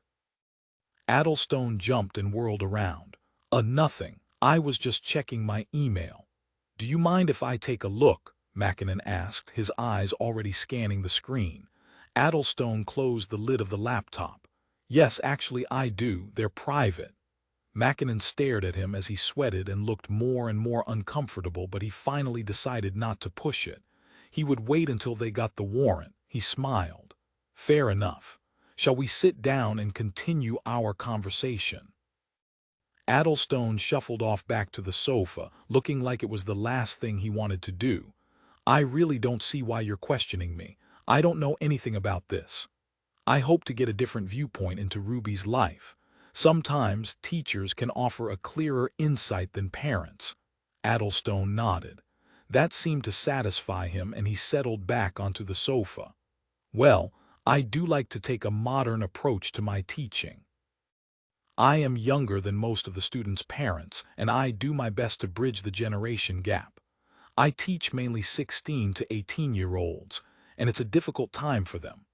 I think a teacher can play an important role in helping students develop confidence to take the next step in their lives, onto university or employment. Mackinnon nodded. Do you know a girl called Leela George, or have you heard Ruby mention her? Addlestone frowned. No, I can't say I recognize that name. Ever heard of Benny Morris or Rob Morris? Addlestone shook his head. No, were they involved in the abduction? Mackinnon didn't answer, and instead pushed on with his own questions. He kept one eye on the clock as he did so. He planned to keep Addlestone talking as long as possible, giving Tyler time to get the warrant. Mackinnon was convinced as soon as he left Addlestone would be immediately trying to get rid of evidence. He continued circling Addlestone's story, testing for holes, but finally, after an hour had passed, Addlestone lost patience. I am sorry, detective, but I've got nothing else to tell you. To be honest, you would be better off out there looking for her. He pointed at the rain-splattered window. Mackinnon didn't bother to push it and outstay his welcome. He got to his feet, thanked Addlestone for his time, and wished him good night. Outside, there were large puddles beside the curbs, but at least it had stopped raining. Mackinnon could see the window to Addlestone's flat from the road. It was brightly lit, but the blind was down. He could only guess what Addlestone was doing now. Mackinnon kept a close eye on the window as he called Tyler and asked about progress on the warrant. I can't perform miracles, Jack, Tyler said. These things take time. He is in there destroying evidence. I know it. He can't delete it all. If there is something to find, we will find it. So what am I supposed to do now? Just wait. Yes, that's exactly what you're supposed to do. After he had hung up, Mackinnon put his mobile back in his jacket pocket and walked away from the front of Addlestone's flat. Based on the unlikely possibility he hadn't already started to destroy evidence, Mackinnon didn't want his lingering presence to tip Addlestone off. He walked around the corner and stood, partially hidden, beside a brick wall. The tall lime tree beside him helped shelter him from view and shaded him from the streetlights. It was beyond frustrating to think that he was unable to act while Addlestone could be destroying evidence that would ruin their chances of a successful prosecution. There had been no signs in the flat that he was involved in either girl's abduction. Perhaps Tyler was right. Perhaps he had something else to feel guilty about. Whatever it was, Mackinnon was determined to find out. On the other hand, if he was involved in the girl's abduction, then he was obviously keeping them somewhere else. Mackinnon turned up the collar on his coat as the rain started to fall again. He managed to shelter from the worst of it by standing beneath the tree. He was staring at Addlestone's flat, wondering what was going on inside, when the front door opened. There was a streetlight immediately in front of Addlestone's building, and Mackinnon could see him clearly as he stepped out onto the pavement with a plastic bag in his hand. Addlestone looked around furtively and then walked over to a brown wheelie bin in front of the property. He looked around once more before placing the plastic bag in the bin. He wiped his hands together, turned around, and disappeared back inside. Mackinnon couldn't resist the temptation. He quickly walked forward, crossed the road and headed directly to the bin as he pulled a pair of blue nitrile gloves from his pocket. He slipped on the gloves and lifted the lid. Looking inside and grimacing at the smell, he prodded the bag. There was some kind of clothing inside. A navy blue, extremely short pleated skirt, the type of skirt girls wore for PE at school. Now this was definitely suspicious. Mackinnon looked back at the flat and narrowed his eyes. This would nail Addlestone. "Got you," he whispered. Chapter 36. Rob Morris got back to the basement flat and stuck his head in the sitting room. The television was off and Benny was nowhere to be seen. The door to the room where the girls had been held had been smashed off its hinges. Splintered wood still lay on the floor and the door was propped up against the wall. "Benny, Marlowe, what the hell has happened here?" Marlowe stepped out of the kitchen and into the hall, wiping his hands on a tea towel. "Oh, the Wanderer returns. It's about time you got back. I don't appreciate being left in the lurch." Rob shook his head and pointed at the door. "How did that happen?" Marlowe licked his lips. "The girls did it. They are stronger than they look." Rob frowned and shook his head. He didn't believe it. There was nothing in that bedroom they could have used as a battering ram, and he couldn't imagine how either girl would have been able to break down the door like that. "No way," Rob said. Marlowe walked forward and ran a hand along the broken door. It had started to rot and the frame was already weakened. "I have put the girls in the other bedroom. That door seems fine. But there's no soundproofing in the other bedroom." Rob cocked his head to one side and listened. He couldn't hear the girls or Benny. "Yes, I know, it is a pain in the arse. I had to put duct tape over their mouths and tie them up. I don't think they'll be trying anything again." Rob stared at Marlowe, unsure whether he was telling him the truth, but why would he lie? What reason would he have for spinning Rob a story? "Where's Benny?" "Oh, he is fine. I gave him some cash and sent him out to get us Chinese." "What? Why did you do that?" "He doesn't know this area. He'll get lost." "Don't be ridiculous. I gave him instructions and it's only 2 streets from here. He'll be fine." "I'd better go and find him." "There's no time for that. You've been missing for long enough already. Now it's time for you to pull your weight. Unless, of course, you've decided to walk away from the money." Rob took a deep breath and shook his head. "No, I'll do it." "I'm glad you've come to your senses." Marlowe walked into the kitchen and returned with the 2 mobile phones still in their plastic bags. "Take these. You need to give one to Janice George and the other to Claire Watson. I have sent instructions to the email address set up on your mobile. The email contains everything you need to know where to leave the phones and how to communicate with the mothers to tell them where to find them." Rob breathed a sigh of relief. "You mean I don't have to give them the phones directly?" "Of course not." Marlowe shook his head. "That would be madness." Rob took the mobile phones. "There will be police crawling all over the place. How am I supposed to let them know where the phones are without being noticed?" Marlowe grinned. "I think we've been working together long enough for you to realize I always have a plan. Anyway, you're wasting time. The instructions are on your phone and you can read them on the way. Chop chop." Rob turned to go and then hesitated. "Are the girls all right?" Marlowe gave a cold smile. "Yes, they are fine. I haven't heard a peep out of them. Go on, hurry up. If you are lucky, Benny and I might even save you some Chinese."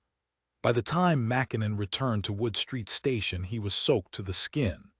Addlestone had been brought in for questioning, and a search was currently underway at his property. When he reached the incident room, Mackinnon realized he had missed all the excitement. People were talking in hushed whispers, and Tyler was currently holed up in Brookbank's office. Mackinnon made his way to Collins' desk. "What's going on?" Collins looked at Mackinnon's bedraggled appearance and raised an eyebrow. "Is it raining?" "Very funny," Collins smiled. "I do my best." He pointed in the direction of Brookbank's office. "Tyler is furious. The DCI has just announced Cracker is turning up. Sorry, a behavioral analyst. They're supposed to tell us who we are looking for, you know, bullied as a child, trouble forming long-term relationships, blah, blah, blah." "I see. When are they supposed to arrive?" "Anytime now, I think." "Coffee." Collins got to his feet, picked up his mug, and started to walk over to the coffee machine just as the door to Brookbank's office opened, and Tyler stormed out. His cheeks were red and he didn't look at all happy. "Collins, you will be questioning Addlestone with me, but first we have the pleasure of talking to Ms. Zelda Smith, who is going to provide us a tremendous amount of insight into our case." There was no mistaking Tyler's sarcasm. "Everyone briefing room now," Tyler added, looking grim. As Mackinnon filed into the briefing room with everybody else, he got his first glimpse of the behavioral analyst. She certainly didn't look anything like Robbie Coltrane. Her cool, blonde good looks were a marked contrast to Tyler's harassed appearance as he walked to the front of the room and shook her hand. She was tall, slim, and wore a beige trouser suit, and as she shook Tyler's hand, she didn't crack a smile. Although, to be fair, neither did Tyler. Tyler muttered a few words and then said in a louder voice to the rest of the room, "Let's make a start." Tyler began the briefing by bringing everybody up to date and giving them the latest information on Terence Addlestone. When he had finished summarizing the man's character and background, he turned to Zelda Smith. "Do you think he fits the profile?" Tyler asked her directly. Her features tightened, and it was clear she didn't appreciate being put on the spot. "Possibly. With the limited information I have to work with so far, it is hard to say for sure one way or the other." Mackinnon heard Webb mutter behind him, "Well, that's about as useful as a chocolate teapot." "Right," Tyler said. "Well, thank you very much for your input, Ms. Smith. Now I'm sorry, but I'm going to have to draw this briefing to a close. Collins, you're with me. If the profiler can't tell us whether or not Addlestone abducted the girls, we'll need to find out the old-fashioned way, by questioning the suspect." Chapter 37. At that moment, Claire Watson was lying fully clothed on her bed, worrying herself sick. Out there somewhere, some evil bastard had her daughter, and he was treating it like some kind of game. Claire was being forced to compete with another set of parents for her daughter's life. What kind of sick mind could think up something like that? She'd been horrified enough to find herself prepared to throw paint over a random stranger, but it could so easily have been her with the container of acid. She couldn't imagine how the other woman had felt in that situation. Claire closed her eyes and swallowed hard. She had to harden her heart against the other parents. She couldn't feel sorry for them or imagine what it was like to be in their position because that would drive her mad. But Christ, it must have been awful to throw acid over someone. She now knew how far the other mother was prepared to go for her daughter, which meant Claire had to be ready to go one step further. Peter was a wreck. He wanted to be the protector, the provider, but the abductors had snatched that from him. Not only had they taken his daughter, they had also taken his identity. Under different circumstances, Claire may have been more sympathetic, but right now, she didn't have the emotional strength to deal with Peter's crisis. She needed all her energy to focus on her missing daughter. In a perfect world, they would get both girls back, but nothing about this situation was perfect. If only one girl came back, Claire was determined to make sure it was Ruby. Usually, Claire was content to assume the role of nurturer and defer many of the family decisions to Peter, but not this time. They had taken her daughter, and she would fight to the death to get her home. Traditional marital roles and Peter's identity be damned. Claire would not take a backseat in this. The police were trying to get both girls back, but when it came down to it, there was only one person she knew who would do absolutely anything to get her daughter back, and that was her. She couldn't trust anybody else. Her mind reeled through the possible things the abductors could ask her to do next. What would be the next stage in this twisted game? Whatever it was, Claire knew she would do it without question. There was a knock on the bedroom door. She held her breath and sat up. "Don't get your hopes up," she ordered herself. But it was no good. She bit her lip as she rushed to pull the bedroom door open. "I thought I'd come and see if you were all right.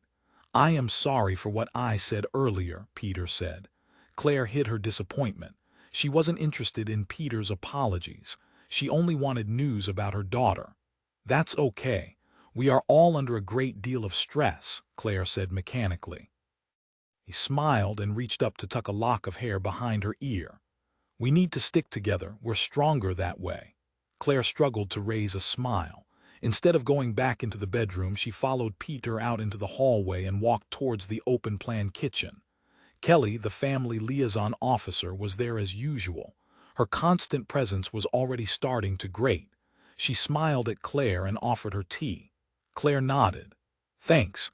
Tea would be nice. Is Curtis still in his bedroom?" Peter nodded. The phone rang in Peter's study. He hesitated, but Claire told him to go and answer it. As Peter walked away, through the sitting area, the doorbell rang. "I'll get it," Claire said to nobody in particular and walked towards the front door. Rob had approached the entrance to Drake House feeling absolutely terrified. He'd stared at the glass-fronted building and tried to control his nerves. He lifted the enormous bunch of flowers in his arms up high so they obscured most of his face, but it wouldn't be enough. The amount of cameras they had in London these days meant he was bound to be spotted. Marlowe hadn't given him any instructions about what to do if he got caught, but Rob had already decided that if he was apprehended, he would tell the police someone had given him a tenner and asked him to deliver the flowers. Rob took a deep breath and then pushed open the glass door and stepped into the foyer of Drake House. A bored-looking doorman sat behind the reception desk. "Can I help you?" Rob licked his lips and looked around nervously, searching for the cameras. "You all right?" the doorman asked. Rob needed to get a hold of himself. The doorman was already looking at him with suspicion. "I need to deliver these," Rob said, nodding at the flowers. "You'll have to sign in," the doorman said and pointed to a book on the reception desk. He handed Rob a pencil and Rob scrawled his name in a scribble that wouldn't be recognized. The security guard appeared to be satisfied. "Who are the flowers for?" "Mrs. Watson." For one horrible moment, Rob thought the doorman had sussed him out. He looked him up and down and then finally nodded and pointed behind Rob's shoulder. "You want the lift on the left. That goes straight up to the penthouse." Rob thanked him and quickly walked off to the lift.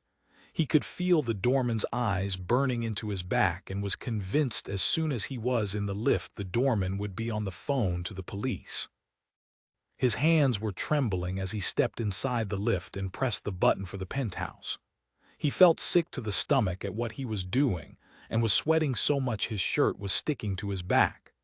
He hadn't thought it was possible to feel any more nervous, but when he stepped out of the lift into the lobby and saw the front door to the Watsons' apartment, his stomach churned, and for a moment he was convinced he was going to throw up there and then. He put a hand against the wall to steady himself and took a couple of large breaths, trying to calm down. He wasn't helping himself by acting this way. He needed to get the job done and get out of there. If he got caught, God knows what would happen to Benny. On his way to Drake House, he'd gone past the nearest Chinese takeaway to see if he could find Benny, but there was no sign of him. But Rob wasn't too concerned yet.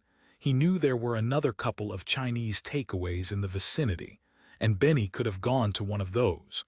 It wasn't Benny's absence so much as Marlowe's behavior that triggered alarm bells. Something about Marlowe just seemed off. Rob straightened up and walked towards the Watsons' front door. He held the flowers up high in front of his face, and holding his breath, he rang the doorbell. As the door opened slowly, a lump grew in his throat, and Rob was scared he wouldn't even be able to talk. The woman he recognized as Claire Watson stood in front of him. Thank God, that made things a little easier. It was the first time he'd seen her up close. Her eyes were bloodshot and her hair was messy. "I am sorry to trouble you so late," Rob said. Claire nodded, but she wasn't looking at Rob. She was frowning at the huge bunch of flowers in his hands. He had to admit Marlowe had been clever on that account. Nobody looked twice at a delivery driver these days. He held the flowers out to her, feeling like a lowlife. "Delivery for you. Who are they from?" I am not sure," Rob stammered. "I am just the delivery driver. There is a card, though." As soon as Claire took the flowers, Rob turned away. He had to force himself to not run for the lift. "Wait," Rob turned around with his heart in his mouth. She knew. He'd been made. It was all over. "Don't you need me to sign something?" Claire Watson asked. Rob could have cried with relief. He shook his head. "Oh no, there is nothing to sign," he said, and then turned around and dived for the lift. At Wood Street Station, the investigation was still rolling inevitably onward. Interviews were being cross-referenced and entered into the system. A couple of team members had retired to get a few hours' sleep. From now on, they would be working in shifts. He was starving and pleased to see Collins had ordered in pizza. Mackinnon took a slice of ham and mushroom and then stood beside Zelda Smith, the behavioral analyst. "You're here late," he commented. "Your DCI asked me to stick around," she said pointedly, looking in disapproval at the pizza. "I know my ideas are not popular around here, but I am just doing the job I was paid for." Mackinnon had clearly stumbled onto a touchy subject. He held up his hands and almost dropped the pizza. "I didn't mean any offense." Zelda Smith looked up at him with startlingly blue eyes. "Do you believe behavioral analysis can be helpful to police inquiries?" Mackinnon took too long before answering. "I thought so," Zelda said wryly. Mackinnon frowned and swallowed his mouthful of pizza. "You didn't give me a chance to answer. I'm for anything that can help us catch whoever has taken those two girls." Zelda watched him carefully, and Mackinnon had the uncomfortable feeling she was analyzing him. "It is not magic, it is science. I'm not saying I have all the answers, but along with all the other tools the police use in an investigation, behavioral analysis can help." Mackinnon took another slice of pizza and offered the box to Zelda. She pulled a face and shook her head. "No, thank you." "What's your take on Terence Addlestone?" Mackinnon asked, hoping to move onto safer ground. "You were the officer who first suspected him, right? I heard your detective inspector talking about it. You thought you were acting on instinct, but really you were performing your own version of behavioral analysis, just on a smaller scale." Mackinnon shrugged. "He was twitchy, and he was definitely hiding something on that laptop." Zelda nodded. "I believe you, but I don't think he has the organizational skills or the narcissistic tendencies needed to create this game. If he was involved in the girl's abduction, he isn't the mastermind behind it." Mackinnon took a bite of pizza. That wasn't what he had hoped to hear. "The tech team have found photographs on his laptop. Surely that counts for something." Zelda raised an eyebrow. "Yes, but they weren't photographs of Ruby Watson or Leela George. They were photographs of Ruby's friend from school, Kirsty Jones, the girl Curtis had mentioned. Even if he wasn't involved in the abduction, Terence Addlestone was still in a great deal of trouble. Kirsty was in the same year as Ruby at City College, and Addlestone taught them both.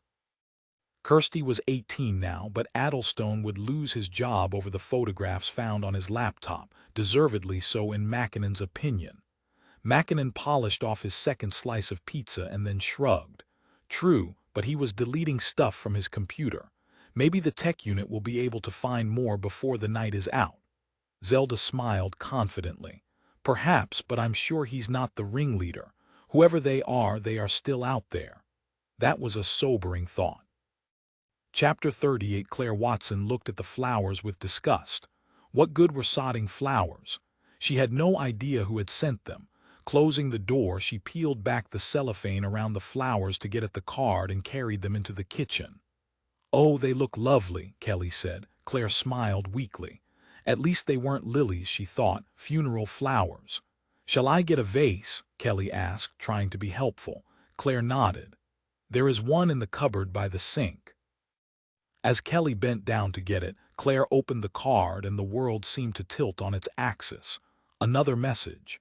Claire only looked at it for a second before she crushed it in her hand and stuffed it in the pocket of her trousers. Kelly was saying something, but Claire wasn't listening. She put a hand to her forehead, trying to concentrate. It was a message from the kidnappers, so did that mean the delivery man was involved? Did he know where they were keeping Ruby? Surely, he had to know something. She dropped the flowers on the floor and ran out of the kitchen and then the front door. She could see the lift wasn't free. The delivery driver was probably still inside it, getting away and taking his information with him. She ran for the fire escape and took the stairs 2 at a time. She was vaguely aware of some voices behind her, but she ignored them. Then she heard Peter's voice shout, "Claire, what's going on?" But there was no time to explain. She still had another 3 sets of stairs to go until she reached the lobby. Her heart was hammering so hard she could barely breathe. Please let him still be there. She burst out into the lobby just as the delivery man was walking out onto the street. "Evening, Mrs. Watson," the doorman said. She ignored him and ran outside, frantically looking for the man who had brought the flowers. There he was on the opposite side of the road. "Wait!" she screamed. He turned around and she saw it on his face. He knew. Claire ran. She had never been good at running, but the need to catch him and find out where Ruby was gave her the power to sprint. At first she gained on him, but not for long. He was too fast. Peter was close behind her, and she could hear him calling her name, but she didn't dare turn away in case she lost sight of the delivery driver. He was getting further and further away, but her lungs were burning and her muscles were slowing already. Panting for breath, she pointed at him. Someone stop him. No one did. Passers-by gave her strange looks as though she were a crazy lady, and then in the blink of an eye he'd gone, disappeared. The street was dark and Claire turned in a circle, unable to believe she had lost him. A bus went past. Did he get on that? Or had he darted into a side street? Distraught at losing sight of the one person who could tell her where her daughter was, she sank to her knees and barely noticed when Peter reached her side and tried to pull her up. He knew. That was the only thing she could say. Who knew? Peter asked. The man who brought the flowers. He knew where Ruby was. Why would you think that? Claire tried to explain about the look of horror on the man's face when she'd confronted him. Didn't you see it? Peter pulled back and shook his head. No, I think you're overwrought. I'll call the doctor. Maybe he can prescribe something to calm you down. No, Claire pulled away. It had been on the tip of her tongue to tell Peter about the card, but she didn't. She wanted to scream at him and demand to know why Peter hadn't tried to catch him. If he had nothing to do with the abduction and was just a normal delivery man, why did he run, Peter? I didn't see him run. Peter sighed and shook his head sadly. You were just running wildly up the street, causing a scene. Causing a scene. Her voice was so high-pitched she barely recognized it. Our daughter is missing and you're concerned about me making a scene. Claire, you are sitting in the middle of a busy pavement. Come on, let's get back home. She shook his hand off her arm. Let go of me. Please, Claire, calm down. You are trembling. She was trembling, but not with fear, with rage. Chapter 39. Kelly Johnson reported the incident to Tyler, and he immediately set about assigning officers to look into it. We can access the security cameras in Drake House. It's probably easier if one of us goes over there to look at them now, Tyler said. DC Webb was sitting in a desk at the front of the incident room and spoke up. Do we think the flower delivery guy really has something to do with it, or was she overreacting? Tyler shook his head. We don't know that yet. There was no card with the flowers, so we don't know who sent them. Claire Watson said she didn't recognize the man who delivered them. The scrawl he left in the signing book is illegible, so that won't help us. One thing we know from his description was that it definitely wasn't Benny Morris. Tyler turned to Collins. Please tell me we are closer to tracking Benny Morris down. Collins pulled a face and shook his head. I am afraid not, sir. There has been an officer stationed outside his residence all day, but he hasn't returned yet. Tyler muttered a curse under his breath and then addressed the room. The delivery driver may not have any relevance to this inquiry. Claire Watson is quite clearly emotionally on edge. Her husband doesn't appear to think there was anything suspicious about the delivery at all, but nonetheless, we need to look into it. There was a murmur of voices around the room, and then Tyler turned to Mackinnon. Jack, can you get over to Drake House and have a word with Claire Watson and take a look at the CCTV while you're there? Mackinnon nodded. No problem. Tyler then turned to Charlotte. Charlotte, give Glenn Calvert a ring and tell him to be extra careful about delivery drivers calling at the George's place. If this is an attempt to make contact by the abductors, then it is quite likely that they'll target the Georges as well. Charlotte nodded. I'll do it straight away. Do we think the abductors are no longer going to contact the parents via text message? Collins asked. Tyler shook his head. We're not assuming anything. We are keeping an open mind. You know what happens when you assume, don't you? D.C. Webb asked with a broad, inappropriate grin on his face. You make an ass of you and me. A collective groan sounded around the room. Tyler moved a pile of paperwork on the desk in front of him. We need to keep monitoring their phones, but also be on the lookout for any other method of communication. For some reason, they are using this situation to get the parents to compete against each other. Charlotte finished talking to Glenn Calvert as Tyler ended the impromptu briefing and walked into Brookbank's office to give him another update. She picked up her coffee, walked over to Mackinnon and perched on the edge of his desk. What do you make of this latest development? Mackinnon shook his head. It is a puzzle. We've been working on the assumption this is about money, due to Ruby's parents' wealth, but I think it has far more to do with the abductors exerting control over both sets of parents. Charlotte took a sip of her coffee. It's getting too late to process any more interviews now. Have you heard how Collins and Tyler got on with questioning Addlestone? He's pretending that the items in the bin weren't his. He denied putting them in there even though I saw him do it with my own eyes. Charlotte raised an eyebrow. It was dark. You were on the other side of the road. I know what I saw, Mackinnon said firmly. Charlotte put her hands up. I am not doubting you for a minute, but you know that's what they will say in court. God, wouldn't life be easier if criminals would just confess? It would certainly be refreshing, Mackinnon said. They are giving Addlestone some breathing space now, but they're going to be going back in for another round of questioning soon. Brookbank is eager to get Zelda Smith's analysis and input into the next round of questioning. You can just imagine how that went down. I bet Tyler is over the moon. Mackinnon smiled wryly and picked up his jacket. He is not a happy bunny. Claire Watson had locked herself in the bathroom. It was the only place she could be assured of privacy.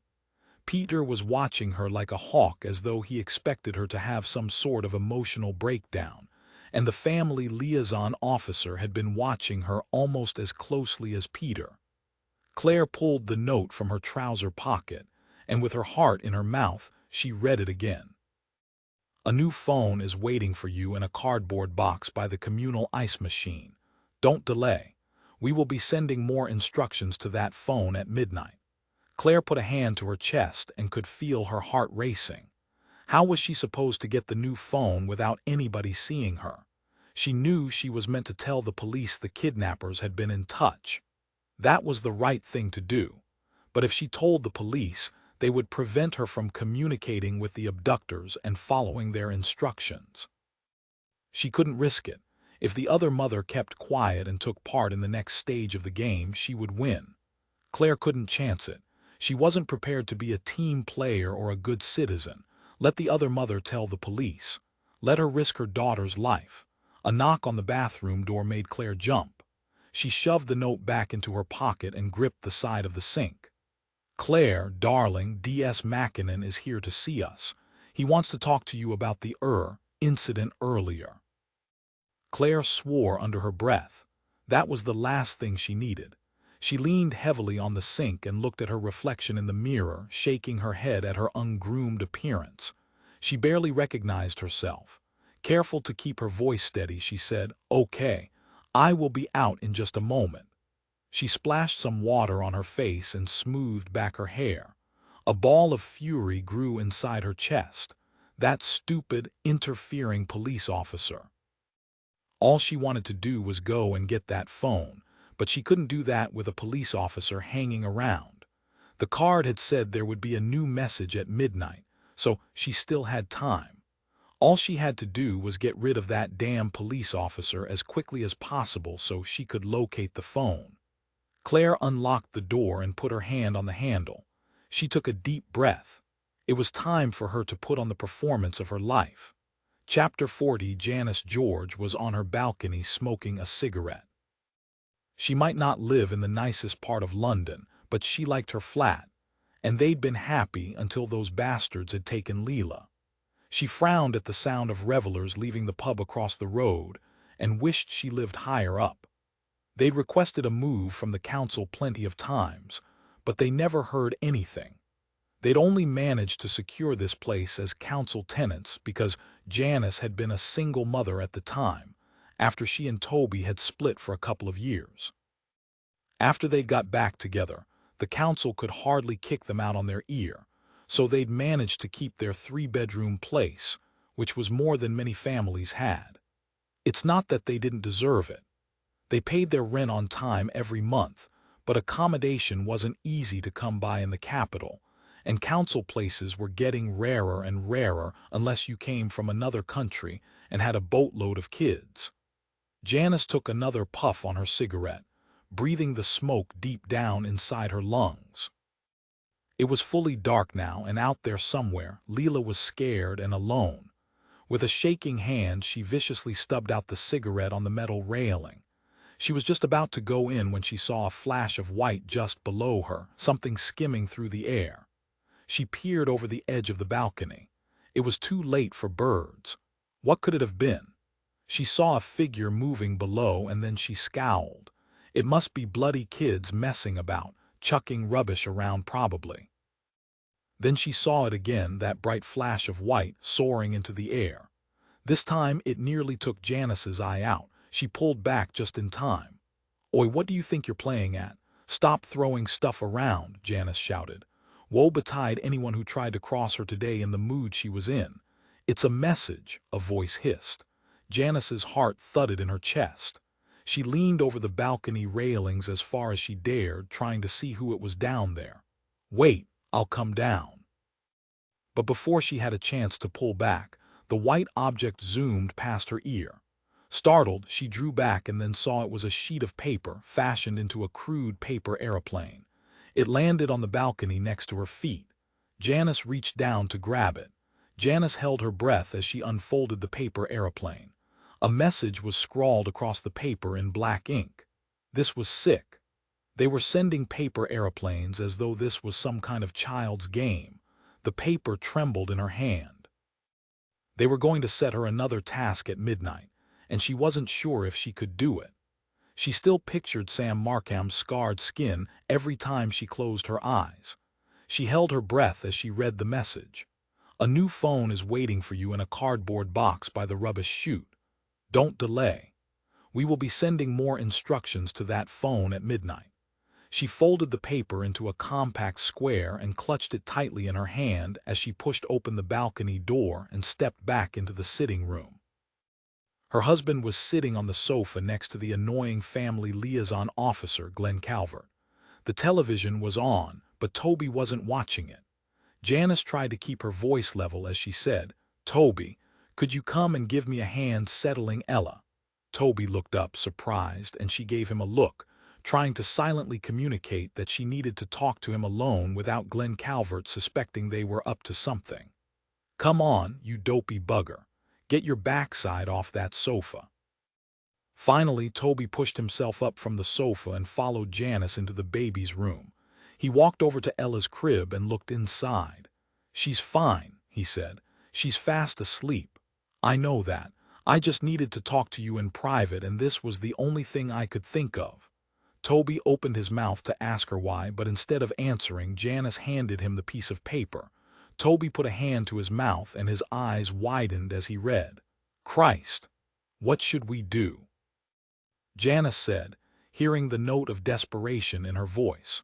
Toby was quiet for a moment, thinking, and Janice went to sit in the comfy chair beside the baby's cot. Toby perched on the arm of the chair and put his hand on her shoulder. "I'll go to the rubbish chute and get the new phone." Janice nodded and watched her husband sneak out of the room and head for the front door. She chewed on a fingernail anxiously. What would they do if the phone wasn't there? Some of her neighbors didn't exactly have high moral standards. They would think nothing of pinching a mobile phone left unattended. She could only hope Toby got there in time. They had until midnight to wait for the next message, and already Janice was panicking about what they might ask her to do. She'd always considered herself a strong woman, but the cracks were starting to show. She could only take so much. It would be different if they'd acknowledged her last task or given an indication Leela was okay. That would have given her hope. She was starting to think they would never get Leela back. She leaned over baby Ella, who was sleeping peacefully, and stroked her soft cheek. She remembered when Leela was the same age. They were so much easier to look after when you could keep them with you all the time. She looked up sharply as Toby slipped back into the room. "Did you get it?" His face looked gaunt and drawn in the soft light coming from baby Ella's nightlight. He nodded and held up the phone. There was already a text message on it. He held it out so Janice could read the message on the screen. "Level I unlocked. Await further instructions at midnight." What the bloody hell does level 1 unlocked mean? I suppose they mean the first stage of the game. Should we tell the police? Toby shook his head. Not yet. The police haven't told us anything about the other family getting a message, have they? Janice shook her head. No, I don't know if they got one. Think about it, Janice. Of course they got a message too. That's the whole idea behind this sick game. Two sets of parents competing for their daughters' lives. They would have got the message and they haven't told the police. If we don't do what the abductors ask and the other parents do, then we lose by default, don't we? Janice held her head in her hands and stifled a sob. Oh God, what are they going to ask me to do this time? I don't think I'm strong enough, Toby. Toby leaned down to press his lips against Janice's forehead. You've played your part already, love. It is my turn this time. Janice looked at her husband through watery eyes. Can you? I mean, it was my phone they sent the message to originally. Doesn't that mean only I can do it? There's only one way to find out. Toby tapped a couple of buttons on the mobile phone and started to type a text message. He had just pressed send when the door opened, and Glenn Calvert stuck his head in the room. Toby quickly shoved the mobile phone between the chair cushions. Is everything all right? I was just going to make another cup of tea, Glenn said. Janice wanted to tell him to mind his own business and stick his bloody tea, but Toby was more polite. Everything is fine. We were just reading Ella a bedtime story. Glenn Calvert glanced at Ella, who was fast asleep, and then looked back at Toby and Janice. Do you just make it up as you go along? Toby frowned in confusion. Sorry, you're not reading the story from a book. Oh, Toby said, nodding. Yes, I know the stories off by heart now. Glenn Calvert seemed to accept Toby's answer and nodded before closing the door. A second later, there was a muffled beep from underneath the chair cushions, and Janice scrambled for the phone. They had a new message. Either parent can take part in the game. We don't discriminate. Chapter 41. When Rob returned to the basement flat, he had been horrified to realize that Benny still wasn't back. Marlowe had watched him with amusement as he tried to explain how dangerous it was for Benny to be out on his own alone at this time of night, especially in an area of London he didn't know that well. The smirk on Marlowe's face made Rob want to knock him out. I need to find him, Rob insisted. I'll have to go look for him. Sorry, Marlowe, you'll have to do the rest yourself. You're overreacting. Benny is not as stupid as you think. He just got lost and he's probably made his way back home by now. He's been banging on about going home all day. Rob nodded and could have almost smiled with relief. Of course, why hadn't he thought of that? Benny would have gone straight home. He would probably be safe at home in their flat, sitting on the sofa watching TV. You're right, he's probably gone to the flat. I'll go and check he is okay. No, you won't. What do you mean? The police will be watching the flat. They won't be looking for Benny, but they will be looking for you after your screw-up earlier. My screw-up? Your face would have been caught on the cameras at Drake House. They'll be looking for you. That wasn't a screw-up. I did what you asked, Marlowe shrugged. Rob felt sick. He knew Marlowe was right. His face would have been captured by cameras at Drake House. It wouldn't take the police long to piece together the footage and find he had been at Monument Underground Station, too, and at the bus stop when Janice George threw acid over that poor bastard. You may as well stay here and enjoy the rest of the game, Marlowe said. But Rob had shaken his head. He'd had a really bad feeling about this from the start. Why hadn't he paid attention to his own instincts? Benny was more important than any stupid game. This whole thing had been about Rob hustling together some money to pay the rent on their flat, and now Rob couldn't even go back there. This game had ruined his life. Are you telling me I can't even go back to my own flat? Marlowe smirked. What's the big deal? You were going to get chucked out anyway. You can just move somewhere else. That had been the final straw. He turned around and stalked out of the basement flat, determined not to come back. He'd been looking for Benny for the past hour, checking at all Benny's favorite places, but he was nowhere to be found. He even slipped back and stood outside their block of flats. He didn't dare go inside, but he could see the windows to the sitting room and Benny's bedroom from where he stood on the pavement. There were no lights on. That wasn't a good sign. Benny hated the dark and insisted his nightlight was left on all night. So where was he? Wherever he was, Rob knew he would be scared. Shoulders slumped, he shuffled away from the block of flats and walked the streets mindlessly until he saw the bright yellow of the McDonald's arches in front of him. Could Benny be in there? Rob felt hope rise in his chest as he pushed open the glass door and walked inside. It was busy for the time of night, and about half of the tables were full. There was no sign of Benny downstairs. He looked around desperately and then collared a member of staff. "Do you have an eating area upstairs?" The woman, who had been sweeping up a spilled portion of French fries, took a step back and shook her head.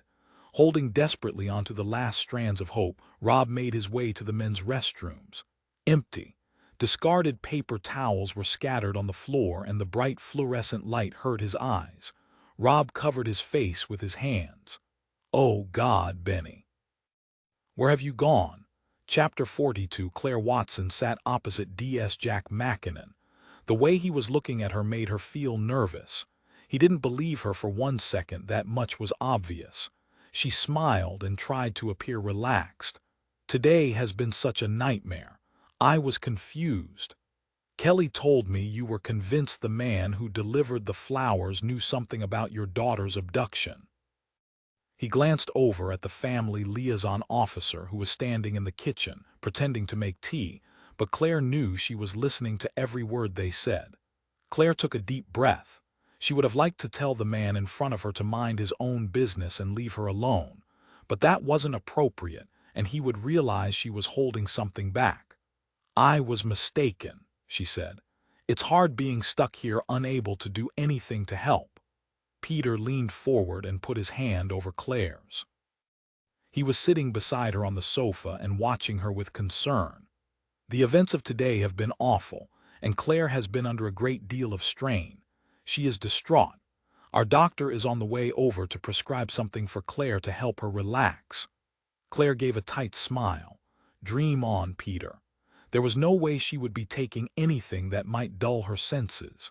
Peter could think again if he imagined she would swallow some prescription pills like a good little wife and settle down. She needed to keep her mind sharp for Ruby.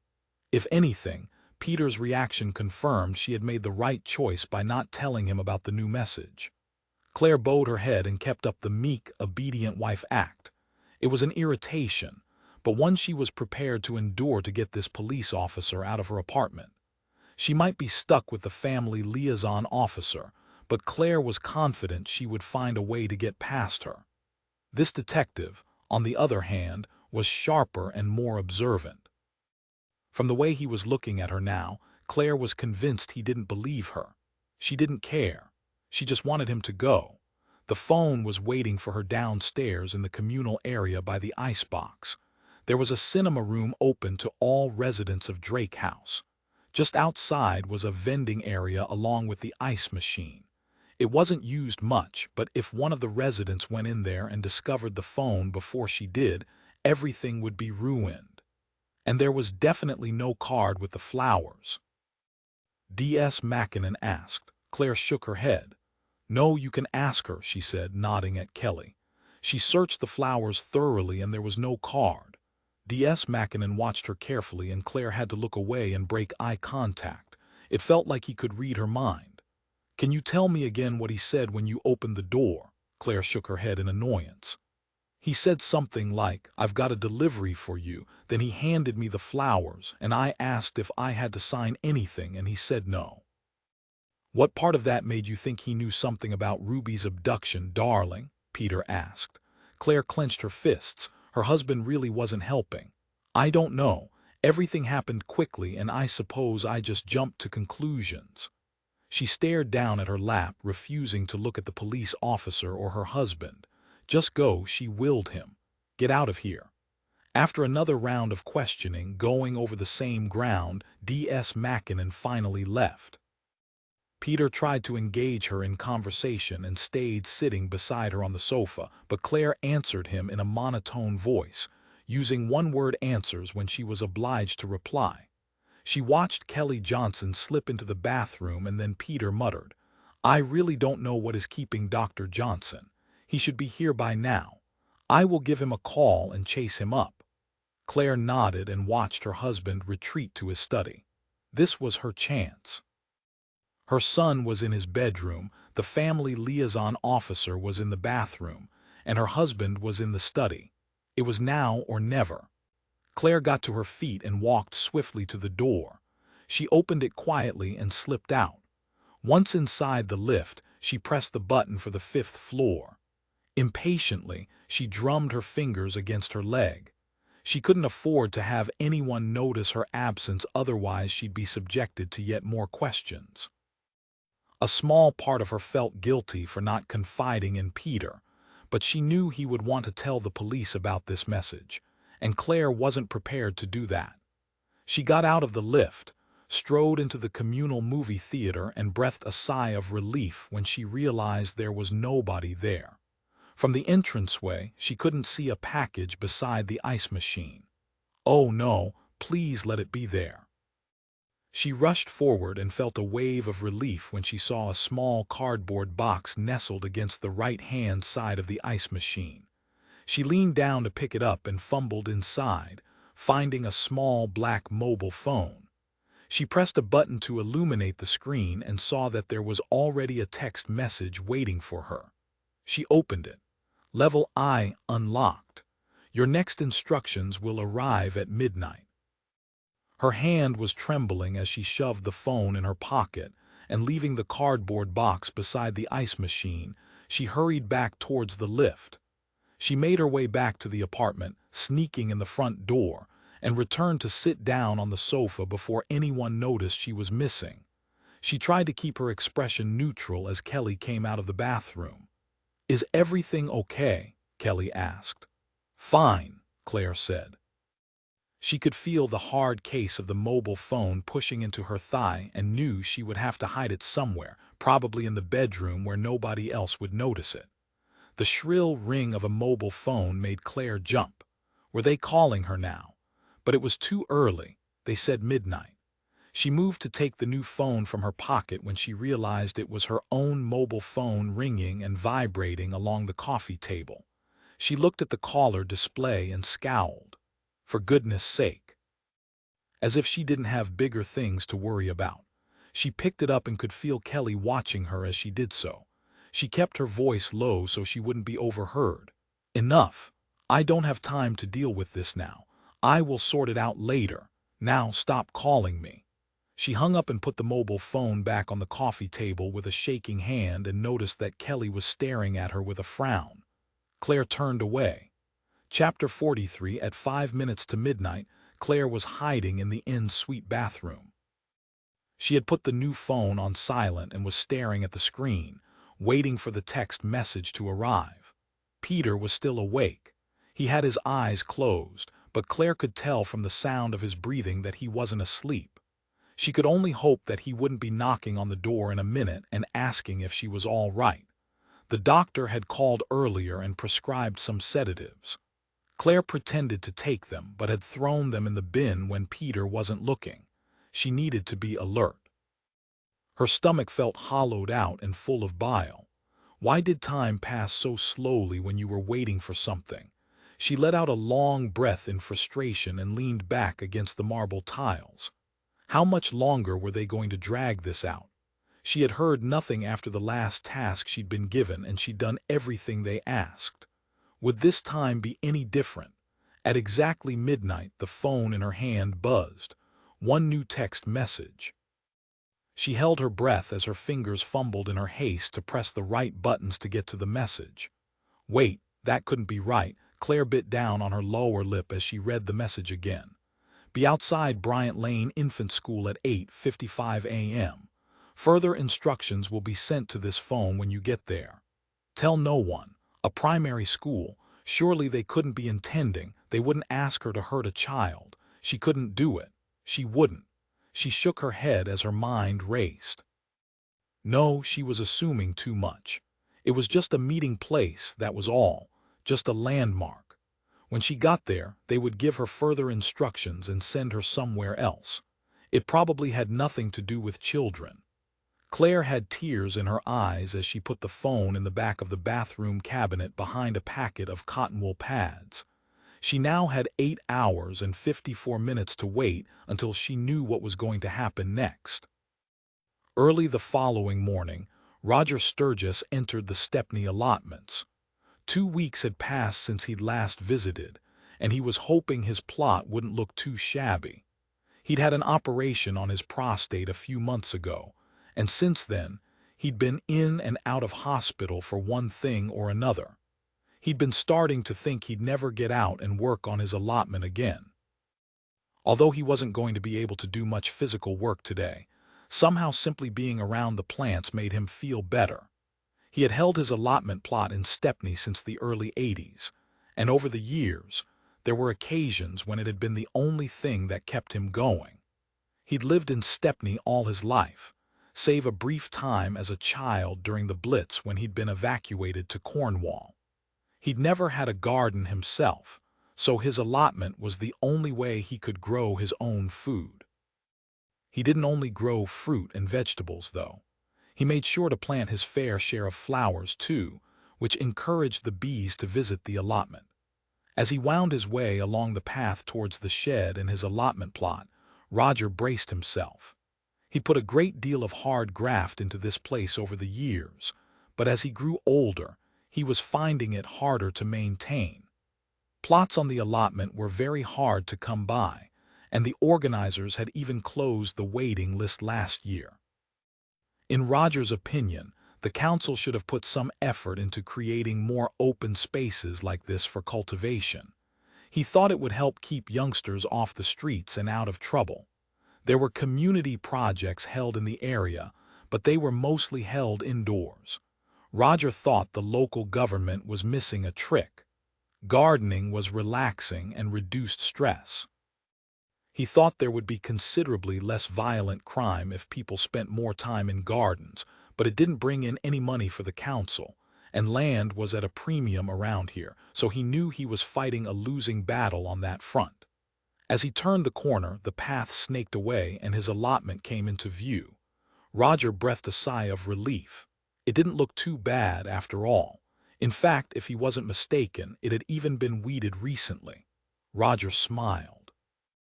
That must have been his old mate, Fred. He stood there for a moment, breathing in the smell of the warm soil and fresh green leaves. A bumblebee buzzed around him and headed for the brightly colored nasturtiums. It was good to be back. Although Fred had done a very good job on the weeding front, there was still some work to do. Some of the runner beans had grown too long for their stakes, so Roger's first job would be to reattach them. That was a nice, easy job to start with. He dug around in his pocket for his keys and then wandered over to the shed, whistling as he went. As he pushed the door open, he sensed something was wrong. The bird song and buzz from the insects faded into the background as he blinked at the sight in front of him.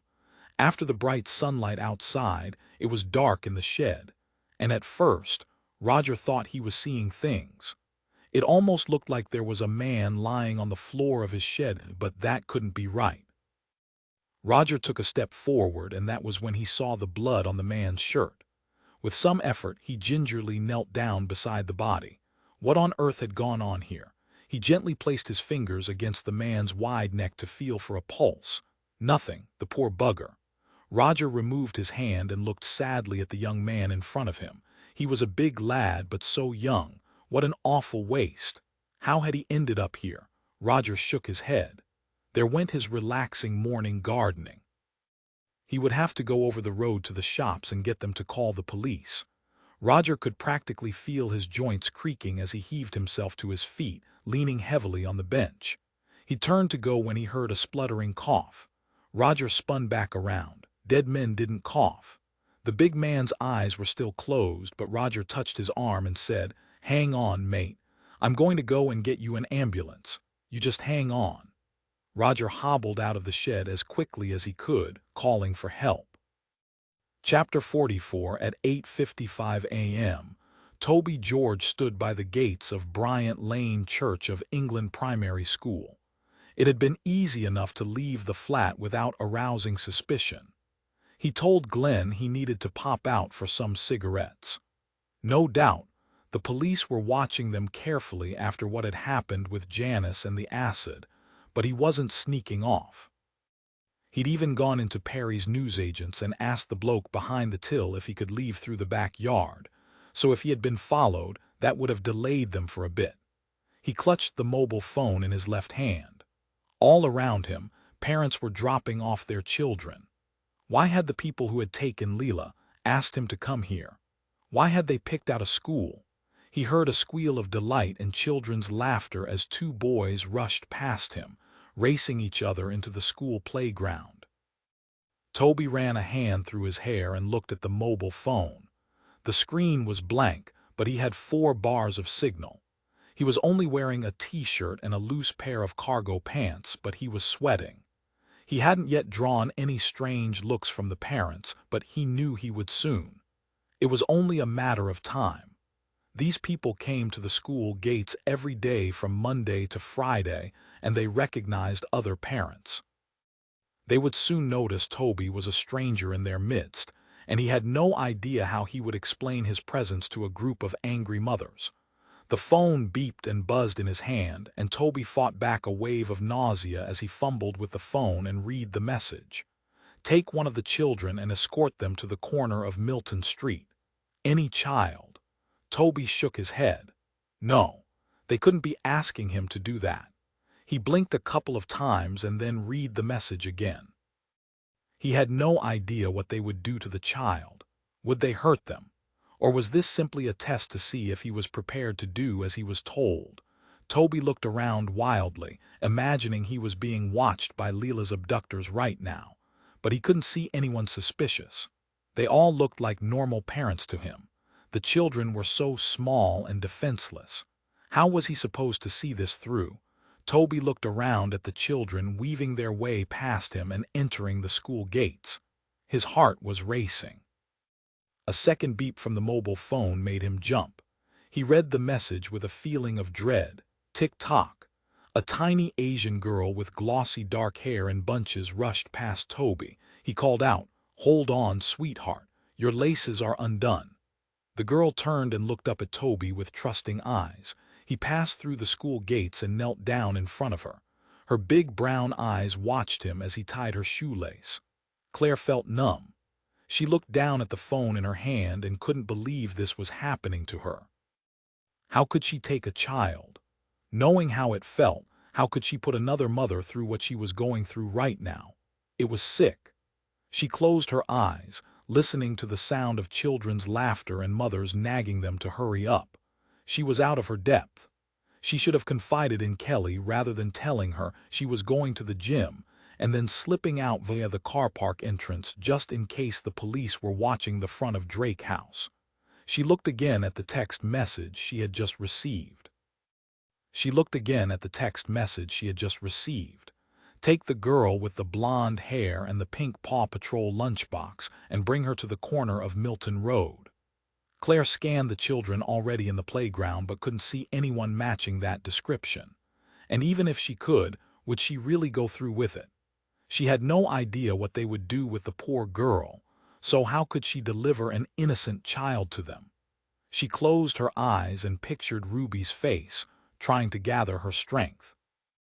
When she opened her eyes again, she noticed a small blonde-haired girl skip past. She carried a pink Paw Patrol lunchbox. The child's hair had been scooped back into a ponytail, and her long fringe pinned back with sparkly pink clips. She pushed back a few loose strands of hair and dislodged one of the hair clips. It fell on the ground close to Claire.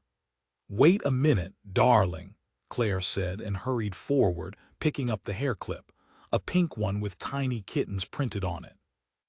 She smiled brightly at the girl. "Shall I help you put it back in your hair?" The girl nodded. The fact she was so trusting twisted Claire's stomach and made her chest feel tight. "Thank you," the little girl said. Claire's hands were shaking so much she found it difficult to put the hair clip back in place. A voice behind her said, "Hello, Claudia." The fair-haired little girl smiled and looked at someone over Claire's shoulder. "Hello, Mrs. Clark." Claire turned to see an attractive brunette wearing bright pink lipstick looking down at them. "I don't think we've met," she said, looking at Claire with open curiosity. "Claudia is good friends with my daughter Ella." Claire turned back and smiled at the fair-haired girl. "Go on, sweetheart, you don't want to be late." She turned to the woman and tried to act naturally. "I am Ruby Watson's mother." The brunette's forehead puckered in a frown.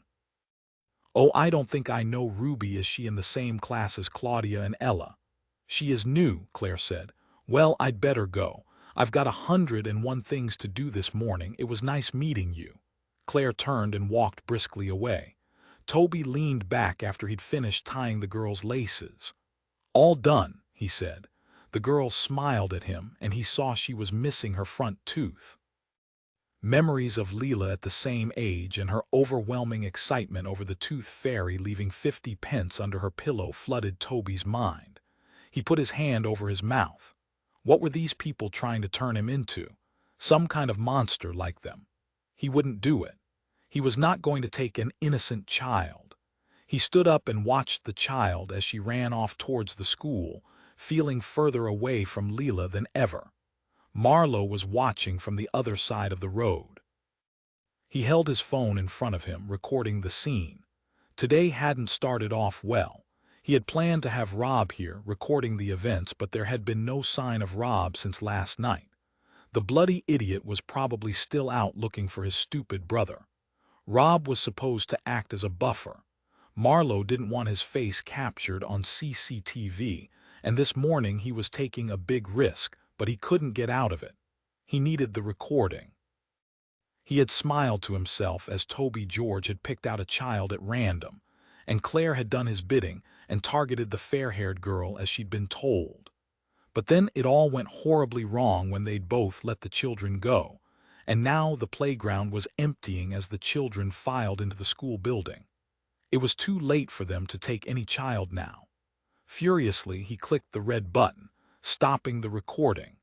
The video file was too big to send via email, so he uploaded it to the cloud. Marlowe cursed. He performed his role to perfection, but they had let him down. They had ruined the game, and the person who was employing Marlowe would not be happy when he saw this video. He gritted his teeth and typed a text message. "You failed." Chapter 45. At 9:30, Charlotte took a phone call. She had been feeling the effects of no sleep, and the words on her computer screen had been blurring together for the last half an hour as she went over interview transcripts. But the phone call had lit a fire underneath her and perked her up fast. She listened carefully and jotted down a few notes before heading straight over to Mackinnon. "Jack, I think I've got something." She held up the piece of paper. "A man was admitted to the London this morning. He matches Benny Morris' description and he's been stabbed. He's going into surgery now." "How sure are you it is him?" "I am not at all sure yet, but the physical description matches. He either wasn't talking when he was taken in or he was unconscious because they don't have a record of his name. He was found by a Mr. Roger Sturgis at Stepney Allotments. I've emailed them the CCTV image of Benny, but they haven't replied yet. If it's all right with you, I'd like to go and talk to Roger Sturgis." Mackinnon nodded. "I'll come with you. We need to fill Tyler in first. How serious is his condition?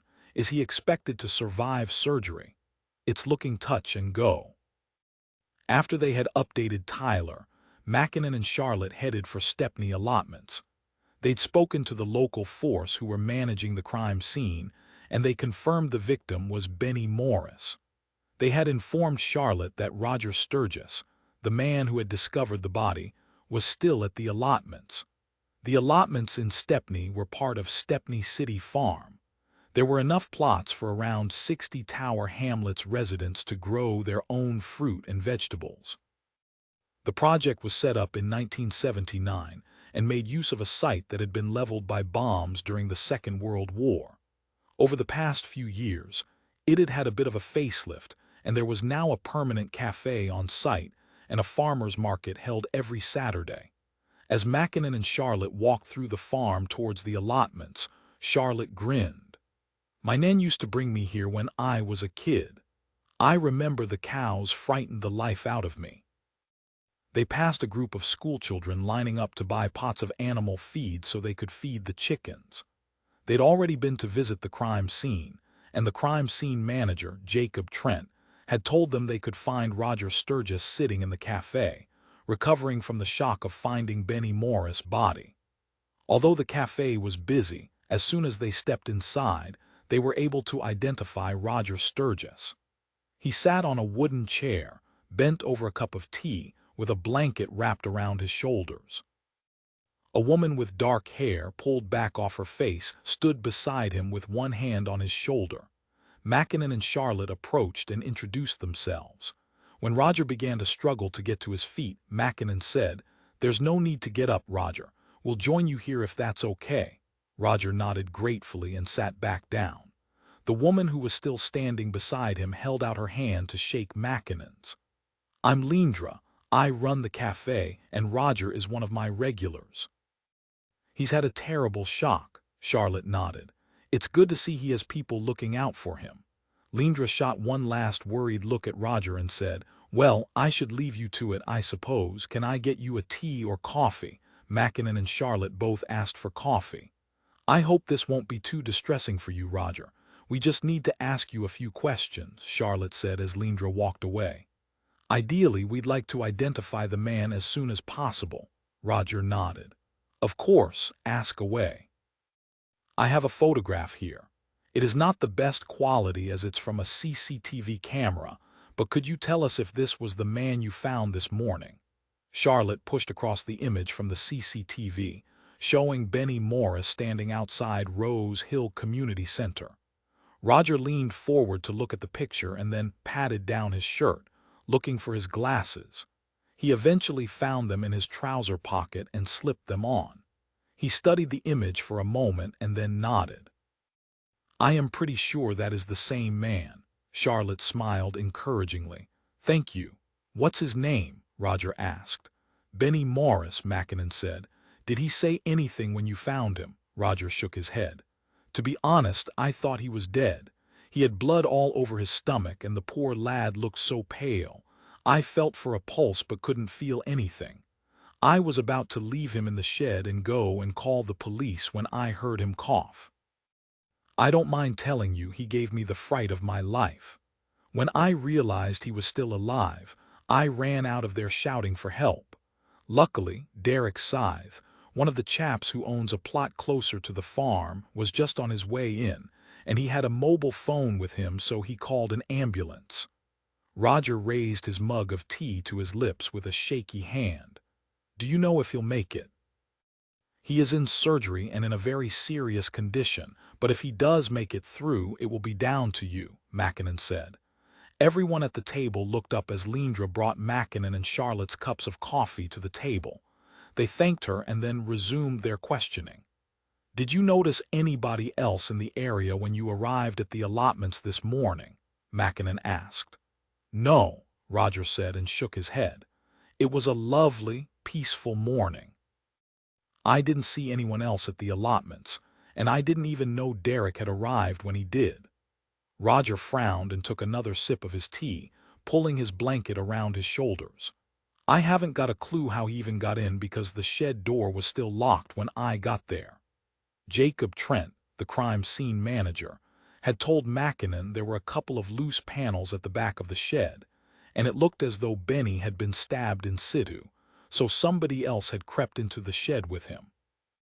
There were a few CCTV cameras set up around the cafe area and one set up outside the cowshed on the farm, but the allotments were a camera-free zone for the most part, so they would need to rely on the crime scene team to get some answers. Mackinnon picked up his cup of coffee and took a sip. It was good. Roger looked up suddenly and waved at a man over Mackinnon's shoulder. Mackinnon and Charlotte both turned. The new arrival had wavy brown hair and a concerned look on his face. "It's my grandson. He's come to pick me up. Did you have any more questions?" Roger asked. Mackinnon shook his head. "Thank you for your help, Mr. Sturgis. I understand you've left your address and contact details with the officer at the scene." Roger nodded. "Yes, that's right." After Roger left with his grandson, Mackinnon and Charlotte quickly finished their coffee and stood up ready to leave. This wasn't an encouraging development. According to the crime scene manager, Benny Morris had been stabbed once in the stomach and left to bleed out. It looked as though the abductors were now fighting between themselves, and that was not a good sign. Chapter 46 Marlowe was absolutely fuming.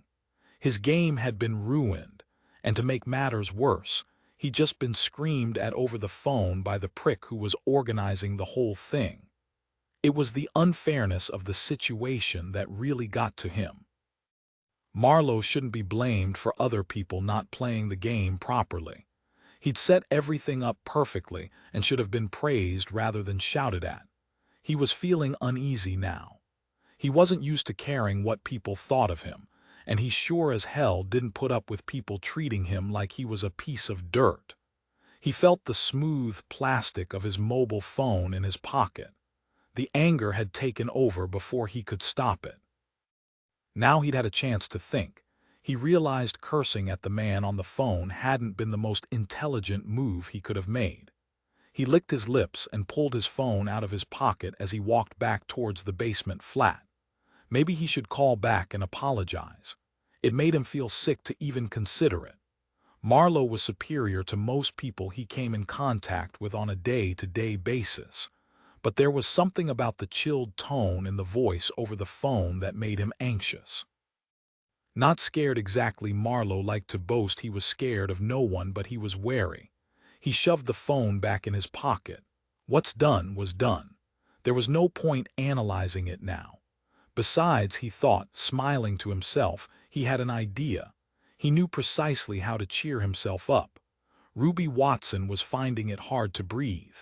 The duct tape around her mouth forced her to breathe through her nose, and it felt like she wasn't getting enough oxygen. She tried to slow down her breathing, realizing it was her panic causing her erratic gasps for air. Logically, she knew by inhaling through her nose she would be able to get enough oxygen. She just had to get her breathing under control. She closed her eyes for a few moments, concentrating on each breath, and slowly her breathing rate fell back to normal and her heart rate slowed a little. Relieved, her eyes fluttered open. Now she and Leela were locked in the other bedroom. They had more light. A thin, long window ran along the top of the room and told Ruby it was daylight outside. But after being held in the darkness in the other room, she didn't know how much time had passed. She wondered how her parents would be reacting. Would they have called the police by now? The thought of her mother and father made Ruby's eyes fill with tears. She just wanted to go home. There were so many things she wanted to do, so many experiences she hadn't had yet. Would they ever get out of here? She didn't know what the men were planning to do with her and Leela. Ruby had been sure that the kidnappers would have demanded money by now, but surely if they had, her parents would have paid the ransom straight away. Because that hadn't happened, Ruby could only guess that the abductors wanted something other than money. That sick man had duct-taped their mouths and wrists, and now she couldn't even talk to Leela and get comfort from that. She glanced over to where Leela was sitting, leaning back against the wall. Her eyes were closed, but Ruby had no idea if she was really asleep. In the last few hours, Leela's fiery temper had faded. They were beating down her spirit. Ruby blinked back her tears. She didn't know what had happened to Benny. Even though she wanted to hate him for leading them into a trap, she couldn't.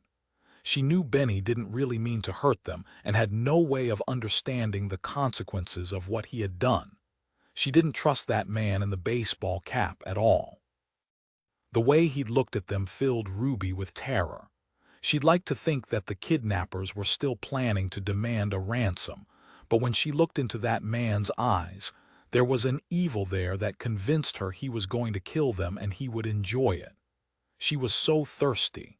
He hadn't been back to give them water in hours, and it was hot today. The room felt so stuffy. She needed to go to the bathroom, but the bucket he'd left was set against the opposite wall, and there was no way she would be able to go with her hands taped behind her back. She stifled a sob, screwed her eyes shut tightly, and tried to think about the future. What was she going to do when she got out of here? Maybe she would take some time off and spend the rest of the summer holiday abroad somewhere, on a beach sunbathing and drinking fruity drinks with cocktail umbrellas.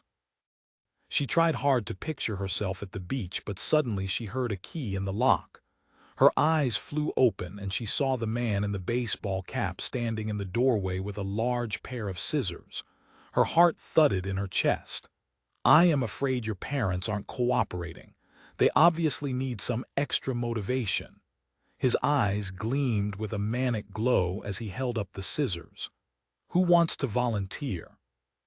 Chapter 47. At 9:30, Kelly Johnson, the Watsons' family liaison officer, kept glancing at the clock in the kitchen. Claire still wasn't back.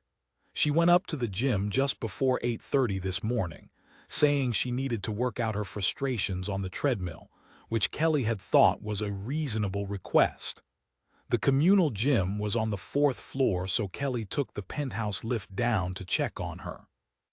She knew Peter was working, or pretending to keep busy in his home office, and Curtis wasn't out of bed yet.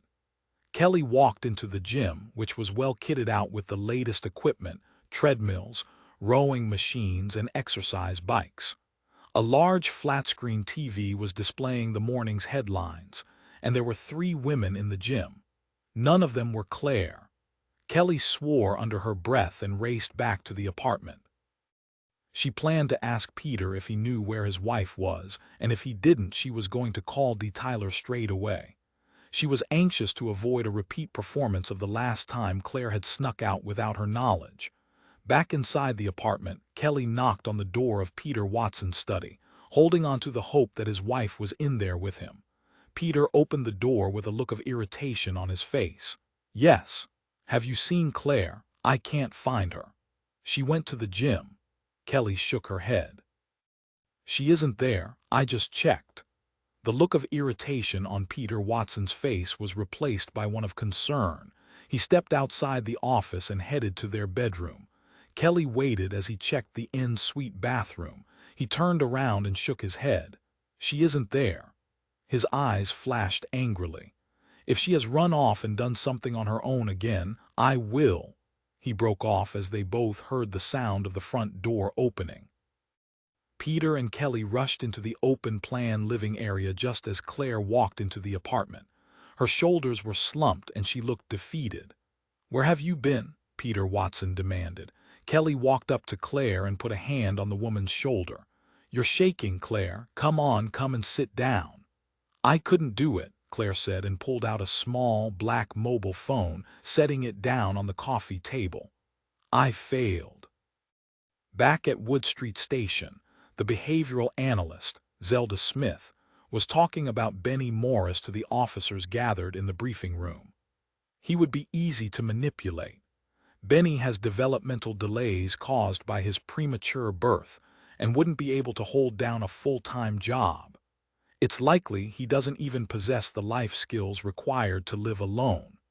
It is possible someone has been utilizing Benny for his size and his brawn, but certainly not his brain. There's no reason to think Benny would have wanted to harm the girls." D.C. Webb spoke up.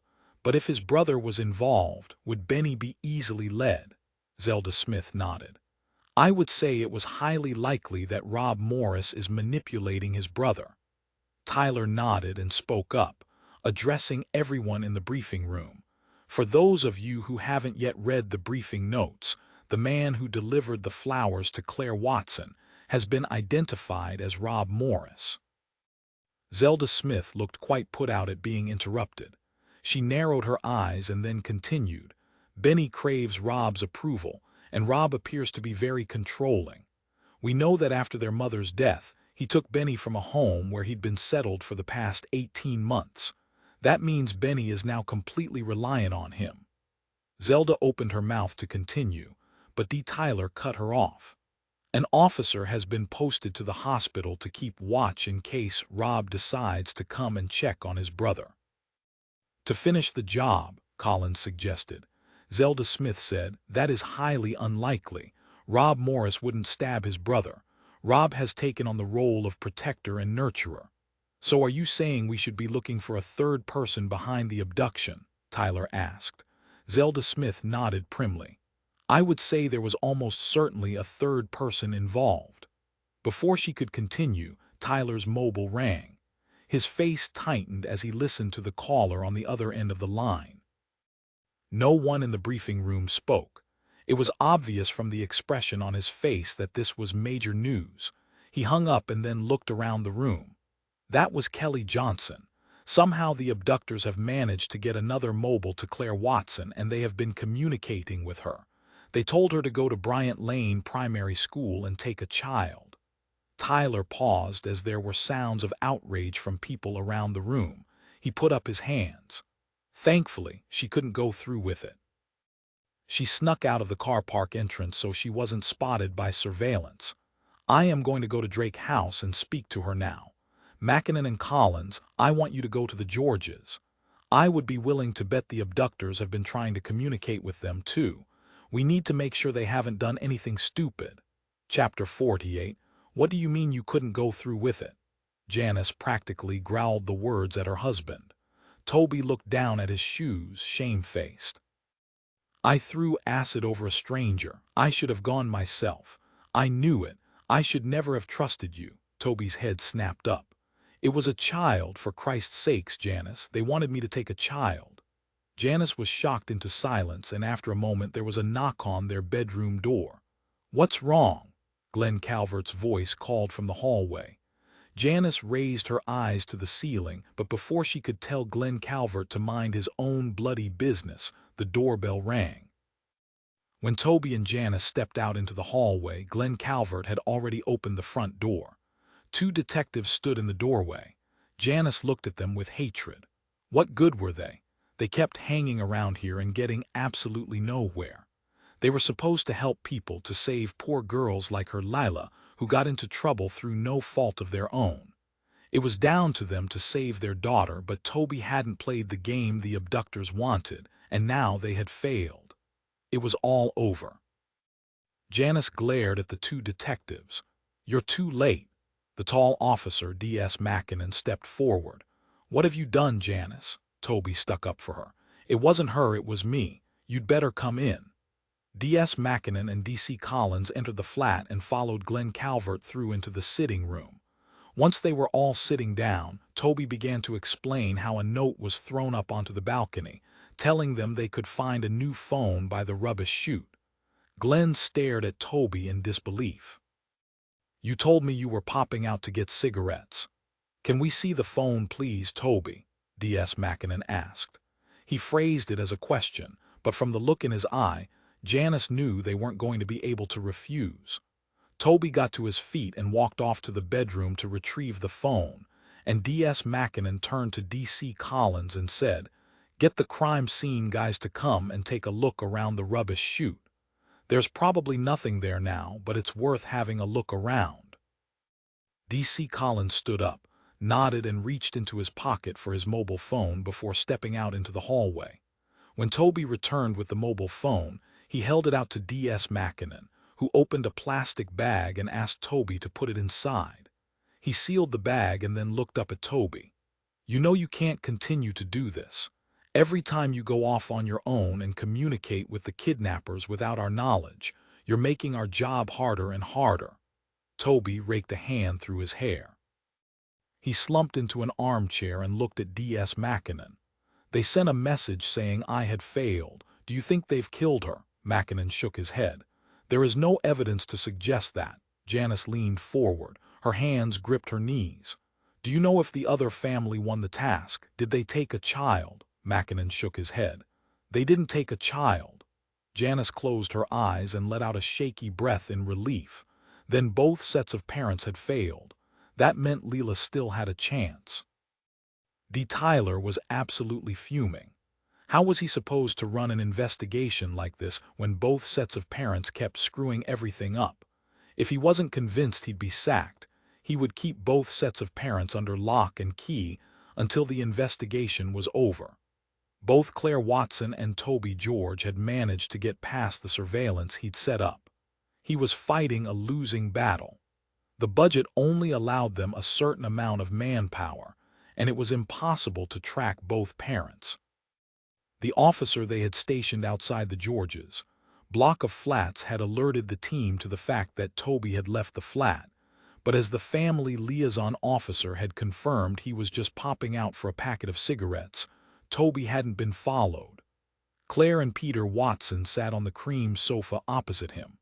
Peter looked absolutely horrified by his wife's actions, but Claire had a defiant light in her eyes. You don't understand. It isn't your daughter they have taken.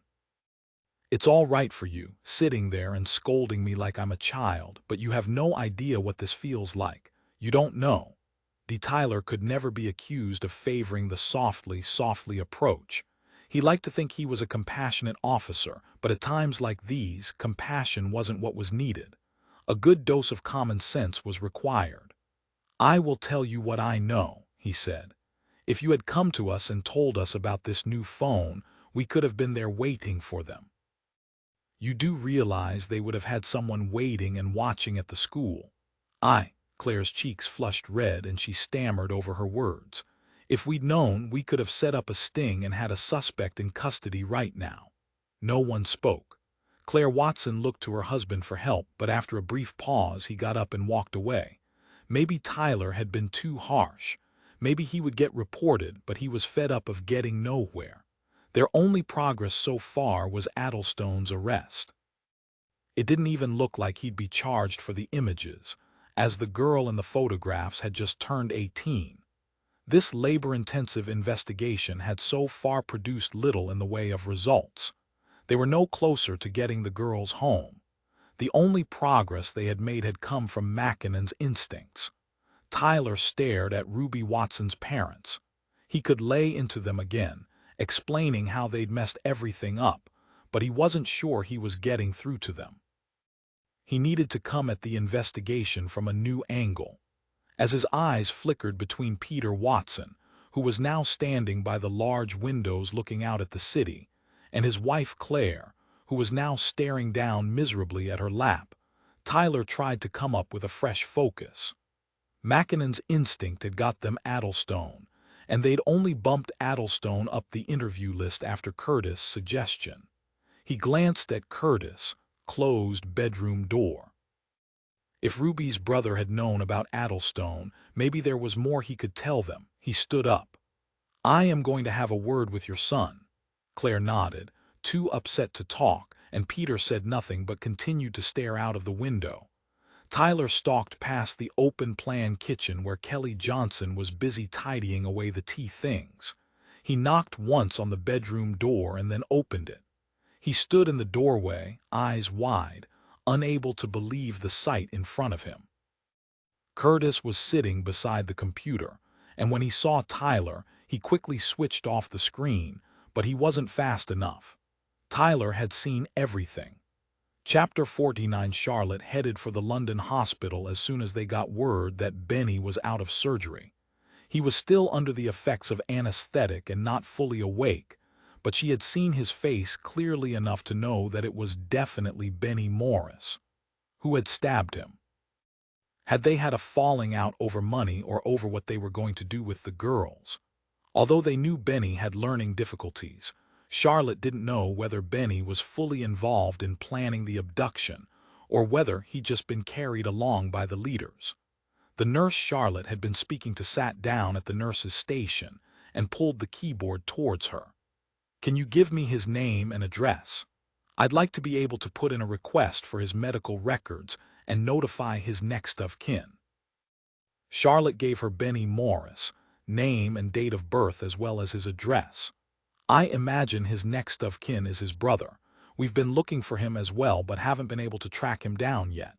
If you do manage to get in touch with him, could you give me a heads up? It's probably best not to mention the police are looking for him, though." The nurse gave Charlotte a guarded look. Some members of the medical profession didn't appreciate playing piggy in the middle with their patients and the police. They preferred to take an impartial view and treat everyone as equals. Life wasn't that simple, though. "When do you think he'll be up to answering questions?" "I would say at least another hour or so. He's still very groggy." Charlotte nodded. "Just so you know, in case you don't get his medical records in time, Benny S. got learning difficulties. So he might be a little out of sorts when he wakes up, and he'll probably be scared." The nurse nodded and glanced down the corridor in the direction of Benny's recovery room. "Do you think he'll be violent? Should I have more staff on hand?" Charlotte shook her head. "I don't think so. He doesn't have a record of violence, but we are looking at him in connection with a crime, and obviously he must have experienced a very violent altercation that ended in him getting stabbed. Constable Doyle is on the door, though, if you do need help subduing Benny." The nurse raised her eyebrows as though asking for Constable Doyle's help was the last thing she would consider doing. "I could sedate him," she suggested. "No," Charlotte said quickly. That was the last thing she wanted. Then she would have to wait even longer before she could question Benny. She thanked the nurse and walked back down the corridor towards Constable Doyle, who was sitting on a chair outside the recovery room. Charlotte sat down on one of the chairs beside him. "I'd like you to let me know as soon as he wakes up. If he can give us any names, this could be the breakthrough we need to bring the girls home." Constable Doyle nodded. "I will," Charlotte nodded. "I'm going to get myself a coffee. Can I get you anything?" Constable Doyle said. "No, thanks. I am fine." Charlotte let her mind wander as she walked along the hospital corridors. Benny had been left to die, but he had pulled through his operation. He'd been given 4 units of blood to try and replace the blood he'd lost. It would have been a scary experience for anybody, let alone someone like Benny. As soon as he woke up, Charlotte wanted to be in there, questioning him straight away. She didn't want to give him a chance to think up a story. She needed the truth.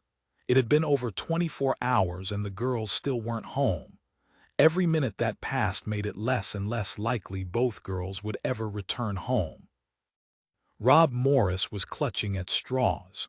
He hadn't been able to find Benny anywhere, and he was absolutely terrified that Marlowe had hurt him somehow. As a last resort, he'd started to phone around the local hospitals. He got a negative response on every occasion until he called the Royal London. He'd started off the conversation as he had on each previous occasion, preparing himself for the admissions clerk to tell him there had been nobody admitted by that name. But when she said they did have a Benjamin Morris registered, a gasp of surprise escaped Rob's lips. "When was he admitted? Are you sure it was Benjamin Morris?" Rob gave the woman Benny's date of birth and address so she could cross-check. "We believe so. He was unconscious when he was brought in, but he's been identified by the police and—" "The police?" Rob felt an overwhelming sense of panic at those words. "Yes, are you a relative? I can't really give you any details out over the phone unless you are." Rob tried to force his brain to work. It felt clogged and fuzzy from panic. He couldn't think straight. He couldn't tell them he was Benny's brother because the police were bound to be looking for him. "Yes, I am his father," Rob blurted out without really thinking things through. "Oh, then I am very sorry to tell you that Benny was brought in early this morning suffering from a stab wound. He's been in surgery where they tried to repair the damage. He's lost a lot of blood, but he made it through surgery and is now in recovery." For a moment, Rob couldn't speak. Stabbed. Benny had been stabbed. There was only one person Rob could think of who could be responsible, and that was Marlowe. He kicked out at the wall, clutching his phone tight to his ear. Is he going to be okay? Rob's voice sounded small and distant, and he barely recognized it. He has a very serious injury, she replied, but he's in the best possible hands here. When he wakes up, I will make sure he knows you called. Thank you. I will get there as soon as I can. Rob pressed a button to end the call and staggered back to lean against the wall. His legs felt weak. Benny had been stabbed, and it was all his fault. Chapter 50. Tyler stepped inside Curtis' bedroom and shut the door behind him. Curtis, why do you have the exact same photographs on your computer as Terrence Addlestone has on his MacBook? Curtis turned around slowly to face Tyler. He looked younger than his 16 years as he bit down on his lower lip and then shook his head. His shoulders slumped as he looked down at the floor. I didn't know what to do. Tyler folded his arms over his chest and looked down at the boy. I think you'd better start at the beginning, don't you? Curtis' face paled and he nodded and swallowed hard. It all started at school. My English teacher was away and Mr. Addlestone was acting as a substitute. Anyway, the class ended and he went outside for some reason, I think to talk to another teacher, but he left his computer on his desk at the front of the classroom. Everyone else had gone out, and I just thought it would be funny to get onto his computer. I was planning to post something stupid on Facebook. Just a prank, you know, something funny.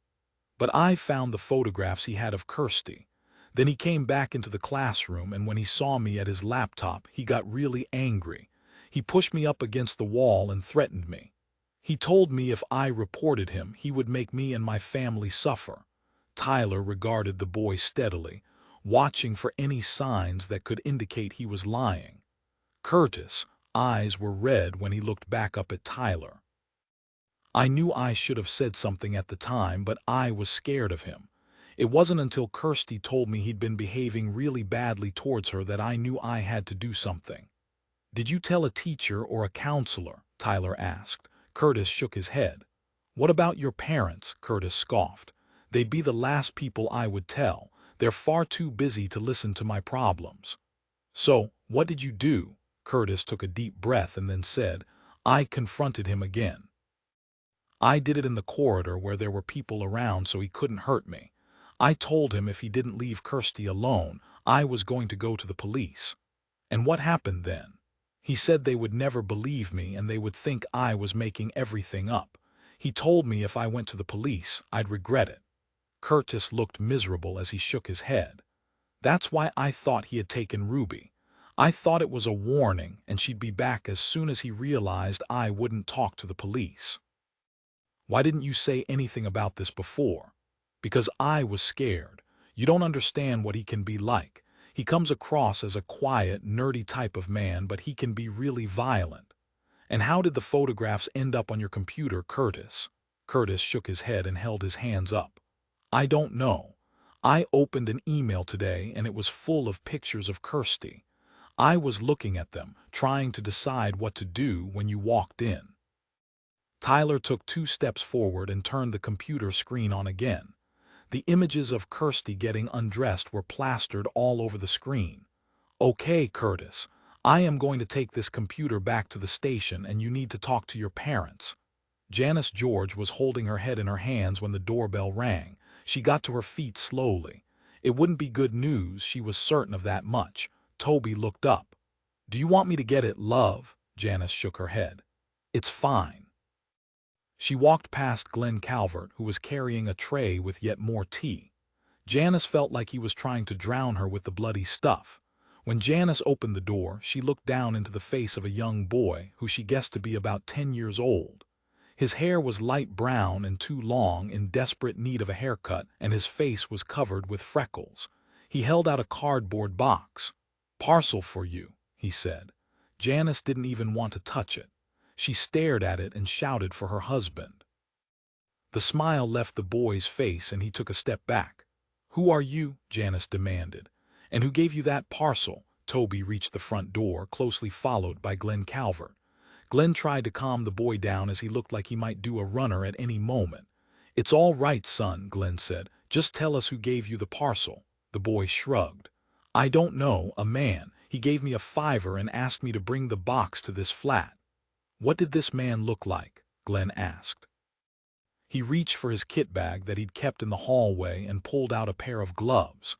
If this parcel had anything to do with the case, he didn't want it contaminated with any more fingerprints than was necessary. But before Glenn was able to do anything with the parcel, Janice ripped it out of the boy's hands and peeled back the cardboard lid. A second later, her scream reverberated around the flat. Chapter 51. Things were escalating fast. Mackinnon had taken a phone call from Tyler to tell him that Leela's bloodstained shirt had been delivered to the Georges' flat. Things were happening that didn't make any sense. They still hadn't received a ransom request. Everything circled back to this stupid game, and now, as if her parents weren't terrified enough, they'd received blood-stained clothing. Mackinnon was supposed to be meeting Tyler at Drake House, but as he approached, he noticed the same woman he'd seen earlier was talking to Claire Watson outside the building again. This time, instead of approaching them quickly and scaring them both off, he took the time to observe them unseen. Claire looked harassed. She kept waving the other woman off as though she were trying to get rid of her, but the older woman seemed stubborn. There was definitely some heated words exchanged, but Mackinnon was too far away to hear what they were saying. He knew the plainclothes detective was sitting in the sandwich shop 2 doors over, but he would have an even worse view than Mackinnon. When Claire Watson whirled around and stormed off, going back inside Drake House, Mackinnon decided not to follow her. He was interested in the other woman, who was now heading directly up the street towards him. He guessed she was at least 20 years older than Claire Watson. She wasn't wearing any makeup but had gold hoops in her ears. Her hair was brown, streaked with gray and frizzy at the ends with her half-grown-out perm. She was wearing the same pair of bright white trainers, which didn't really go with her black trousers. As she walked past, Mackinnon fell into step behind her. He wanted answers. He followed her for 2 streets before she stopped to look in the window of a homeware shop. Just before Mackinnon opened his mouth to speak, she looked at his reflection in the mirror and grinned. "Either it's my lucky day, darling, or you are a copper." She turned around and looked up at Mackinnon. "What's your name?" he asked. She winked at him. "Do you want my number too?" she teased. "I would like some information. What is your relationship to Claire Watson?" "Well, you can't ask ladies personal questions like that without offering them a drink first." Mackinnon frowned, but she grinned up at him unperturbed. "My name is Melinda Wainwright. Buy me a drink and I'll spare you 5 minutes." She nodded at the coffee shop 2 doors along. "I'll have a full-fat frappuccino, thanks." Mackinnon played along.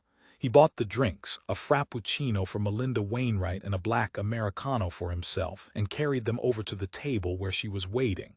"Here's your drink, where's my information?" That's the problem with young men these days, no patience.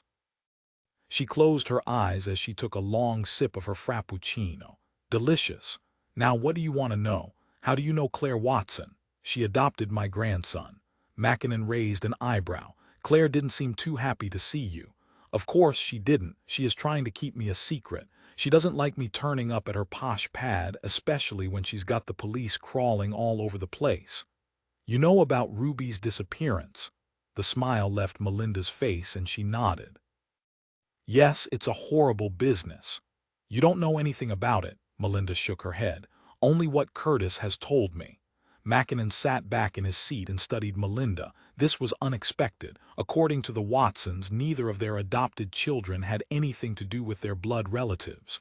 "Do you speak to Curtis much?" The woman smirked. "How do I know you won't go running back and telling tales to Claire? Claire doesn't like you seeing Curtis then." "No, she doesn't like it one bit. But she can lump it. He's my grandson." "So what were you talking to Claire about today?" "I was asking her where my money was. She is late with my payment." "Why is she paying you?" A small smile played over Melinda's lips. "Why not? She has the pleasure of my grandson, so why shouldn't she pay for that by making my old age a little more comfortable? After all, she can afford it. Mackinnon frowned.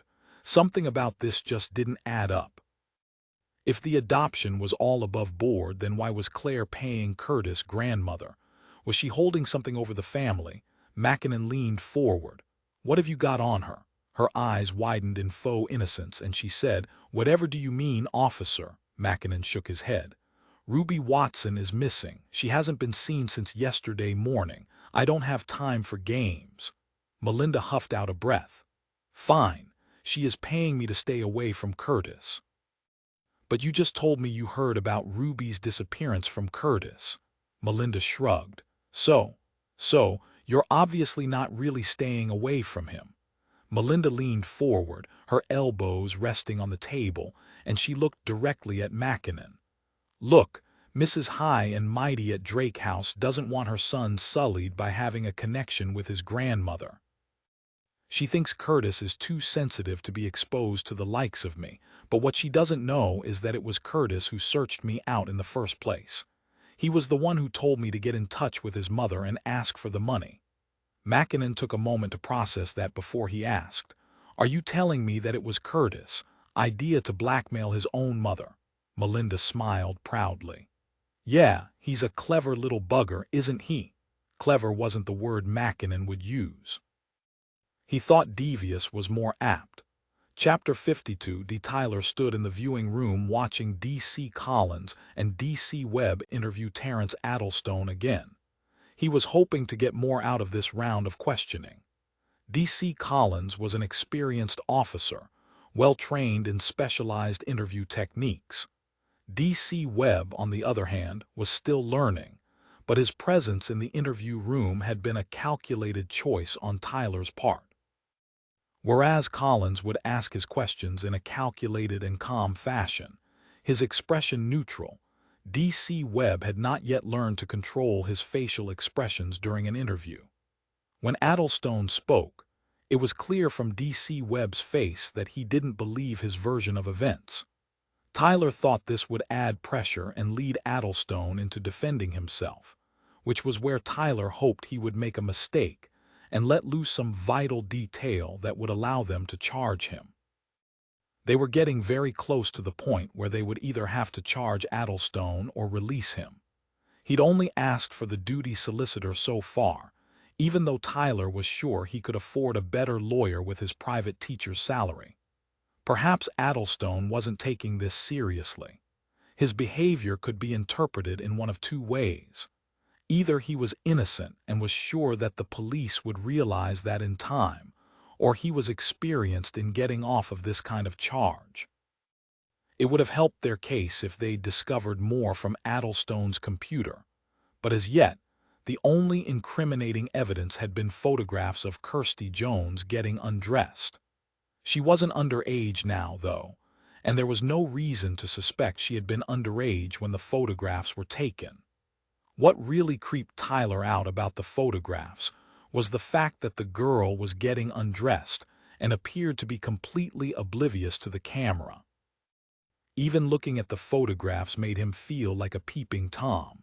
In the first round of interviews, Addlestone had been relaxed, too relaxed as far as Tyler was concerned, but now the cracks had started to show. Addlestone had been confronted with what Curtis had told them. From where he stood in the viewing room, Tyler saw a light sheen of sweat break out over Addlestone's forehead. D.C. Collins shuffled the stack of papers in front of him and sighed, leaning back in his seat and regarding Addlestone steadily. Well, Terence, somebody is lying to us. Curtis told us he found the photographs on your computer. Why would he lie about that? Terence Addlestone shook his head, exasperated. Collins had been asking him the same question, although worded in slightly different ways, for the past 10 minutes. Because he put them there. He set me up. Collins shook his head. But why would he want to do that? Addlestone raised his fist to rub his eyes, and the duty solicitor shot him a concerned glance. I don't know. So the story he told us about you coming back into the classroom and finding him at your computer never happened. Addlestone shook his head furiously. No, it's complete fiction. If what you are telling us is true, how did he get the photographs onto your computer? Addlestone stared down at the table. I don't know. All I know is that I found them there and tried to delete them, but I kept finding more photographs in different folders. He shook his head. I panicked. I recognized Kirsty, and I knew what trouble I could get in for having photographs like that on my laptop. I could lose my job, and the effect on my career would be horrendous. I haven't done anything wrong. I'm a victim. Collins nodded and then said mildly, I think Kirsty Jones is the victim here. Addlestone swallowed hard, his Adam's apple bobbing up and down. Yes, of course. It must be horrendous for her, too. We've spoken to your previous employers, and they told us about the incident 5 years ago with a girl called. Addlestone gave an exaggerated groan and curled his lip in disgust. The girl was a liar. I was completely exonerated. This is a witch hunt. He glared at the duty solicitor, who so far hadn't said very much at all. Aren't you going to do anything? They're trying to set me up. The bald-headed duty solicitor, sitting beside Addlestone, finally spoke up. I think we should just stick to the case in hand and not rely on hearsay. The truth was, the incident Collins had been referring to had been largely discredited. The young girl in question had accused a large number of men of inappropriate conduct, and she was currently undergoing mental health treatment. They certainly wouldn't be bringing this up in court, but in an interview like this, everything was fair game, in Tyler's opinion. They needed to pile on the pressure until Addlestone cracked and spilled his dirty secrets. D.C. Collins gave a slight nod of the head to D.C. Webb. During the interview planning stage, they had assigned a couple of questions to D.C. Webb. This formed part of his training, but interview techniques weren't black and white. A detective needed to play up to his or her personality strengths, and Tyler knew that better than anyone. D.C. Collins was calm and cool. D.C. Webb was the opposite and was the perfect tool for provoking a reaction. Are you really trying to tell us that a 16-year-old boy has set you up for some unknown reason? D.C. Webb asked. Skepticism hung heavily on his words. Addlestone nodded morosely. For the benefit of the tape, Mr. Terence Addlestone is nodding, D.C. Webb said. He leaned forward so his face was closer to Addlestone's. It was the perfect challenging behavior. Predictable, Tyler thought, but effective. Or are you just trying to palm off your guilt onto a defenseless young boy? Addlestone gave a scoffing sound and looked up glaringly at D.C. Webb. He's hardly an innocent child. He's been. Collins nodded encouragingly. Carry on. What's he been doing? But Addlestone bit his tongue and shook his head. Tyler could only guess at what he'd been about to say. Then there is the matter of the physical evidence, D.C. Webb said. A girl's netball skirt was found in your dustbin. It is being analyzed now, but I reckon we will find out it belonged to Kirsty Jones. What do you think? I have no idea. I've never seen that skirt before. D.C. Webb smiled as he shook his head, folded his arms, and leaned back in his chair. Really? I find that very hard to believe. One of our officers saw you put a plastic bag containing the skirt into your dustbin. You carried it out of your house, and yet you expect us to believe you have never seen it before.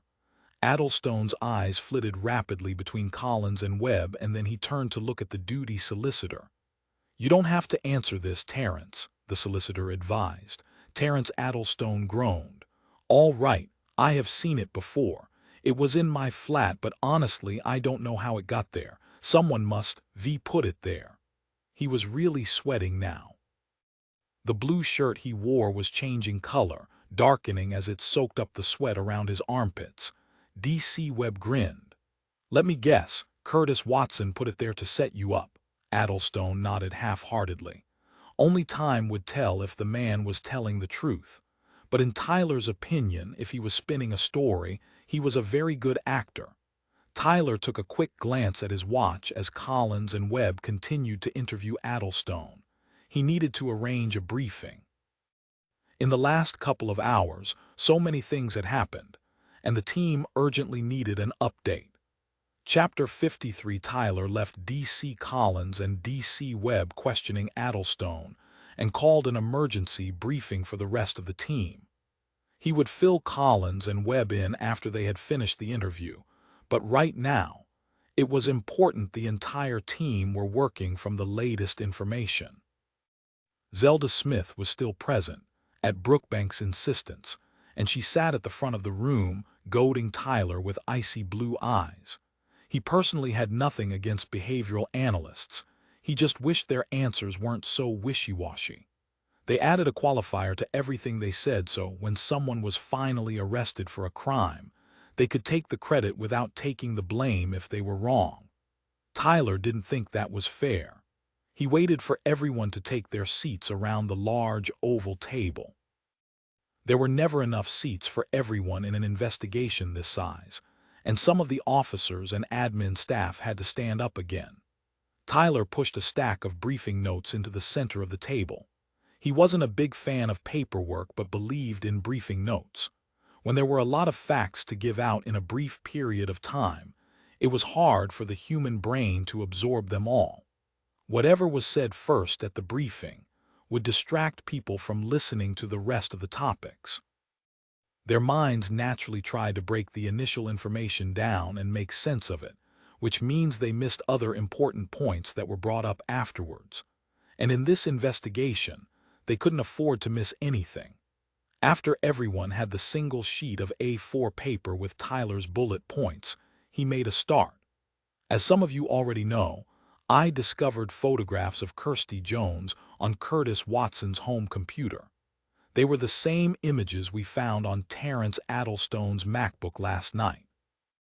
Curtis says Addlestone threatened his family and emailed him the photographs.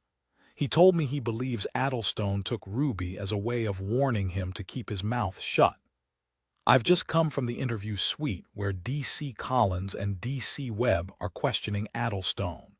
When he was confronted with what Curtis had told us, Addlestone insisted that he was set up by Curtis. It is not yet clear how this is related to Leila George's and Ruby Watson's abduction. It could be smoke and mirrors, and Addlestone could be responsible. Zelda Smith raised her hand and smiled confidently at Tyler. He barely resisted rolling his eyes but nodded at her, giving her permission to talk. She turned, putting her back to him and facing the rest of the room. From what I have read so far, our accumulated knowledge on the Watson family tells us Curtis is highly intelligent. It is possible he could have set Addlestone up. On the other hand, Addlestone does possess some characteristics of a classic manipulator. It is important for him to be in control and in a position of authority with children or young adults. Child abusers often take jobs to come into contact with children, and Addlestone has always taught teenagers. Tyler thought that was ridiculous. Surely, the same could be said of most teachers. That didn't mean they were all manipulative and a danger to society. Evie Charlesworth, who stood against the wall at the back of the room and spoke up, interrupting Zelda, "Sorry to cut in, but I have something important to share." Tyler nodded at her.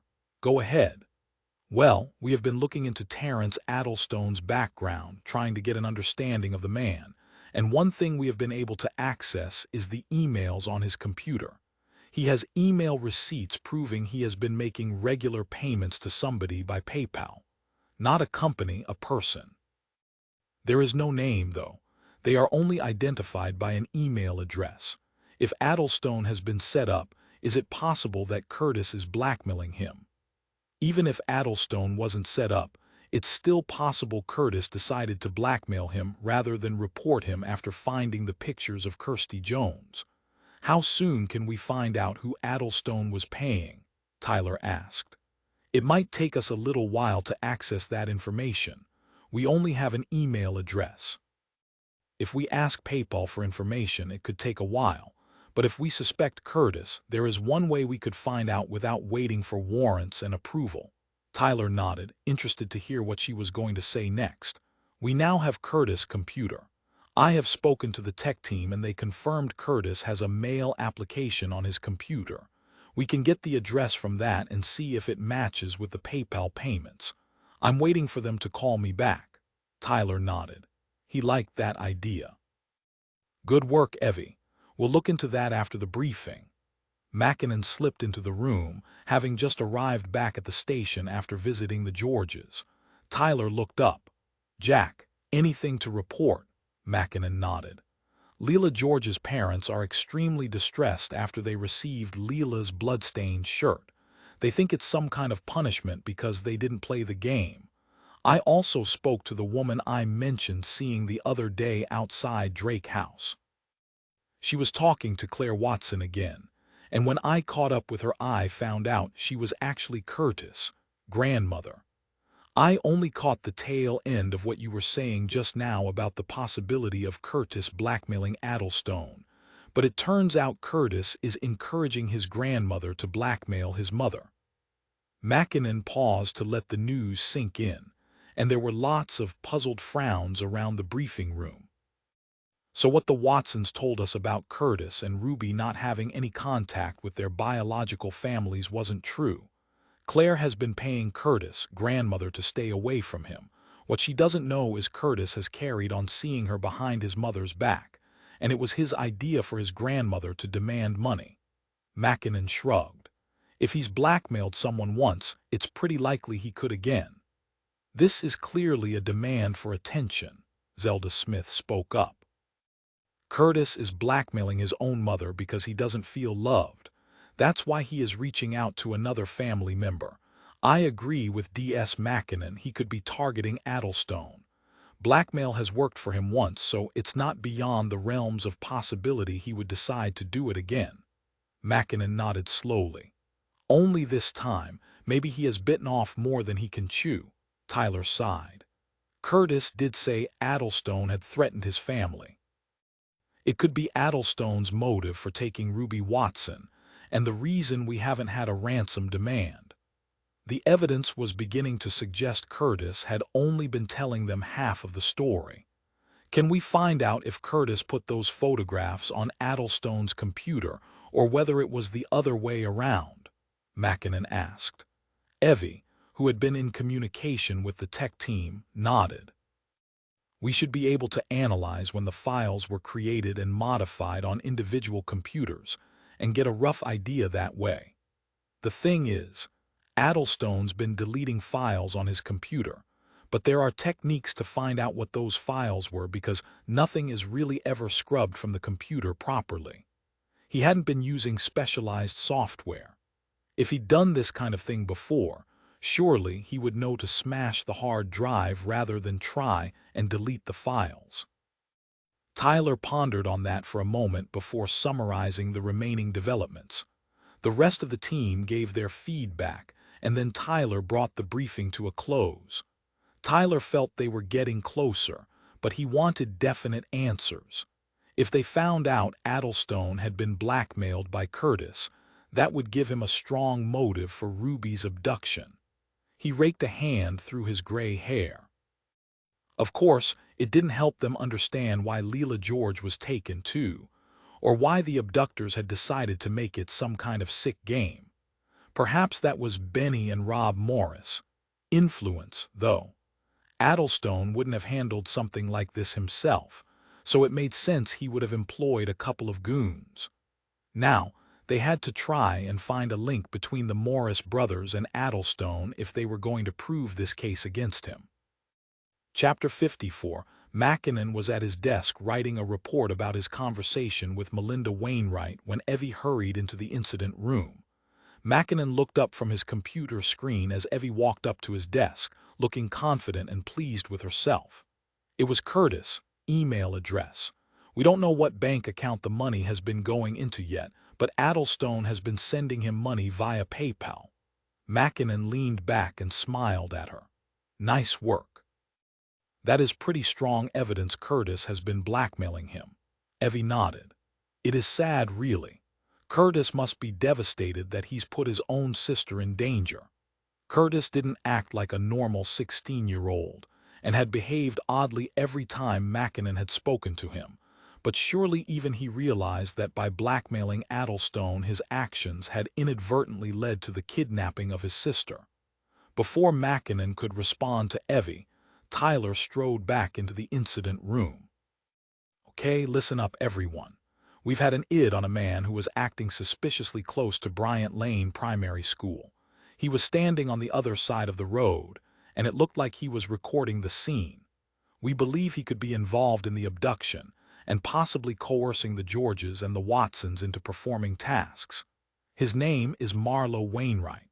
He is a petty criminal who served a short sentence for repeat shoplifting offenses." Mackinnon had felt a jolt when Tyler mentioned the name Wainwright. Surely that couldn't be a coincidence. He interrupted Tyler. "Sir, Curtis' grandmother's name is Melinda Wainwright." Tyler's face changed in an instant. "What else do we know about the family?" "Not much yet. Her daughter, Curtis's mother, died of a drug overdose a few years ago. I don't know whether she has any relatives called Marlowe." Tyler nodded. "Well, we had better find out. Get in touch with her ASAP." Mackinnon reached for the phone on his desk and searched through his mobile for Melinda Wainwright's number. He prayed she'd given him a genuine telephone number. Feeling the eyes of everyone in the incident room on him, Mackinnon felt relieved when the call connected and he heard a ringing tone. A husky woman's voice answered the phone. The television was on in the background. "Mrs. Wainwright?" "Yes, that's right. If you're selling something, I'm not interested." Tyler nodded to indicate he wanted Mackinnon to put her on speakerphone, and he did by pressing the green button on the phone panel. "It's D.S. Mackinnon. I spoke to you earlier today, and you were kind enough to answer some of my questions," she chuckled. "Now, don't tell me you're making a follow-up phone call to ask me out on a date." Mackinnon knew he would be in for plenty of ribbing about that one later. He ignored the smirks and pressed on. "I wanted to ask if you have someone in your family called Marlowe." Melinda Wainwright was quiet for a moment and her voice was guarded when she next spoke. "My grandson is called Marlowe. He is my eldest daughter's boy, Curtis' cousin." Tyler gave a broad grin. "Marlowe Wainwright. He kept his mother's name, not his father's." Melinda gave a throaty chuckle. "No chance of that. She had no idea who the father was." "Has Curtis met Marlowe?" "Yes, they've met a couple of times. I had a barbecue at my place a couple of months ago and they were both there." "Do you know where I can find Marlowe?" This time there was no hesitation before Melinda snapped. "And why should I tell you? The poor lad has had enough trouble with the police. He is trying to make a fresh start." "I am sure he is, Mrs. Wainwright." Mackinnon glanced up and looked straight at Tyler. He didn't want to give too much away. If he mentioned the fact that Marlowe could be involved in Ruby's abduction, his grandmother could warn him and that would hamper the investigation. Before Mackinnon could decide how much to reveal, Melinda Wainwright spoke again. "To be perfectly honest, love, I have no idea where he is. He's a bit of a black sheep. Deep down, I don't think he's a bad lad, but he is always disappearing off somewhere on the back of one of his big ideas. He'll return eventually with his tail between his legs when his current scheme has fallen through. He always does." After Mackinnon thanked Melinda Wainwright and hung up, Tyler came and sat on the edge of Mackinnon's desk. "Well, that was unexpected. If Marlowe is involved in the abduction, why would he target Curtis' sister? Is he jealous of Curtis, do you think?" "They are cousins," Mackinnon said. "They share the same DNA, and yet Curtis has huge advantages in life over Marlowe. Jealousy is a definite possibility." Zelda Smith walked over to Mackinnon's desk and looked directly at Tyler. "I should go and talk to Curtis. I think he's a deeply unhappy young man, and he might be able to tell us where we can find Marlowe." "I am not sure that's a good idea," Tyler said. "We could bring him in, but before we do that, we need to have a much better idea about what's going on here. Does this mean Addlestone is in the clear? Is Curtis involved, or is his cousin doing this for some kind of envy-motivated revenge? I can't do my job properly if I can't speak to the people involved in this case," Zelda said sharply. "Looking through your interview notes just doesn't cut it." Tyler narrowed his eyes and glared at Zelda. Maybe we could bring him in after we discuss an interview strategy, but I'm not screwing up the investigation so you can put the kid on a therapist's couch. Zelda's eyes widened, and she looked indignant. I think it would be much better if I talked to Curtis in his own home. He will feel far more confident there, and I should be able to get him to open up. From what I know of his personality, Curtis is feeling isolated. He doesn't feel like part of his new family, but he also doesn't belong to his old family, and I think he's struggling with that. Eventually, Tyler sighed and agreed. Okay, you can go to Drake House and talk to Curtis. I'll ask his parents' permission, and I'll come with you. Zelda tossed her blonde hair and gave a satisfied smile. When shall we go? We can go as soon as Collins and Webb have finished questioning Addlestone. Zelda walked away, looking like the cat who'd got the cream, and Tyler rolled his eyes at Mackinnon before heading out to give Brookbank another update. Mackinnon picked up the phone and dialed Charlotte's number. She needed an update because she'd been at the hospital waiting for Benny to wake up and answer some questions. She was going to be shocked by the latest news, to say the least.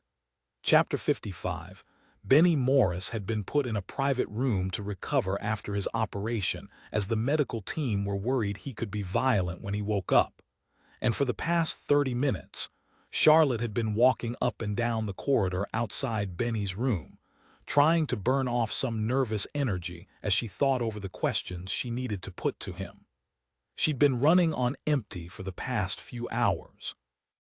A Snickers bar from the vending machine washed down with 2 cups of coffee had given her a desperately needed boost. Now, she was buzzing from the sugar and caffeine. The doctor who'd just been in to see Benny said he was still groggy, but Charlotte would be able to go in and talk to him soon.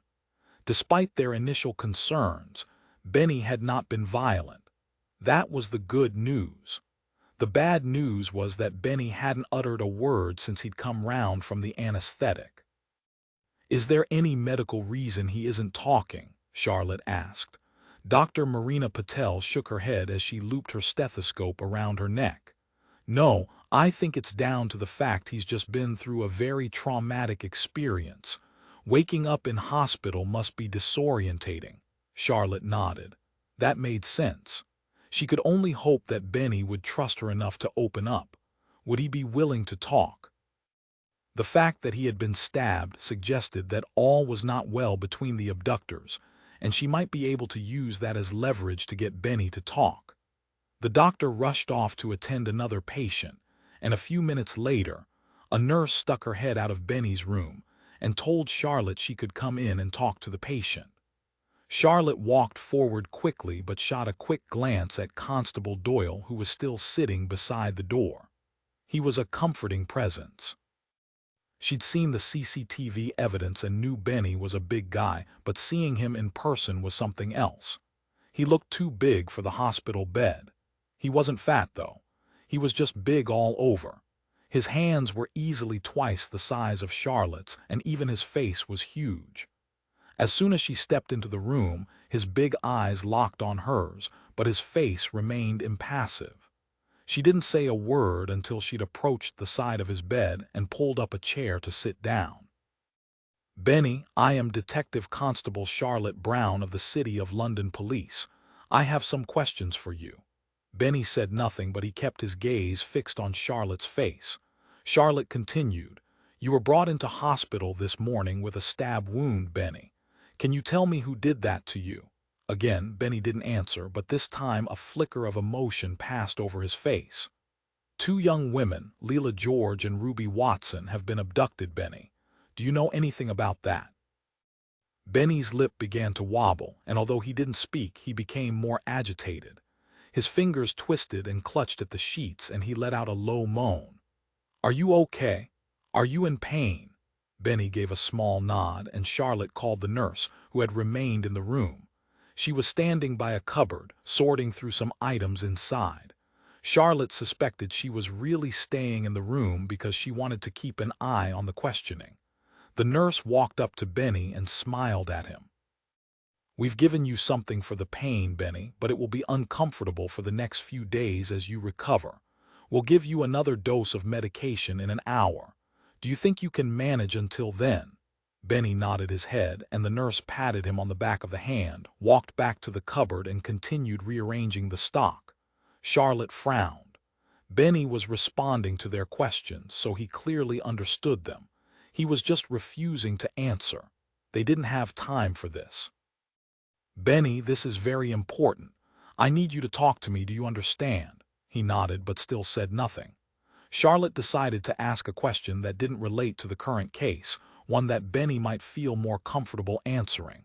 "Benny, what is the name of the community center you go to?" Benny licked his lips as he contemplated her question. It seemed to take ages, but finally he decided that it was safe to answer. "Rose Hill Community Center," he said. Charlotte nodded. Good. At least she had managed to get him talking. That was progress, albeit slower progress than she wanted. "Benny, do you know Ruby Watson and Leela George? They work at that community center, don't they?" Benny nodded, and Charlotte gritted her teeth. Great. Now they were back to nodding, but after a brief hesitation, Benny surprised her by asking, "Are they all right?" "I don't know, Benny. I am trying to find them, and I thought you would be able to help." Benny looked panicked. "Where's Rob?" "Your brother," Benny nodded. "I don't know. When did you last see him?" "Last night." "Can you tell me what happened last night?" Charlotte asked. Benny shook his head frantically. "No. Did you see the girls last night?" Benny looked away. His breathing was getting faster as he got more and more agitated. Charlotte reached out and put a hand on his arm. "Benny, I'm a police officer and I want to help. You want to help too, don't you? You want the girls to be safe and you want to find your brother." Benny turned his big eyes on Charlotte as though he were weighing up whether to trust her or not, and then finally he nodded and began to talk. Chapter 56. Marlowe could barely control his breathing. His hand was gripping the phone so tightly he thought he might crush it. The humiliation of listening to somebody, who was not even worthy to lick his boots, rant and rave, and accuse him of doing a bad job made Marlowe furious. The fool thought he was so clever, but he had no idea about the real world. He wouldn't know how to pull off a job if it smacked him on the arse, and now he had the cheek to tell Marlowe off for embellishing the game. He had no style, no ambition. But Marlowe couldn't say any of that to the person on the other end of the phone, not if he wanted to get paid, so instead, he gritted his teeth and tried to explain the situation. "I don't think you understand. I had to think on my feet. People are unpredictable and things don't always go to plan. But I handled it." He held the phone away from his ear to save himself from the dressing down. He'd had enough of this. Why was he following orders from a jumped-up little prick? He shouldn't be taking orders from anybody. The person on the phone clearly had no idea who he was dealing with. "Now, listen to me," Marlowe said. "It's all very well for you to read me the riot act now, but I didn't see you here making decisions and—" The phone went silent, and Marlowe pulled the phone away from his ear and looked at the screen in disbelief. He was shaking with rage and could feel the vein at his temple pounding. The bastard had hung up on him. Of all the disrespectful, rude things to do, he would regret that. Marlowe would make sure of it. From the start of this game, Marlowe had had to abide by somebody else's rules. He'd had to promise there would be no permanent damage to the girls. Marlowe was shaking as he dropped the phone onto the kitchen counter. He'd made that promise under different circumstances. Now all deals were off. Marlowe smiled coldly. The game was about to get deadly. Zelda Smith paced her small corner of the incident room. Dee Tyler had promised to take her to speak to Curtis Watson ages ago, but he was still keeping her waiting. He thought she was stupid. She knew he didn't think much of her profession. He didn't respect the time she'd spent studying and analyzing criminal behavior. To be honest, she had almost respected him for that when she first met him. At least he'd been honest about his opinion, and Zelda had relished the challenge to prove herself. She'd worked on a number of cases with both the Metropolitan Police and the City of London Police, and she often met resistance. It made the result all the more gratifying when her contribution helped solve the case and skeptical officers realized there was value in studying criminal behavior. After all, if you understood the criminal mind, you could predict behavior, and that was very helpful. The trouble was, case notes, interview summaries, and reports really didn't cut the mustard. It was so much easier when she got to talk to the people involved. A typed-up conversation on the printed page was useless compared to looking into somebody's eyes to see whether they were lying to you. Curtis Watson sounded like a very interesting character indeed. He was young and struggling to find his place in the world, but it was his intellect that interested Zelda. He clearly didn't fit in with his current family, and from everything she had gleaned so far, it appeared that he didn't feel connected to them. That's why Zelda wanted to see him in person. If he really had no connection to the parents who had cared for him since he was a child, that would be extremely unusual, and her professional curiosity had been piqued. Although Zelda believed pigeonholing people according to their personality characteristics wasn't helpful, there were some personality traits you couldn't ignore, and she knew she would be able to give more insight into the case if she could talk to Curtis and his parents. Once she'd spoken with them, Zelda intended to persuade Tyler to let her see the Georges as well. She had claimed a mental victory when Tyler had agreed she could talk to Curtis, but now she worried she'd celebrated too soon. She had a sneaking suspicion he just said that to shut her up and was now going to stall for time. Zelda looked up as Evie Charlesworth made her way towards her. Evie had an open face and a warm smile. She had an administrative role and supported the team, but unlike most of the staff, who regarded Zelda with suspicion and seemed to believe she was psychoanalyzing them if they so much as made eye contact, Evie was friendly and easy to talk to. "Any sign of Detective Inspector Tyler?" Zelda asked.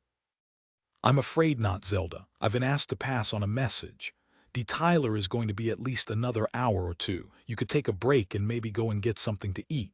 Zelda hid her anger well. She smiled at Evie. "Right, thank you." There was no point taking it out on her. After all, she was only delivering the bad news. Tyler's message convinced Zelda she had been right. Tyler was fobbing her off. After Evie walked back to her own desk, Zelda reached for her laptop bag and umbrella. She hadn't been asking for the world, only a little cooperation, but if Tyler wasn't prepared to compromise, Zelda would do things her own way. She gave Evie a small wave as she strode out of the incident room. Evie would assume she was going to get something to eat as she had suggested, but Zelda was going to Drake House to talk to Curtis Watson whether Tyler liked it or not. Chapter 57. It was taking forever. Benny wanted to be helpful, and he did have information, but it wasn't easy to extract the details. Charlotte had been asking him question after question, trying to determine where the girls were being held. From what Benny had told her so far, she understood that the girls were in a basement flat with long, narrow windows, probably somewhere in London. She knew a man called Marlowe had taken Benny to the allotments and stabbed him. It had taken 15 minutes to get Benny to stutter Marlowe's name. According to Benny, Marlowe was the violent ringleader and Rob was a moral, honest citizen, but of course he was biased. "What about street names, Benny? Can you think of any?" Benny shook his head. "Close your eyes and try to picture the outside of the basement flat. What can you see?" Benny's eyelids fluttered closed. "It is sunny," he said. Charlotte barely held back a groan.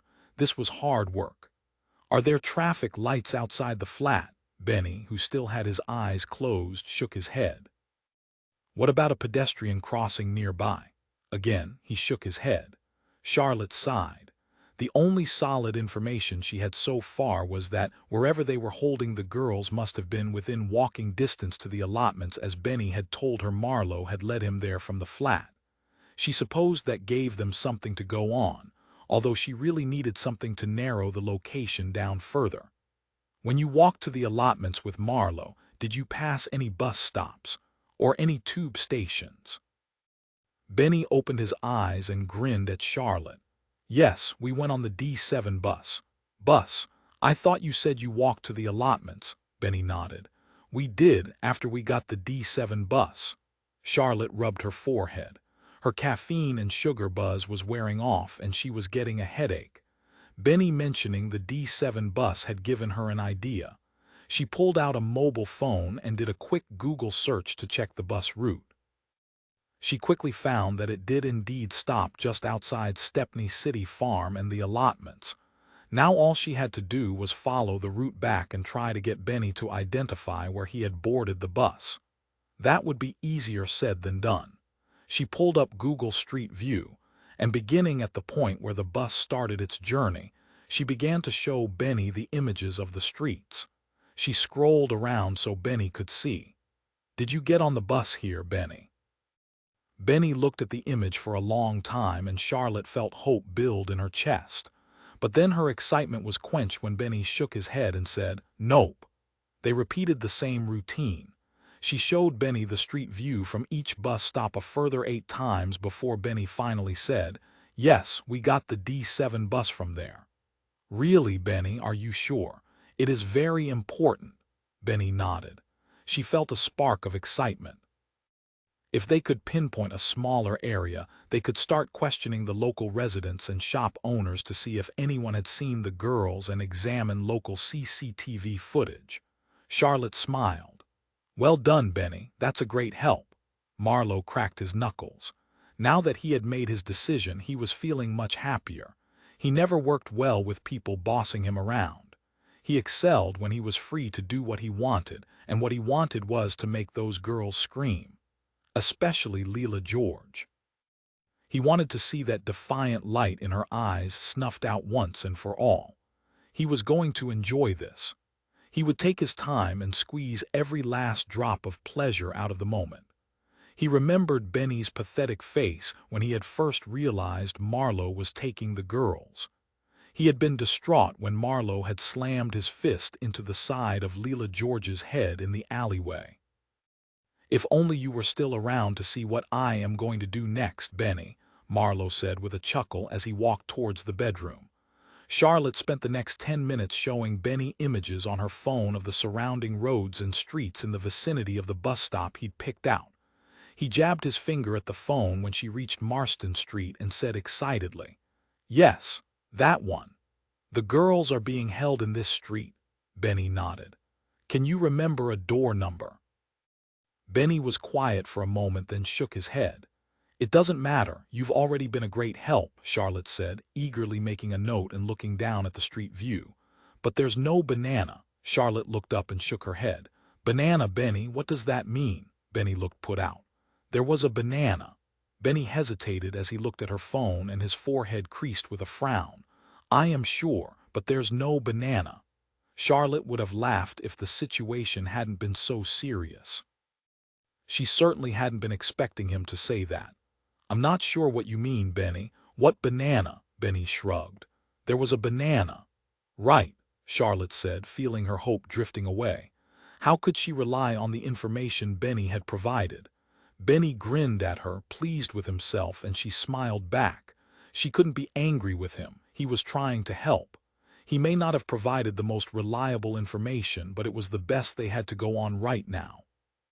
Chapter 58. Leela and Ruby had been sitting back to back for the past hour, their fingers desperately working back and forth, trying to remove the duct tape from each other's wrists.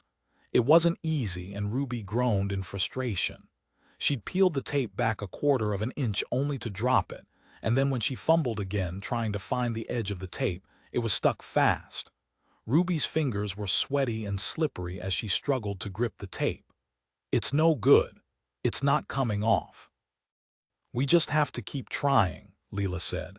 "No one else is coming to save us, Ruby. If we're going to get out of here, we have to do this together." Ruby took a deep breath and tried again. At least they'd managed to remove the duct tape from each other's mouths. That had taken ages as well. Ruby had crouched on the ground, putting her face as close to Leela's hands as she could. Leela's fingernails had scratched at the skin on her cheeks until she'd finally managed to rip off the tape, and then Ruby had returned the favor. It was comforting to hear Leela's voice again. When they'd both been gagged, the eerie silence and seeing her own fear reflected in Leela's eyes had been awful. "Okay, stop for a minute, and I'll see if I can free myself." Ruby paused and looked over her shoulder to watch Leela's progress. Leela grunted in frustration and then swore when she couldn't wriggle her hands through the loosened tape.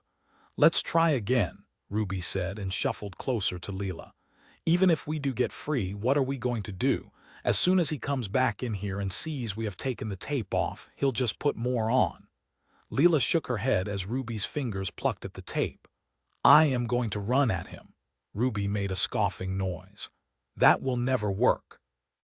"Think about it," Ruby's sure. "He's stronger than us individually, but if one of us can hold him up long enough for the other to get free, we'll be able to get some help."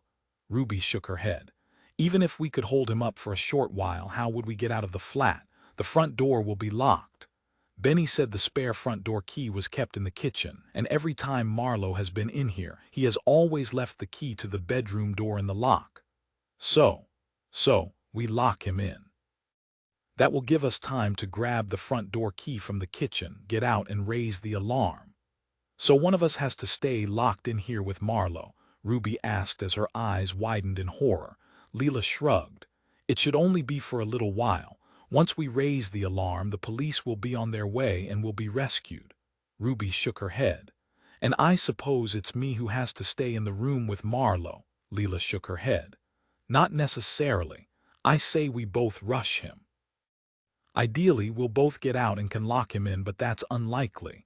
He'll probably grab one of us, so it's up to the other person to get out, lock the bedroom door, and raise the alarm." "Okay." Ruby's heart was beating faster just thinking about it. "Okay." She managed to peel away a large section of tape from Leela's wrists. "Try again now." "Oh, thank God," Leela said and circled her wrists and shoulders in relief as she finally slipped her wrists free of the bindings. Then she turned to Ruby and made short work of the tape looping around her wrists. When they were both free, Leela looked into Ruby's eyes. "Are you ready?" Ruby nodded and tried to look confident even if she didn't feel it. She had spent the first few hours after they'd been abducted unable to believe this could have happened to her. She thought she was going to wake up from some crazy dream. Then she thought it was only a matter of time before the police burst in and rescued them. But now, finally, she was starting to think Leela might be right. There was no point waiting around for someone to save them. They had to save themselves. Chapter 59. Charlotte made her way to Marston Street. She'd left Benny happily enjoying some jelly in his private hospital room. He seemed happy enough there, even though he constantly asked after his brother. One of the nurses had located Benny's medical records, and she let slip the fact that Benny had spent much of his childhood in and out of hospital with various ailments. He clearly felt at home in the medical environment. Marston Street looked just as it had on Street View. Although Charlotte was familiar with East London, she didn't know this area very well. It was just outside city limits, and there were no 60s tower blocks. Only old-fashioned Georgian houses, lots of them had basements with grilled windows, allowing some light to get to the downstairs rooms. She guessed most of the houses had been converted to flats a long time ago, but none of the basement windows matched Benny's description. Each house had steps leading down from the pavement to a small paved or graveled area, and the basement rooms all had square windows. She was halfway along Marston Street when a large, brightly colored poster on the opposite side of the road caught her eye. It was huge and hung on the side of the first building in a row of shops. Charlotte smiled. It was an advert for a type of banana yogurt, and there was a cartoon image of a banana, complete with a happy, smiling face. "Well done, Benny," she murmured. She shouldn't have doubted him after all. The images from Google Street View had been out of date. The poster on the images she'd shown Benny had been for an insurance company. Knowing that Benny hadn't been away with the fairies when he was describing the location gave Charlotte more confidence. She had a good feeling about this location. Benny had been telling the truth. If the girls were still being held here, she could use some backup. She quickly called Mackinnon and filled him in. Right now, the team were focusing heavily on trying to extract information from Addlestone, but Mackinnon promised to give Dee Tyler an update and said he would meet her in Marston Street as soon as possible. Not wanting to waste any time, Charlotte began to look carefully at the buildings. She was looking for a basement flat with horizontal, narrow windows. As all the houses in this area were terraced, that meant the windows had to be at the front of the house or at the back. She couldn't see the windows at the back without knocking on every door and asking to go inside, so she decided to walk the length of the street in both directions to see if she could find any windows matching Benny's description. She'd only walked past 6 houses when she saw a change in the buildings. Instead of red brick, the next row of houses were a sandy color and slightly taller. And more importantly, the windows were horizontal strips of glass at the basement level. This could be it. The girls could be in one of these basement flats. She walked quickly onwards, looking at the next row of houses, and then felt disappointed to see just how many basement flats had the same horizontal windows. She cursed under her breath. Finding the girls would take a lot of manpower. They'd need officers knocking on all these doors. If she requested uniforms help, Tyler would ask her whether she thought Benny's information was credible. She believed him, but she knew Benny wouldn't be considered a reliable witness, which meant when it came down to prosecute this case or her bosses examined any failures in procedure, this would be something that was looked into thoroughly. Modern police work was nothing like it was on the TV. If this was a TV show, Charlotte would barge into each flat, find the girls and rescue them dramatically.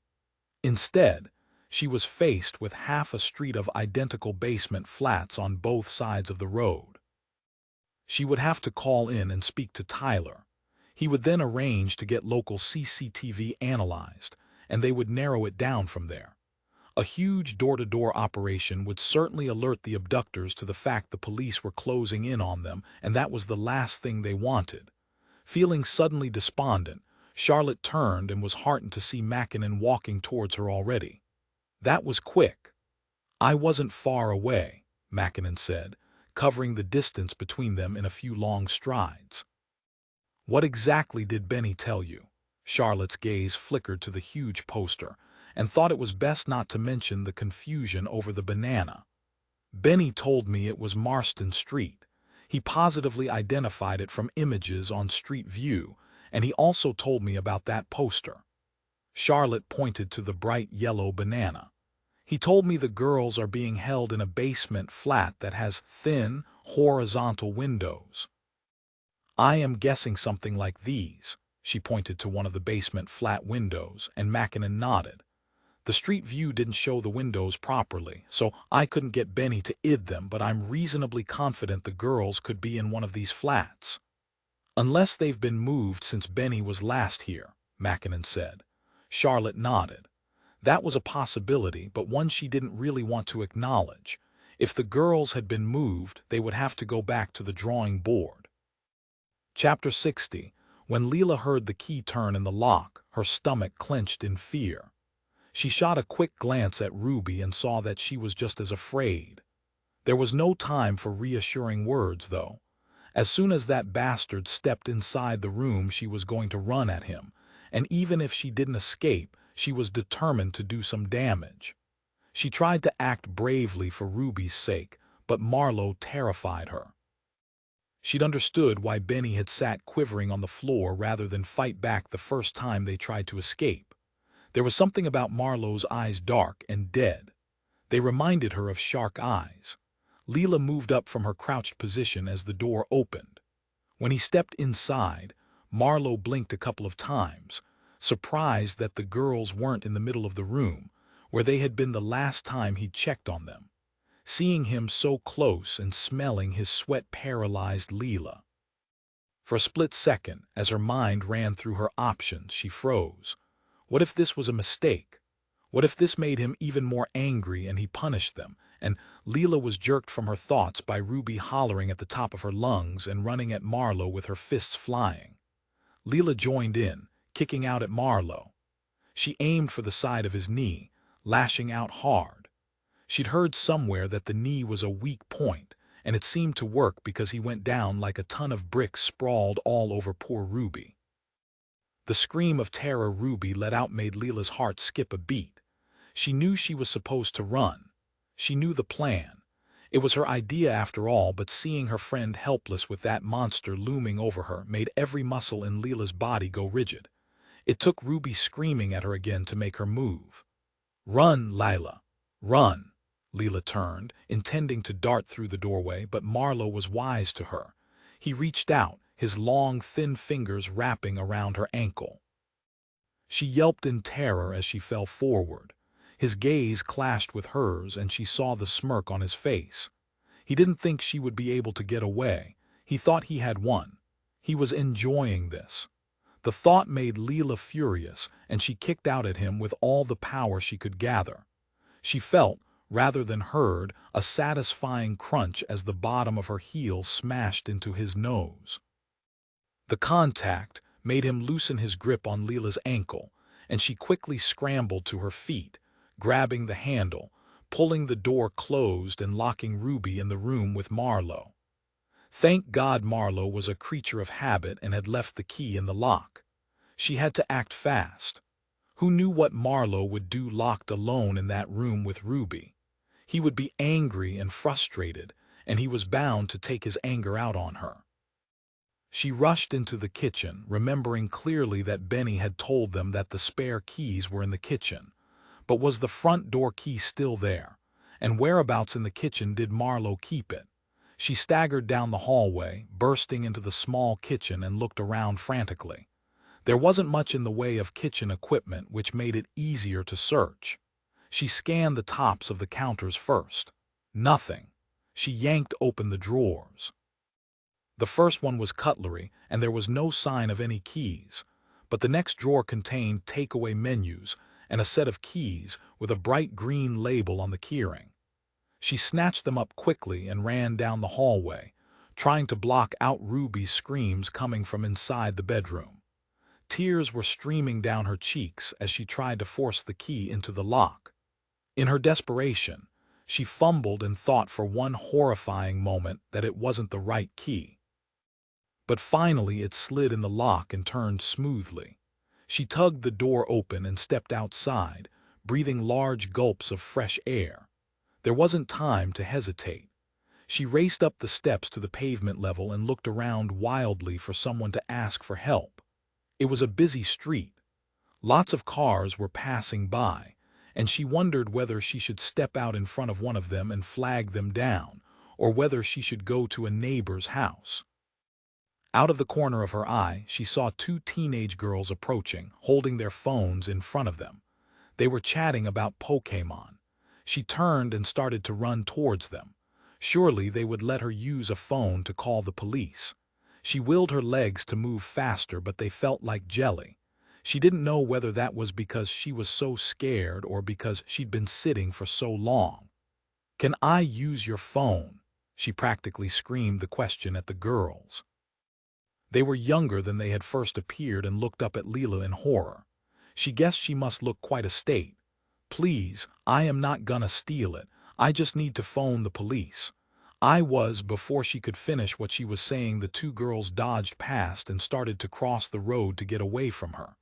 "No, wait. I just need to borrow your phone," she considered chasing after them and then decided against it. There were other people around, other people she could ask. She turned quickly without looking where she was going and slammed hard into a man's chest. Chapter 61, Leela George. Leela looked up at the man towering over her. How did he know her name? She tried to take a step back, but his hand was on her elbow, keeping her upright and gently but firmly preventing her from running away. Oh God, was he involved? Had she just escaped only to run into another one of the abductors? "Help, police!" She screamed out, determined to get someone to help her. Then she noticed there was a woman standing behind the tall man. "Leela, it's okay. I am DC Charlotte Brown and this is DS Mackinnon. We've been looking for you. You are going to be okay now. My friend Ruby is still inside with that psycho. They're both locked in the bedroom. The tall man put his hands gently on Leela's shoulders and turned her around. I need you to tell me which flat she's in, Leela. Leela looked back at the female police officer who was now talking urgently on the phone. It suddenly struck her as odd that there weren't any police cars or sirens to be heard. Is it just you two? Where are all the police cars? Never mind that now, Leela. Show me which flat Ruby is in. Leela clenched her teeth as she walked quickly towards the flat. Every part of her body wanted to resist going back there. Moving closer to that nasty bastard made her feel sick, but she had to for Ruby's sake. It's this one, she said, pointing down the steps to the basement. The front door was still ajar. Thank you, Layla, he said. You should go with DC Brown now. She'll make sure you're safe and there will be an ambulance here soon, okay? Leela knew he wanted her to move away from the flat, but she couldn't tear her eyes away as he walked down the steps towards the basement and then disappeared through the front door. Chapter 62. Mackinnon hadn't expected things to move quite so quickly. He'd assumed they would be conducting door-to-door inquiries after they'd had instructions from Tyler, but everything changed when Leela George barreled along the pavement towards them. She didn't look like the pretty girl in the photograph her parents had shown the team. Her hair was tangled, and she had blood smeared over one side of her face. It was the wild look of panic in her eyes that had hit Mackinnon the hardest. She'd looked up at him with fear and distrust. Now he could feel her eyes burning into his back as he descended the steps, pushed open the door and slipped inside, moving as quietly as possible. He knew Charlotte would take Leela away from the scene and wait for backup. According to procedure, he should be waiting for backup too, and he would have done if it had just been Marlowe inside. But the thought of Ruby Watson being locked in a room with Marlowe compelled Mackinnon to enter the flat. There was no way he was going to stand around, doing nothing while a 17-year-old girl could be being abused.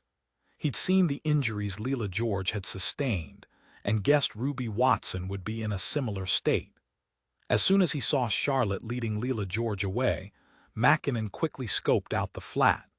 Directly in front of him was a narrow hallway with bare floorboards. The kitchen door at the bottom of the hall was open, and Mackinnon could see no one was inside. The open door to his right led to the sitting room, and there was nobody in there either. The door to the first bedroom had been broken off its hinges and the wooden panels were splintered. The one remaining door to his left was shut and there was a key in the lock. He took a deep breath and reached for the key as a strangled moan sounded from inside the room. He heard a female voice say, "No, please, don't hurt me."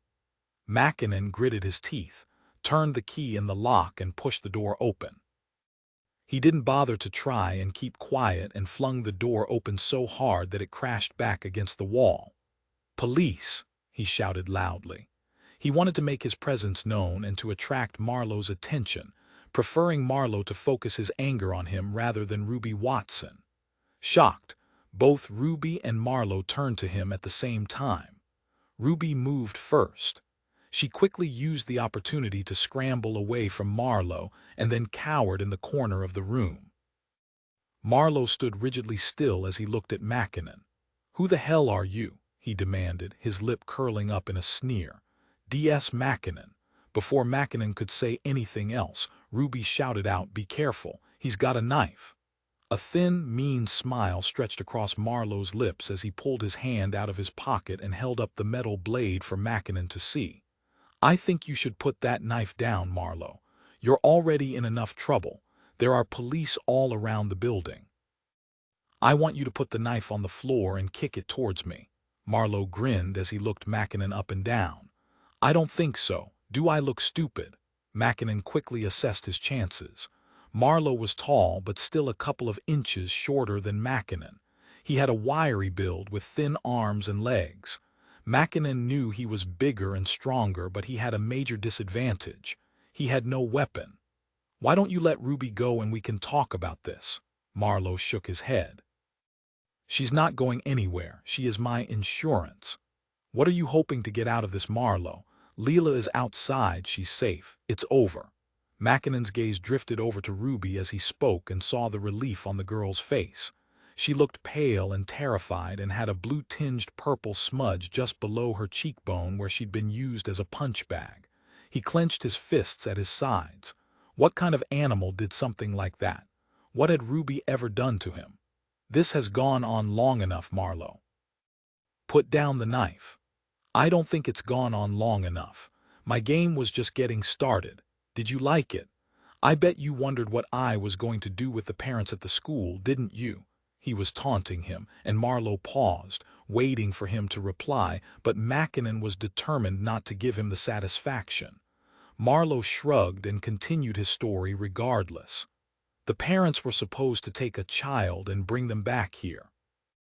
I was going to pretend I would let Leela and Ruby go in exchange for the children. Marlowe lowered his head and winked. Really, though, I was going to keep all four. Clever, huh? Mackinnon shook his head. Not really. The whole thing is a bit childish, if you ask me. The smile disappeared from Marlowe's face in an instant. He moved forward and slashed the air just in front of Mackinnon with the knife. Mackinnon stood his ground and willed him to come just a little bit closer. If he got close enough, Mackinnon could grab his wrist, and even as he thought about doing that, he realized he was being stupid. He had seen plenty of injuries from knife wounds during his career, and the thought of somebody having to tell Chloe and the girls that he'd been stabbed on duty stopped him from trying anything foolish. He wouldn't tackle him physically, but he could still get at Marlowe another way. I heard it wasn't your idea at all. I heard Curtis was the brains behind the abduction. Mackinnon kept his eyes fixed on Marlowe. He realized this would be upsetting for Ruby to hear, but he wanted to get Marlowe so annoyed he let down his guard. That's bollocks. It was all me. All right, so Curtis came up with the idea for the abduction, but the game, that was all my idea. Has he been trying to take credit for the game? Curtis, Ruby said, her voice small. My brother. She drew Marlowe's attention and he wandered over to her, holding out his knife. Marlowe, Mackinnon said, the warning obvious in his voice. Marlowe chuckled and stopped a foot away from her. Yes, Ruby, your own brother was behind the abduction. He is actually my cousin, so technically, I suppose we're related. Marlowe grinned as Ruby's eyes widened in horror. Don't look so scared. We're not blood relatives, he said. Before Ruby could reply, there was a commotion in the hallway. Mackinnon heard footsteps behind him and immediately stood to one side, assuming it would be police backup. A dark-haired man rushed into the bedroom and immediately launched himself at Marlowe. What the hell did you do to my brother? Did you think I wouldn't find out? Marlowe's face lost its cocky grin. Mackinnon stayed pushed back against the wall and shot a look at Ruby, trying to reassure her. He hoped this newcomer would keep Marlowe busy so Mackinnon could get Ruby out of here. But as the newcomer turned, Mackinnon caught a glimpse of his face, and he saw it was Rob Morris, the man who delivered the flowers to Ruby's mother and Benny Morris' brother. You stabbed him. He's in the hospital. You tried to kill him. How could you? Rob seemed to be oblivious to the knife Marlowe was brandishing. He shoved Marlowe hard. This situation was getting out of control. Mackinnon stepped forward. Rob, I am D.S. Mackinnon. Your brother is safe and he recovered well after surgery. I just need you to calm down. We're going to let Ruby go and then we can talk things over, okay? Ruby began to shuffle towards Mackinnon, but Marlowe took 2 quick steps, blocking her path. No, you are not in charge here. He held up a finger, pointing it at Mackinnon and Rob in turn. I am in charge. This is my game. You play by my rules. Rob laughed. It is not a game, you idiot. Nobody is playing by your rules. You are just following somebody else's instructions. Marlowe made a jabbing motion with his knife, and Mackinnon wasn't sure if he was trying to scare Rob or whether he was really trying to stab him. But Rob didn't step back. Instead, he continued to approach Marlowe aggressively, shoving his chest and getting up into his face. Mackinnon moved sideways, keeping his eyes fixed on Marlowe and Rob, trying to get closer to Ruby. If Marlowe turned on her again, Mackinnon was determined that he wouldn't be able to use Ruby as a hostage. He would be in the way. Rob gasped and jerked forward. The atmosphere in the room seemed to change. Mackinnon could only see Rob's back, but from the way he bent double and clutched his stomach, he knew he'd been stabbed. Marlowe stared down at Rob and licked his lips as he collapsed onto his knees. Mackinnon moved forward quickly while Marlowe was distracted. The knife was buried in Rob's torso, so Marlowe was now weaponless. Mackinnon grabbed hold of Marlowe's arm, put a hand on his back and used his leg to trip him. He hit the floor hard and Mackinnon leaned over him, pinning him to the ground with one knee, leaning on his back and trapping his arm behind his back, pulling it upwards just enough to immobilize him. For a second, Mackinnon considered pushing his arm a little harder, causing a little more pain, but then he shook his head. That wasn't him. He wasn't a monster. Beside him, Rob groaned and turned over. Mackinnon could see he was losing blood fast. He turned and shouted at Ruby to get outside just as he heard the wail of sirens approaching. Ruby scrambled to her feet and darted out of the bedroom door. Mackinnon didn't let go of Marlowe, but he leaned over to Rob and said, "Hold on. An ambulance is on the way." Moments later, 2 paramedics rushed into the room. They set about trying to stabilize Rob, and Mackinnon watched their desperate efforts until he realized he was surrounded by uniformed officers. He finally released his hold on Marlowe and got to his feet but swayed a little, feeling woozy. An officer grabbed onto him as Mackinnon staggered. "You're bleeding, sir." Mackinnon looked down and saw the bloom of blood on his shirt. At first, he assumed somehow Rob's blood must have transferred onto him, but then he felt the first twinge of pain. Somehow in the confusion he'd been stabbed. He hadn't even felt it. Before he knew what was happening, 2 uniformed officers propped him upright as they propelled him towards the stairs and out into the early evening sunlight. There were plenty of police cars and sirens now, enough to make Leela George very happy. As they bundled him towards the ambulance, Mackinnon caught sight of Charlotte. Her face paled as she saw the blood on his shirt. He tried to smile and raise a hand to let her know he was going to be okay, but before he knew it, he was in the back of the ambulance. Charlotte's anxious face appeared at the doors. "What happened?" "Stabbed, I think." "You think? Surely you would know if you'd been stabbed." A paramedic removed Mackinnon's shirt and said, "It's not life-threatening, a clean slice. You'll need stitches, though." Mackinnon muttered his thanks as the female paramedic selected a dressing pad and held it to the wound. "This should stop the bleeding. You know Tyler will want to talk to us about this, don't you? He'll want to know why we didn't wait for backup." "Yes, I'll tell him." "It was my fault. I'll make sure he knows that." "That wasn't what I meant," Charlotte said, exasperated. "I was worried." The paramedic stood up and told Charlotte they were going to take Mackinnon in for stitches. "Nothing to worry about, but he's still losing blood, so we'll take him in to be on the safe side." As the paramedic closed the doors, Mackinnon got one last glimpse of Charlotte's concerned expression and felt bad for making her worry. She'd been right. Tyler and Brookbank would demand answers, and Mackinnon needed to have some ready. Chapter 63, "How does that feel?" the male nurse asked. He had just finished stitching up Mackinnon's wound. "Not too bad." Mackinnon flexed his shoulder. "It's a bit tender now, but I didn't even feel it when it happened." The male nurse put the suture equipment in a disposable kidney dish and sealed the bright yellow sharps bin. It was only a surface wound, and cuts from very sharp implements often draw blood before people feel pain. Plus, in a stressful situation, adrenaline takes over, and the pain an injury like this would cause under normal circumstances would be lessened. It isn't a deep wound, and the sutures should hold, but if you get any heavy bleeding or an increase in pain, then you may need to come back in. The nurse gathered up the cotton wool he'd been using and wheeled the trolley away from Mackinnon before opening the curtain around his cubicle. Tyler was standing just outside. "So, are you going to be scarred for life, Jack?" the nurse said. "I did a good job. His scar will be practically invisible." Oh, don't tell him that. He was going to use the scar to get sympathy, Tyler said, smirking, and walked up to Mackinnon. How are you feeling, Jack? I'm fine.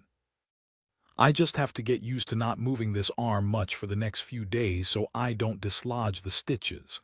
Is Marlowe talking? Marlowe won't stop talking. He's saying it was all Curtis' idea. Do you believe him? Tyler shrugged. I think Curtis is definitely involved. Having said that, Marlowe planned the acid attack and he stabbed Benny Morris. There's no evidence to suggest Curtis was involved in that. Curtis may be the brains behind the abduction, but there is no reason to believe he was encouraging Marlowe in this weird game he was playing. Mackinnon nodded slowly. I thought he might try and cover up for Curtis out of some kind of misguided family loyalty. Tyler shook his head as the nurse walked back in and handed Mackinnon his blood-stained shirt. I didn't think you'd want to wear this, so I brought you something else. He handed Mackinnon a blue scrub top. Thanks very much. After the nurse left them, Tyler said, actually, if anything, the family connection is what has caused Marlowe to turn against him. In his mind, Curtis had all the advantages and he got nothing. So what's the next move? Tyler let out a deep sigh. I need to talk to the DCI. You do know he is on his way here, don't you? He wants to make sure you're all right. He'll probably be interested to know why you went inside that flat without a stab vest, too. Mackinnon grimaced. He doesn't need to do that. I am fine. Tyler rolled his eyes. I don't think he's really doing it for you, Jack. It's politics. One of his officers has been injured in the line of duty, and it would look bad if he didn't come and pay a visit. Mackinnon let out a low whistle. That's cynical even coming from you. I'm just a realist. So, where do we think Addlestone fits into all of this? Tyler shook his head. I'm really not sure, but it's starting to look like Curtis fitted him up. Tyler glanced at his mobile phone again. What's wrong? Tyler shook his head. It's probably nothing, but I can't get in touch with Zelda Smith. I promised to take her to Drake House so she could talk to Curtis, but the interview with Addlestone ran over. Evie told me Zelda left the station to get something to eat, but I left a message on her answering service, and she hasn't called me back. Tyler frowned and looked at his phone again. I am starting to think she ignored my instructions and went to talk to Curtis alone. Mackinnon looked up sharply. She wouldn't do that, would she? Hopefully, she's not that stupid, but I am going to go over to Drake House anyway and check. Curtis will have heard the girls have been released. I want to see how he reacts. Are you going to bring him in? Tyler shook his head. There's no hurry to bring him in as long as we keep a close eye on him. Now that the girls are no longer in danger, we can take our time. It is not going to be easy to pin anything on him. Mackinnon grunted as he tried to pull on the blue top the nurse had given him. Eventually, tired of watching him struggle, Tyler stood up and helped him yank it on. Ow, I hope you're not considering taking up a role in the medical profession. I don't think much of your bedside manner. Stop complaining. Am I interrupting? Collins asked cheekily, appearing behind Tyler. I can come back later if you two would like some time alone. Very funny, Tyler said dryly. He patted Collins on the shoulder as he walked out of the cubicle. I'm going to check on the girls' parents and then head over to Drake House. I will catch up with you later. He left Mackinnon to tell Collins about the events of the last hour and relate how things had unfolded with Marlowe in the basement flat. On his way to check up on Ruby Watson and see her parents, Tyler spotted Charlotte walking along the corridor towards him. She looked tired and had dark circles under her eyes. How's Mackinnon? She asked. He'll be fine. He's all stitched up now and ready to go home. Have you seen Ruby Watson? Charlotte shook her head and bit down on her lower lip. No, not yet. She looked okay when she came out of the flat, physically at least. Mentally, I am sure both girls are pretty messed up at the moment. I've just been talking to the doctor who treated Rob Morris when he was brought in.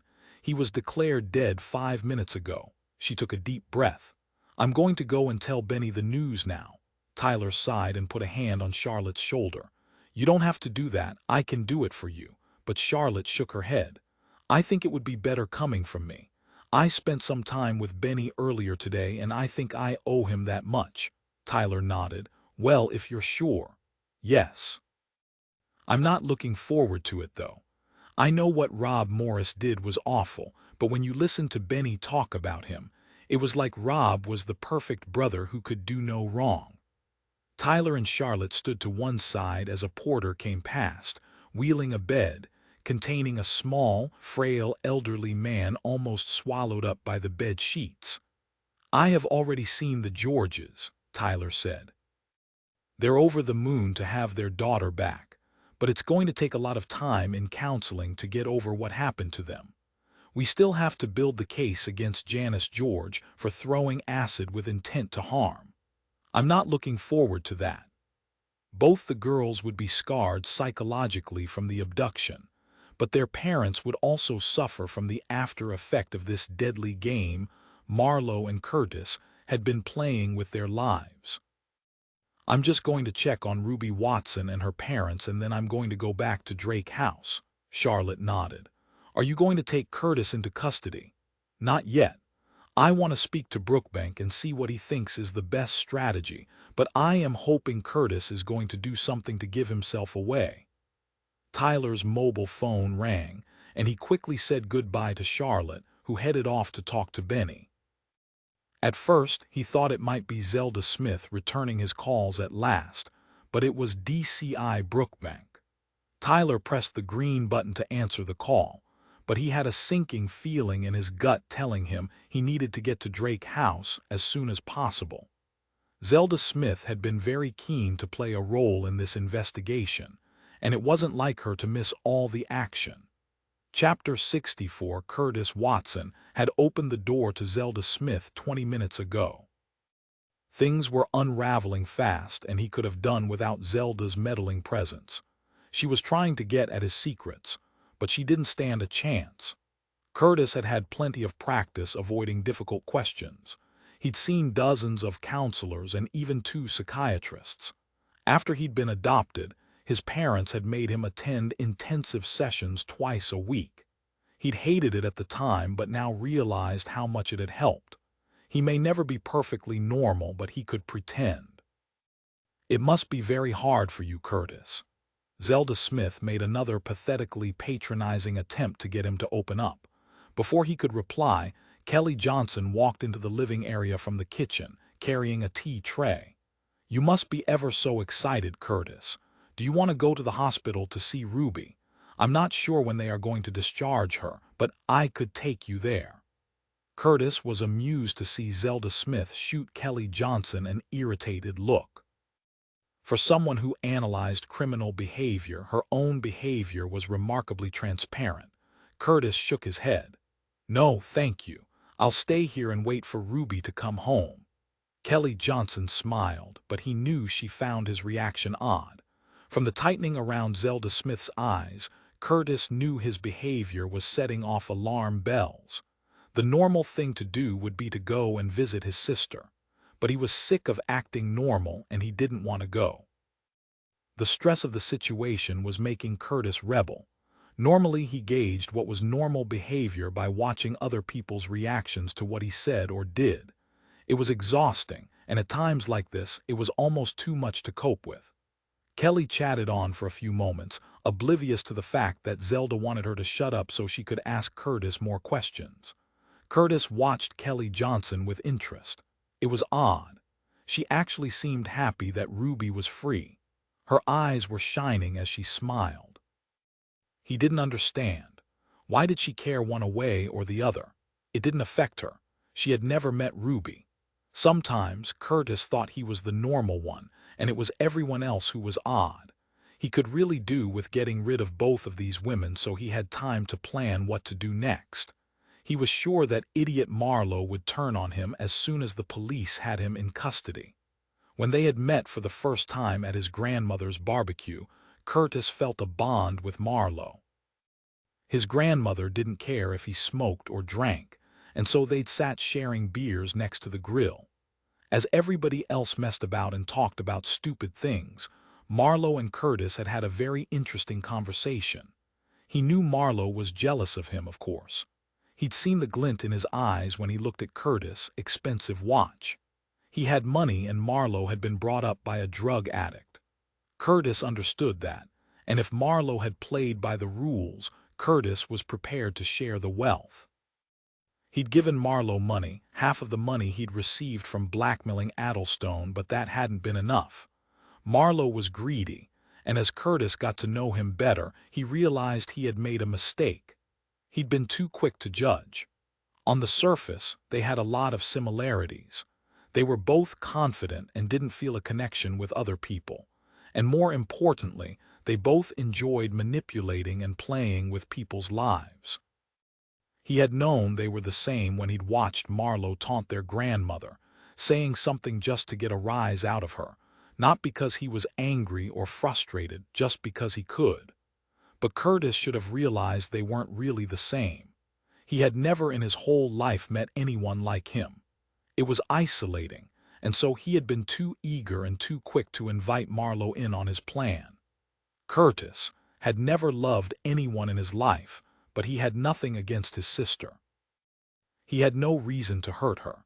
The abduction was just a way to get some money from his parents who had grown miserly recently, but Marlowe had turned it into some big circus event. It was Marlowe's own fault he'd been caught. If he'd followed Curtis' instructions, he would be a rich man by now, and Curtis would have added to his own wealth. Curtis blinked in irritation as he realized Zelda was saying something to him. "Sorry, I was just thinking about Ruby," Curtis said. "I hope she's okay." Kelly Johnson smiled warmly at him, and Curtis knew he'd said the right thing. "I wonder if we could have a word in private, Curtis," Zelda asked. Kelly Johnson looked a little put out, but Curtis nodded. He couldn't really refuse as it might look suspicious. As long as he kept calm, Zelda Smith was no danger to him. The police had no real evidence, at least, nothing a good lawyer couldn't overturn with a click of his fingers. "Why don't we go out onto the balcony?" Curtis suggested. "I could do with some fresh air." The penthouse flat had its own rooftop garden which was accessed via a set of stairs, but on this level there was a smaller outside area, a balcony, which looked out on the city of London and St. Paul's. Curtis stood up and opened the sliding door, allowing Zelda to step outside first. He followed her and then shut the door behind them. It was a pleasantly warm evening, and the lack of haze meant the view was good. Like most people who visited the apartment, Zelda couldn't resist walking over to the edge to take a better look at the city view. "Impressive, isn't it?" Curtis said. "Beautiful," Zelda said. While she was looking away, Curtis found his eyes drawn to the seating area. The cushions had been taken inside due to the rain last night. The chairs were set around a low table, which was hollow inside and supposed to be used to store the cushions. His mother insisted on taking the cushions inside, though, leaving the hollow center of the table empty. It was a great place to hide things. He had long suspected his mother and father of snooping around his bedroom, so he had taken to stashing things out here. Right now, he was thinking about the stun gun he'd hidden there. A friend's father had brought it back from the Middle East. His eyes traveled back to Zelda Smith, and he looked at her thin shoulders and narrow back. She was tall but slim, and it wouldn't take much to make her fall over the edge, especially not if she was incapacitated by the stun gun first. The idea was tempting. Curtis hadn't yet had a chance to try out his new toy. He looked over his shoulder, remembering that Kelly Johnson was just inside. Could he do it? Would they believe him if he told them she'd lost her footing and fell? Maybe he could say she dropped something and reached for it. No, they would never believe him, but they wouldn't be able to prove anything. Curtis smiled. After the disappointing ending to the abduction, he'd been feeling a little despondent, but this could make up for it. He leaned towards the table, ready to quickly lift the lid, when the balcony door slid open. Curtis turned in irritation to see Kelly Johnson standing in the doorway with her mobile phone at her ear. "Yes, sir, she is here." Kelly Johnson covered the end of the phone and said to Zelda, "It is Dee Tyler." Zelda turned around and winked at Curtis. "I am in trouble now," she joked. Curtis smiled through gritted teeth as Zelda stepped inside the apartment, and he realized he had lost out for the second time that day. Chapter 65. Charlotte paused before she entered Benny's private room. She hated this part of the job. It was never pleasant to tell somebody a relative had died, but in Benny's case, it seemed even worse.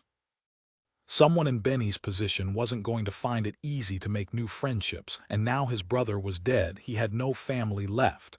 She took a deep breath and pushed the door open. The wide, beaming smile Benny gave her when she entered made her feel even worse. "Hiya," Benny said cheerfully. "Did you find Leela and Ruby?" Charlotte nodded and pulled up a chair next to Benny's bed. "We did, thanks to your help. Are they all right?" "They are fine. They've been brought to this hospital as well just to be on the safe side." That was the wrong thing to say. Benny flung back the bed sheets and went to get out of bed. Charlotte raised her hands, resting them lightly on Benny's shoulders. "No, Benny," he looked at her in confusion. "I want to see them." "That's not a good idea yet.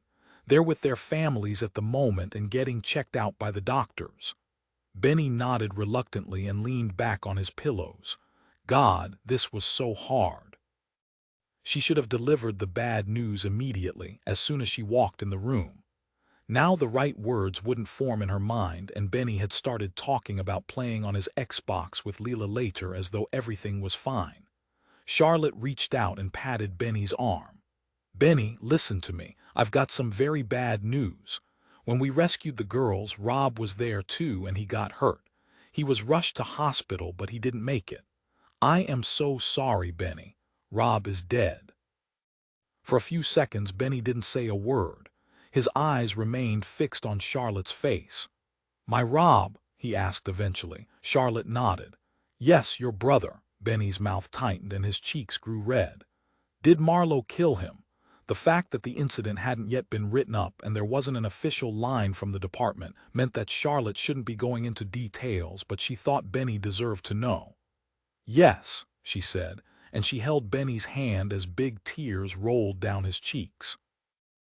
Tyler traveled up in the private lift to the penthouse. It had been a crazy few days. Mackinnon had been wounded, but it could have been much worse. Both girls had been returned safely to their families.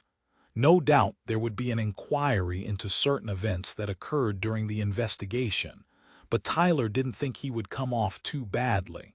The Watsons were still at the hospital with their daughter, and Tyler purposely hadn't told them he was going to their apartment to see Curtis. His official line was that he was going to brief the family liaison officer, but he really wanted to have a word with Curtis without his parents around. He rang the doorbell to the Watsons' luxurious flat, and Kelly Johnson opened the door. "Fantastic news about the girls, sir. The team must be over the moon." Tyler smiled. "Absolutely. It's a great result. Thanks for your hard work, Kelly. The family liaison officer often has the hardest job of all." Kelly smiled happily and walked towards the living area. "We don't do the job because it's easy." Zelda Smith was sitting on the sofa, bold as brass, and she eyed Tyler as though she were daring him to reprimand her. Although Tyler would very much like to have told her exactly what he thought of her actions, he turned to focus on Curtis instead. The boy was leaning back against the kitchen counter and he smirked at Tyler. "Well done, detective. You must be very glad your sister is coming home, Curtis." "Of course I can't wait to see her," Tyler smiled. "It's funny. At one stage we thought you were responsible for the abduction." Curtis' eyes narrowed as he stared at Tyler. "We believed you'd planned for Addlestone to take the fall so you could get money from your parents, not that you really needed it. Maybe the abduction was just a way to hurt them." Curtis glanced away and turned his head, but not before Tyler had seen the smile playing on his lips. The little sod was enjoying this. Curtis turned back to Tyler and said, "That's a very interesting theory, detective." "It certainly is," Zelda piped up. "But Kelly said you caught the man responsible." Tyler ignored her. He took a step closer to Curtis and lowered his voice so that only the boy could hear him. "You won't get away with this." Curtis' eyes shone. "Oh, I think I will, detective." Before either of them could say any more, the front door opened and Peter Watson entered the room. He strode across the room to his son and put his arm around his shoulders. Tyler could tell from the look on the man's face that he knew what his son had done. He'd heard the name Marlowe Wainwright from one of the team, or from his daughter, and put two and two together. Deep down, he had to know what his son was like. "Don't say another word, Curtis," Peter Watson said. "Unless you have a warrant, detective, I'd like you all to leave my home. I am very grateful you brought Ruby back home safely, but I think we have all had enough of the police in our lives for now." Tyler nodded, turned to leave, and gestured for Kelly and Zelda to do the same. Both women seemed very surprised at this sudden eviction. Just before he walked out of the front door, Tyler looked directly at Curtis. He wanted the kid to know that this wasn't over. The cocky little sod winked at him, and Tyler knew Curtis' mocking expression would stay with him for a very long time. Chapter 66. A few days later, most of the team were gathered at the Red Herring pub. DCI Brookbank had bought the first round and gave a little speech, thanking them all for their hard work. He didn't stay long, just long enough to down his pint, and then he headed back to Wood Street Station. The rest of the team stuck around, though, determined to have a bit of fun and unwind. After the past few days, they needed it. Mackinnon and Collins had ordered their usual portions of chicken wings and were laughing and joking. Tyler looked tired, as usual, but even he had a smile on his face. DC Webb had left the group and was at the bar, trying to chat up one of the barmaids, and Charlotte sat quietly nursing a gin and tonic with a frown on her face. "Are you all right?" Mackinnon asked, pushing his plate of chicken wings closer to Charlotte. "Help yourself." Charlotte managed to raise a smile and took a chicken wing from the plate and picked up a napkin. "I still can't believe we're not going to be able to prosecute Curtis Watson." Tyler took a long sip of his pint and then set it down on the table. "They've got money. A lot of it. And he's lawyered up. We could get him for blackmailing Addlestone, but Addlestone doesn't want to press charges. He just wants the whole thing to go away. I heard his parents were sending him abroad to finish his A-levels," Mackinnon said, "to a British school in Switzerland." Charlotte shook her head. "So he just gets away with it." Mackinnon understood how she felt. Although they had a strong case against Marlowe, the idea that Curtis had planned his own sister's abduction and would be getting off scot-free rankled. Mackinnon strongly believed in justice, and he hated the thought of someone like Curtis continuing his life as though nothing had happened. He'd only been to see the Watsons once since Ruby had returned home, and the atmosphere had been strained to say the least. Ruby was terrified of her brother, and Peter and Claire Watson seemed to be at a loss. Deep down, Mackinnon believed they knew there was something wrong with their son, but they didn't want to admit it. They were in a difficult situation. They couldn't turn their back on Curtis, but they wanted to protect Ruby as well, so they'd made the decision to send Curtis away. "Curtis will commit another crime and eventually he will be caught," Mackinnon said. "He won't be able to stop himself." Collins raised his glass to that as Tyler said, "He'll get his just deserts eventually." "Do you really believe that?" Charlotte asked.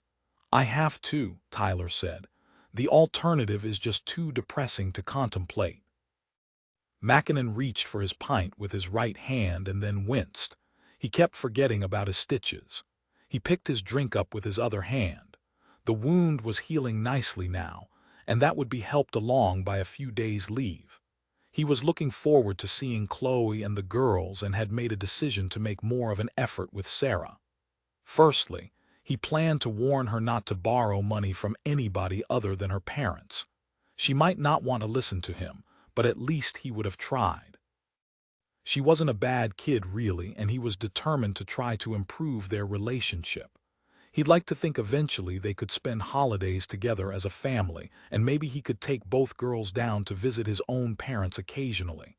He'd visited with Katie and Chloe a couple of times, but Sarah had never come along.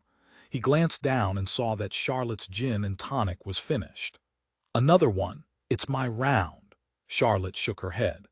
No, thanks. There's somewhere I have to be. Charlotte took the underground to Whitecapel. The market was already closed for the day. She crossed over the road, heading for the London hospital. She had already popped into Sainsbury's and bought Benny a magazine for gamers as well as a bunch of grapes and a couple of chocolate bars. She looped the bag over her arm and climbed the steps at the hospital's main entrance. Charlotte absolutely hated the thought of Curtis getting away with plotting his own sister's abduction and for trying to set Addlestone up. After Marlowe's confession, it was pretty obvious that Curtis had been deeply involved, and when they'd finally managed to speak to Kirsty Jones using video call on Monday, she told them Curtis was creepy, but she had no idea about the photos. After looking at them, she was horrified and told them they had been taken from her bedroom. It looked as though someone had accessed the webcam from the computer in her bedroom. She confirmed that Addlestone had never behaved inappropriately towards her. Of course, Addlestone wanted to put the whole matter behind him. He was embarrassed and worried about his reputation, so it looked like Curtis would get away with that as well. She'd been to see the Georges and Leela with Mackinnon yesterday, and unlike the Watsons, their home had been a happy one. The Georges were delighted to get Leela back and proudly told Charlotte and Mackinnon how Leela was starting college in September. It was outcomes like that that made the job worthwhile, and Charlotte knew she had to focus on the positive results rather than dwell on the fact Curtis Watson was getting off without any punishment at all. Benny had been moved from his private room and was now sharing a ward with 12 men. She thought Benny was probably finding that quite difficult. When she walked into the ward and Benny caught sight of her, his face lit up and he waved excitedly. "Hi, Benny, the nurse told me you're getting out of here tomorrow. That's fantastic news, isn't it?" Benny nodded. "Yes, but I can't go back to the flat without Rob." "No, but I hear your caseworker has found a nice place for you to live. It is very close to where you were before, isn't it?" Benny nodded, but he still looked despondent. Charlotte handed him the grapes and the magazine she'd brought. "Thank you," Benny said politely as he glanced at the magazine. Benny had no one now. He would get swallowed up in the system, and there wasn't anything she could do about it. Charlotte turned when she heard footsteps behind her and saw an elegant woman with a short gray bob approaching. "Hello, Benny." "Hiya, Diane." The woman had an open and friendly face and she smiled at Charlotte. "I am Diane Swanson. I run the Rose Hill Community Center, and I'm looking forward to getting Benny back into the IT class." "Nice to meet you." "I'm Charlotte Brown, one of the police officers who worked on the abduction case." As they shook hands, Diane said, "I was just checking in with Benny to see if he is ready for the move tomorrow. You are looking forward to it, aren't you, Benny?" Benny smiled. "Yes. I've been popping in every day and I'm helping him arrange Rob's funeral." Charlotte smiled. "I'm glad he has someone like you to look out for him. I have been really worried. We've got a good support network and Benny is very popular at the community center. He gets on very well with all the members of staff, and both Eddie and I have been popping in to make sure he's okay. Benny doesn't have his mom and brother anymore, but we'll be looking out for him." Charlotte smiled. "I'm glad." After Diane left, Charlotte sat on a chair beside Benny's bed and opened the magazine. "Okay then, Benny, show me what all the fuss is about." Benny began to tell her all about a new game for the latest Xbox. Charlotte smiled as Benny chattered away. In an ideal world, they would have been able to put Curtis away for a very long time, but sometimes cases didn't work out like that. The team had done their best, and on this occasion, that had to be good enough. She chuckled as Benny turned the page, pointed out another game in the magazine, and began to enthusiastically tell her all about it. Charlotte smiled at the thought of Mackinnon, Tyler, and Colin still in the Red Herring, celebrating the end to a harrowing case. They deserved a good night out. Both girls were home and they were safe. That was a good result for everyone.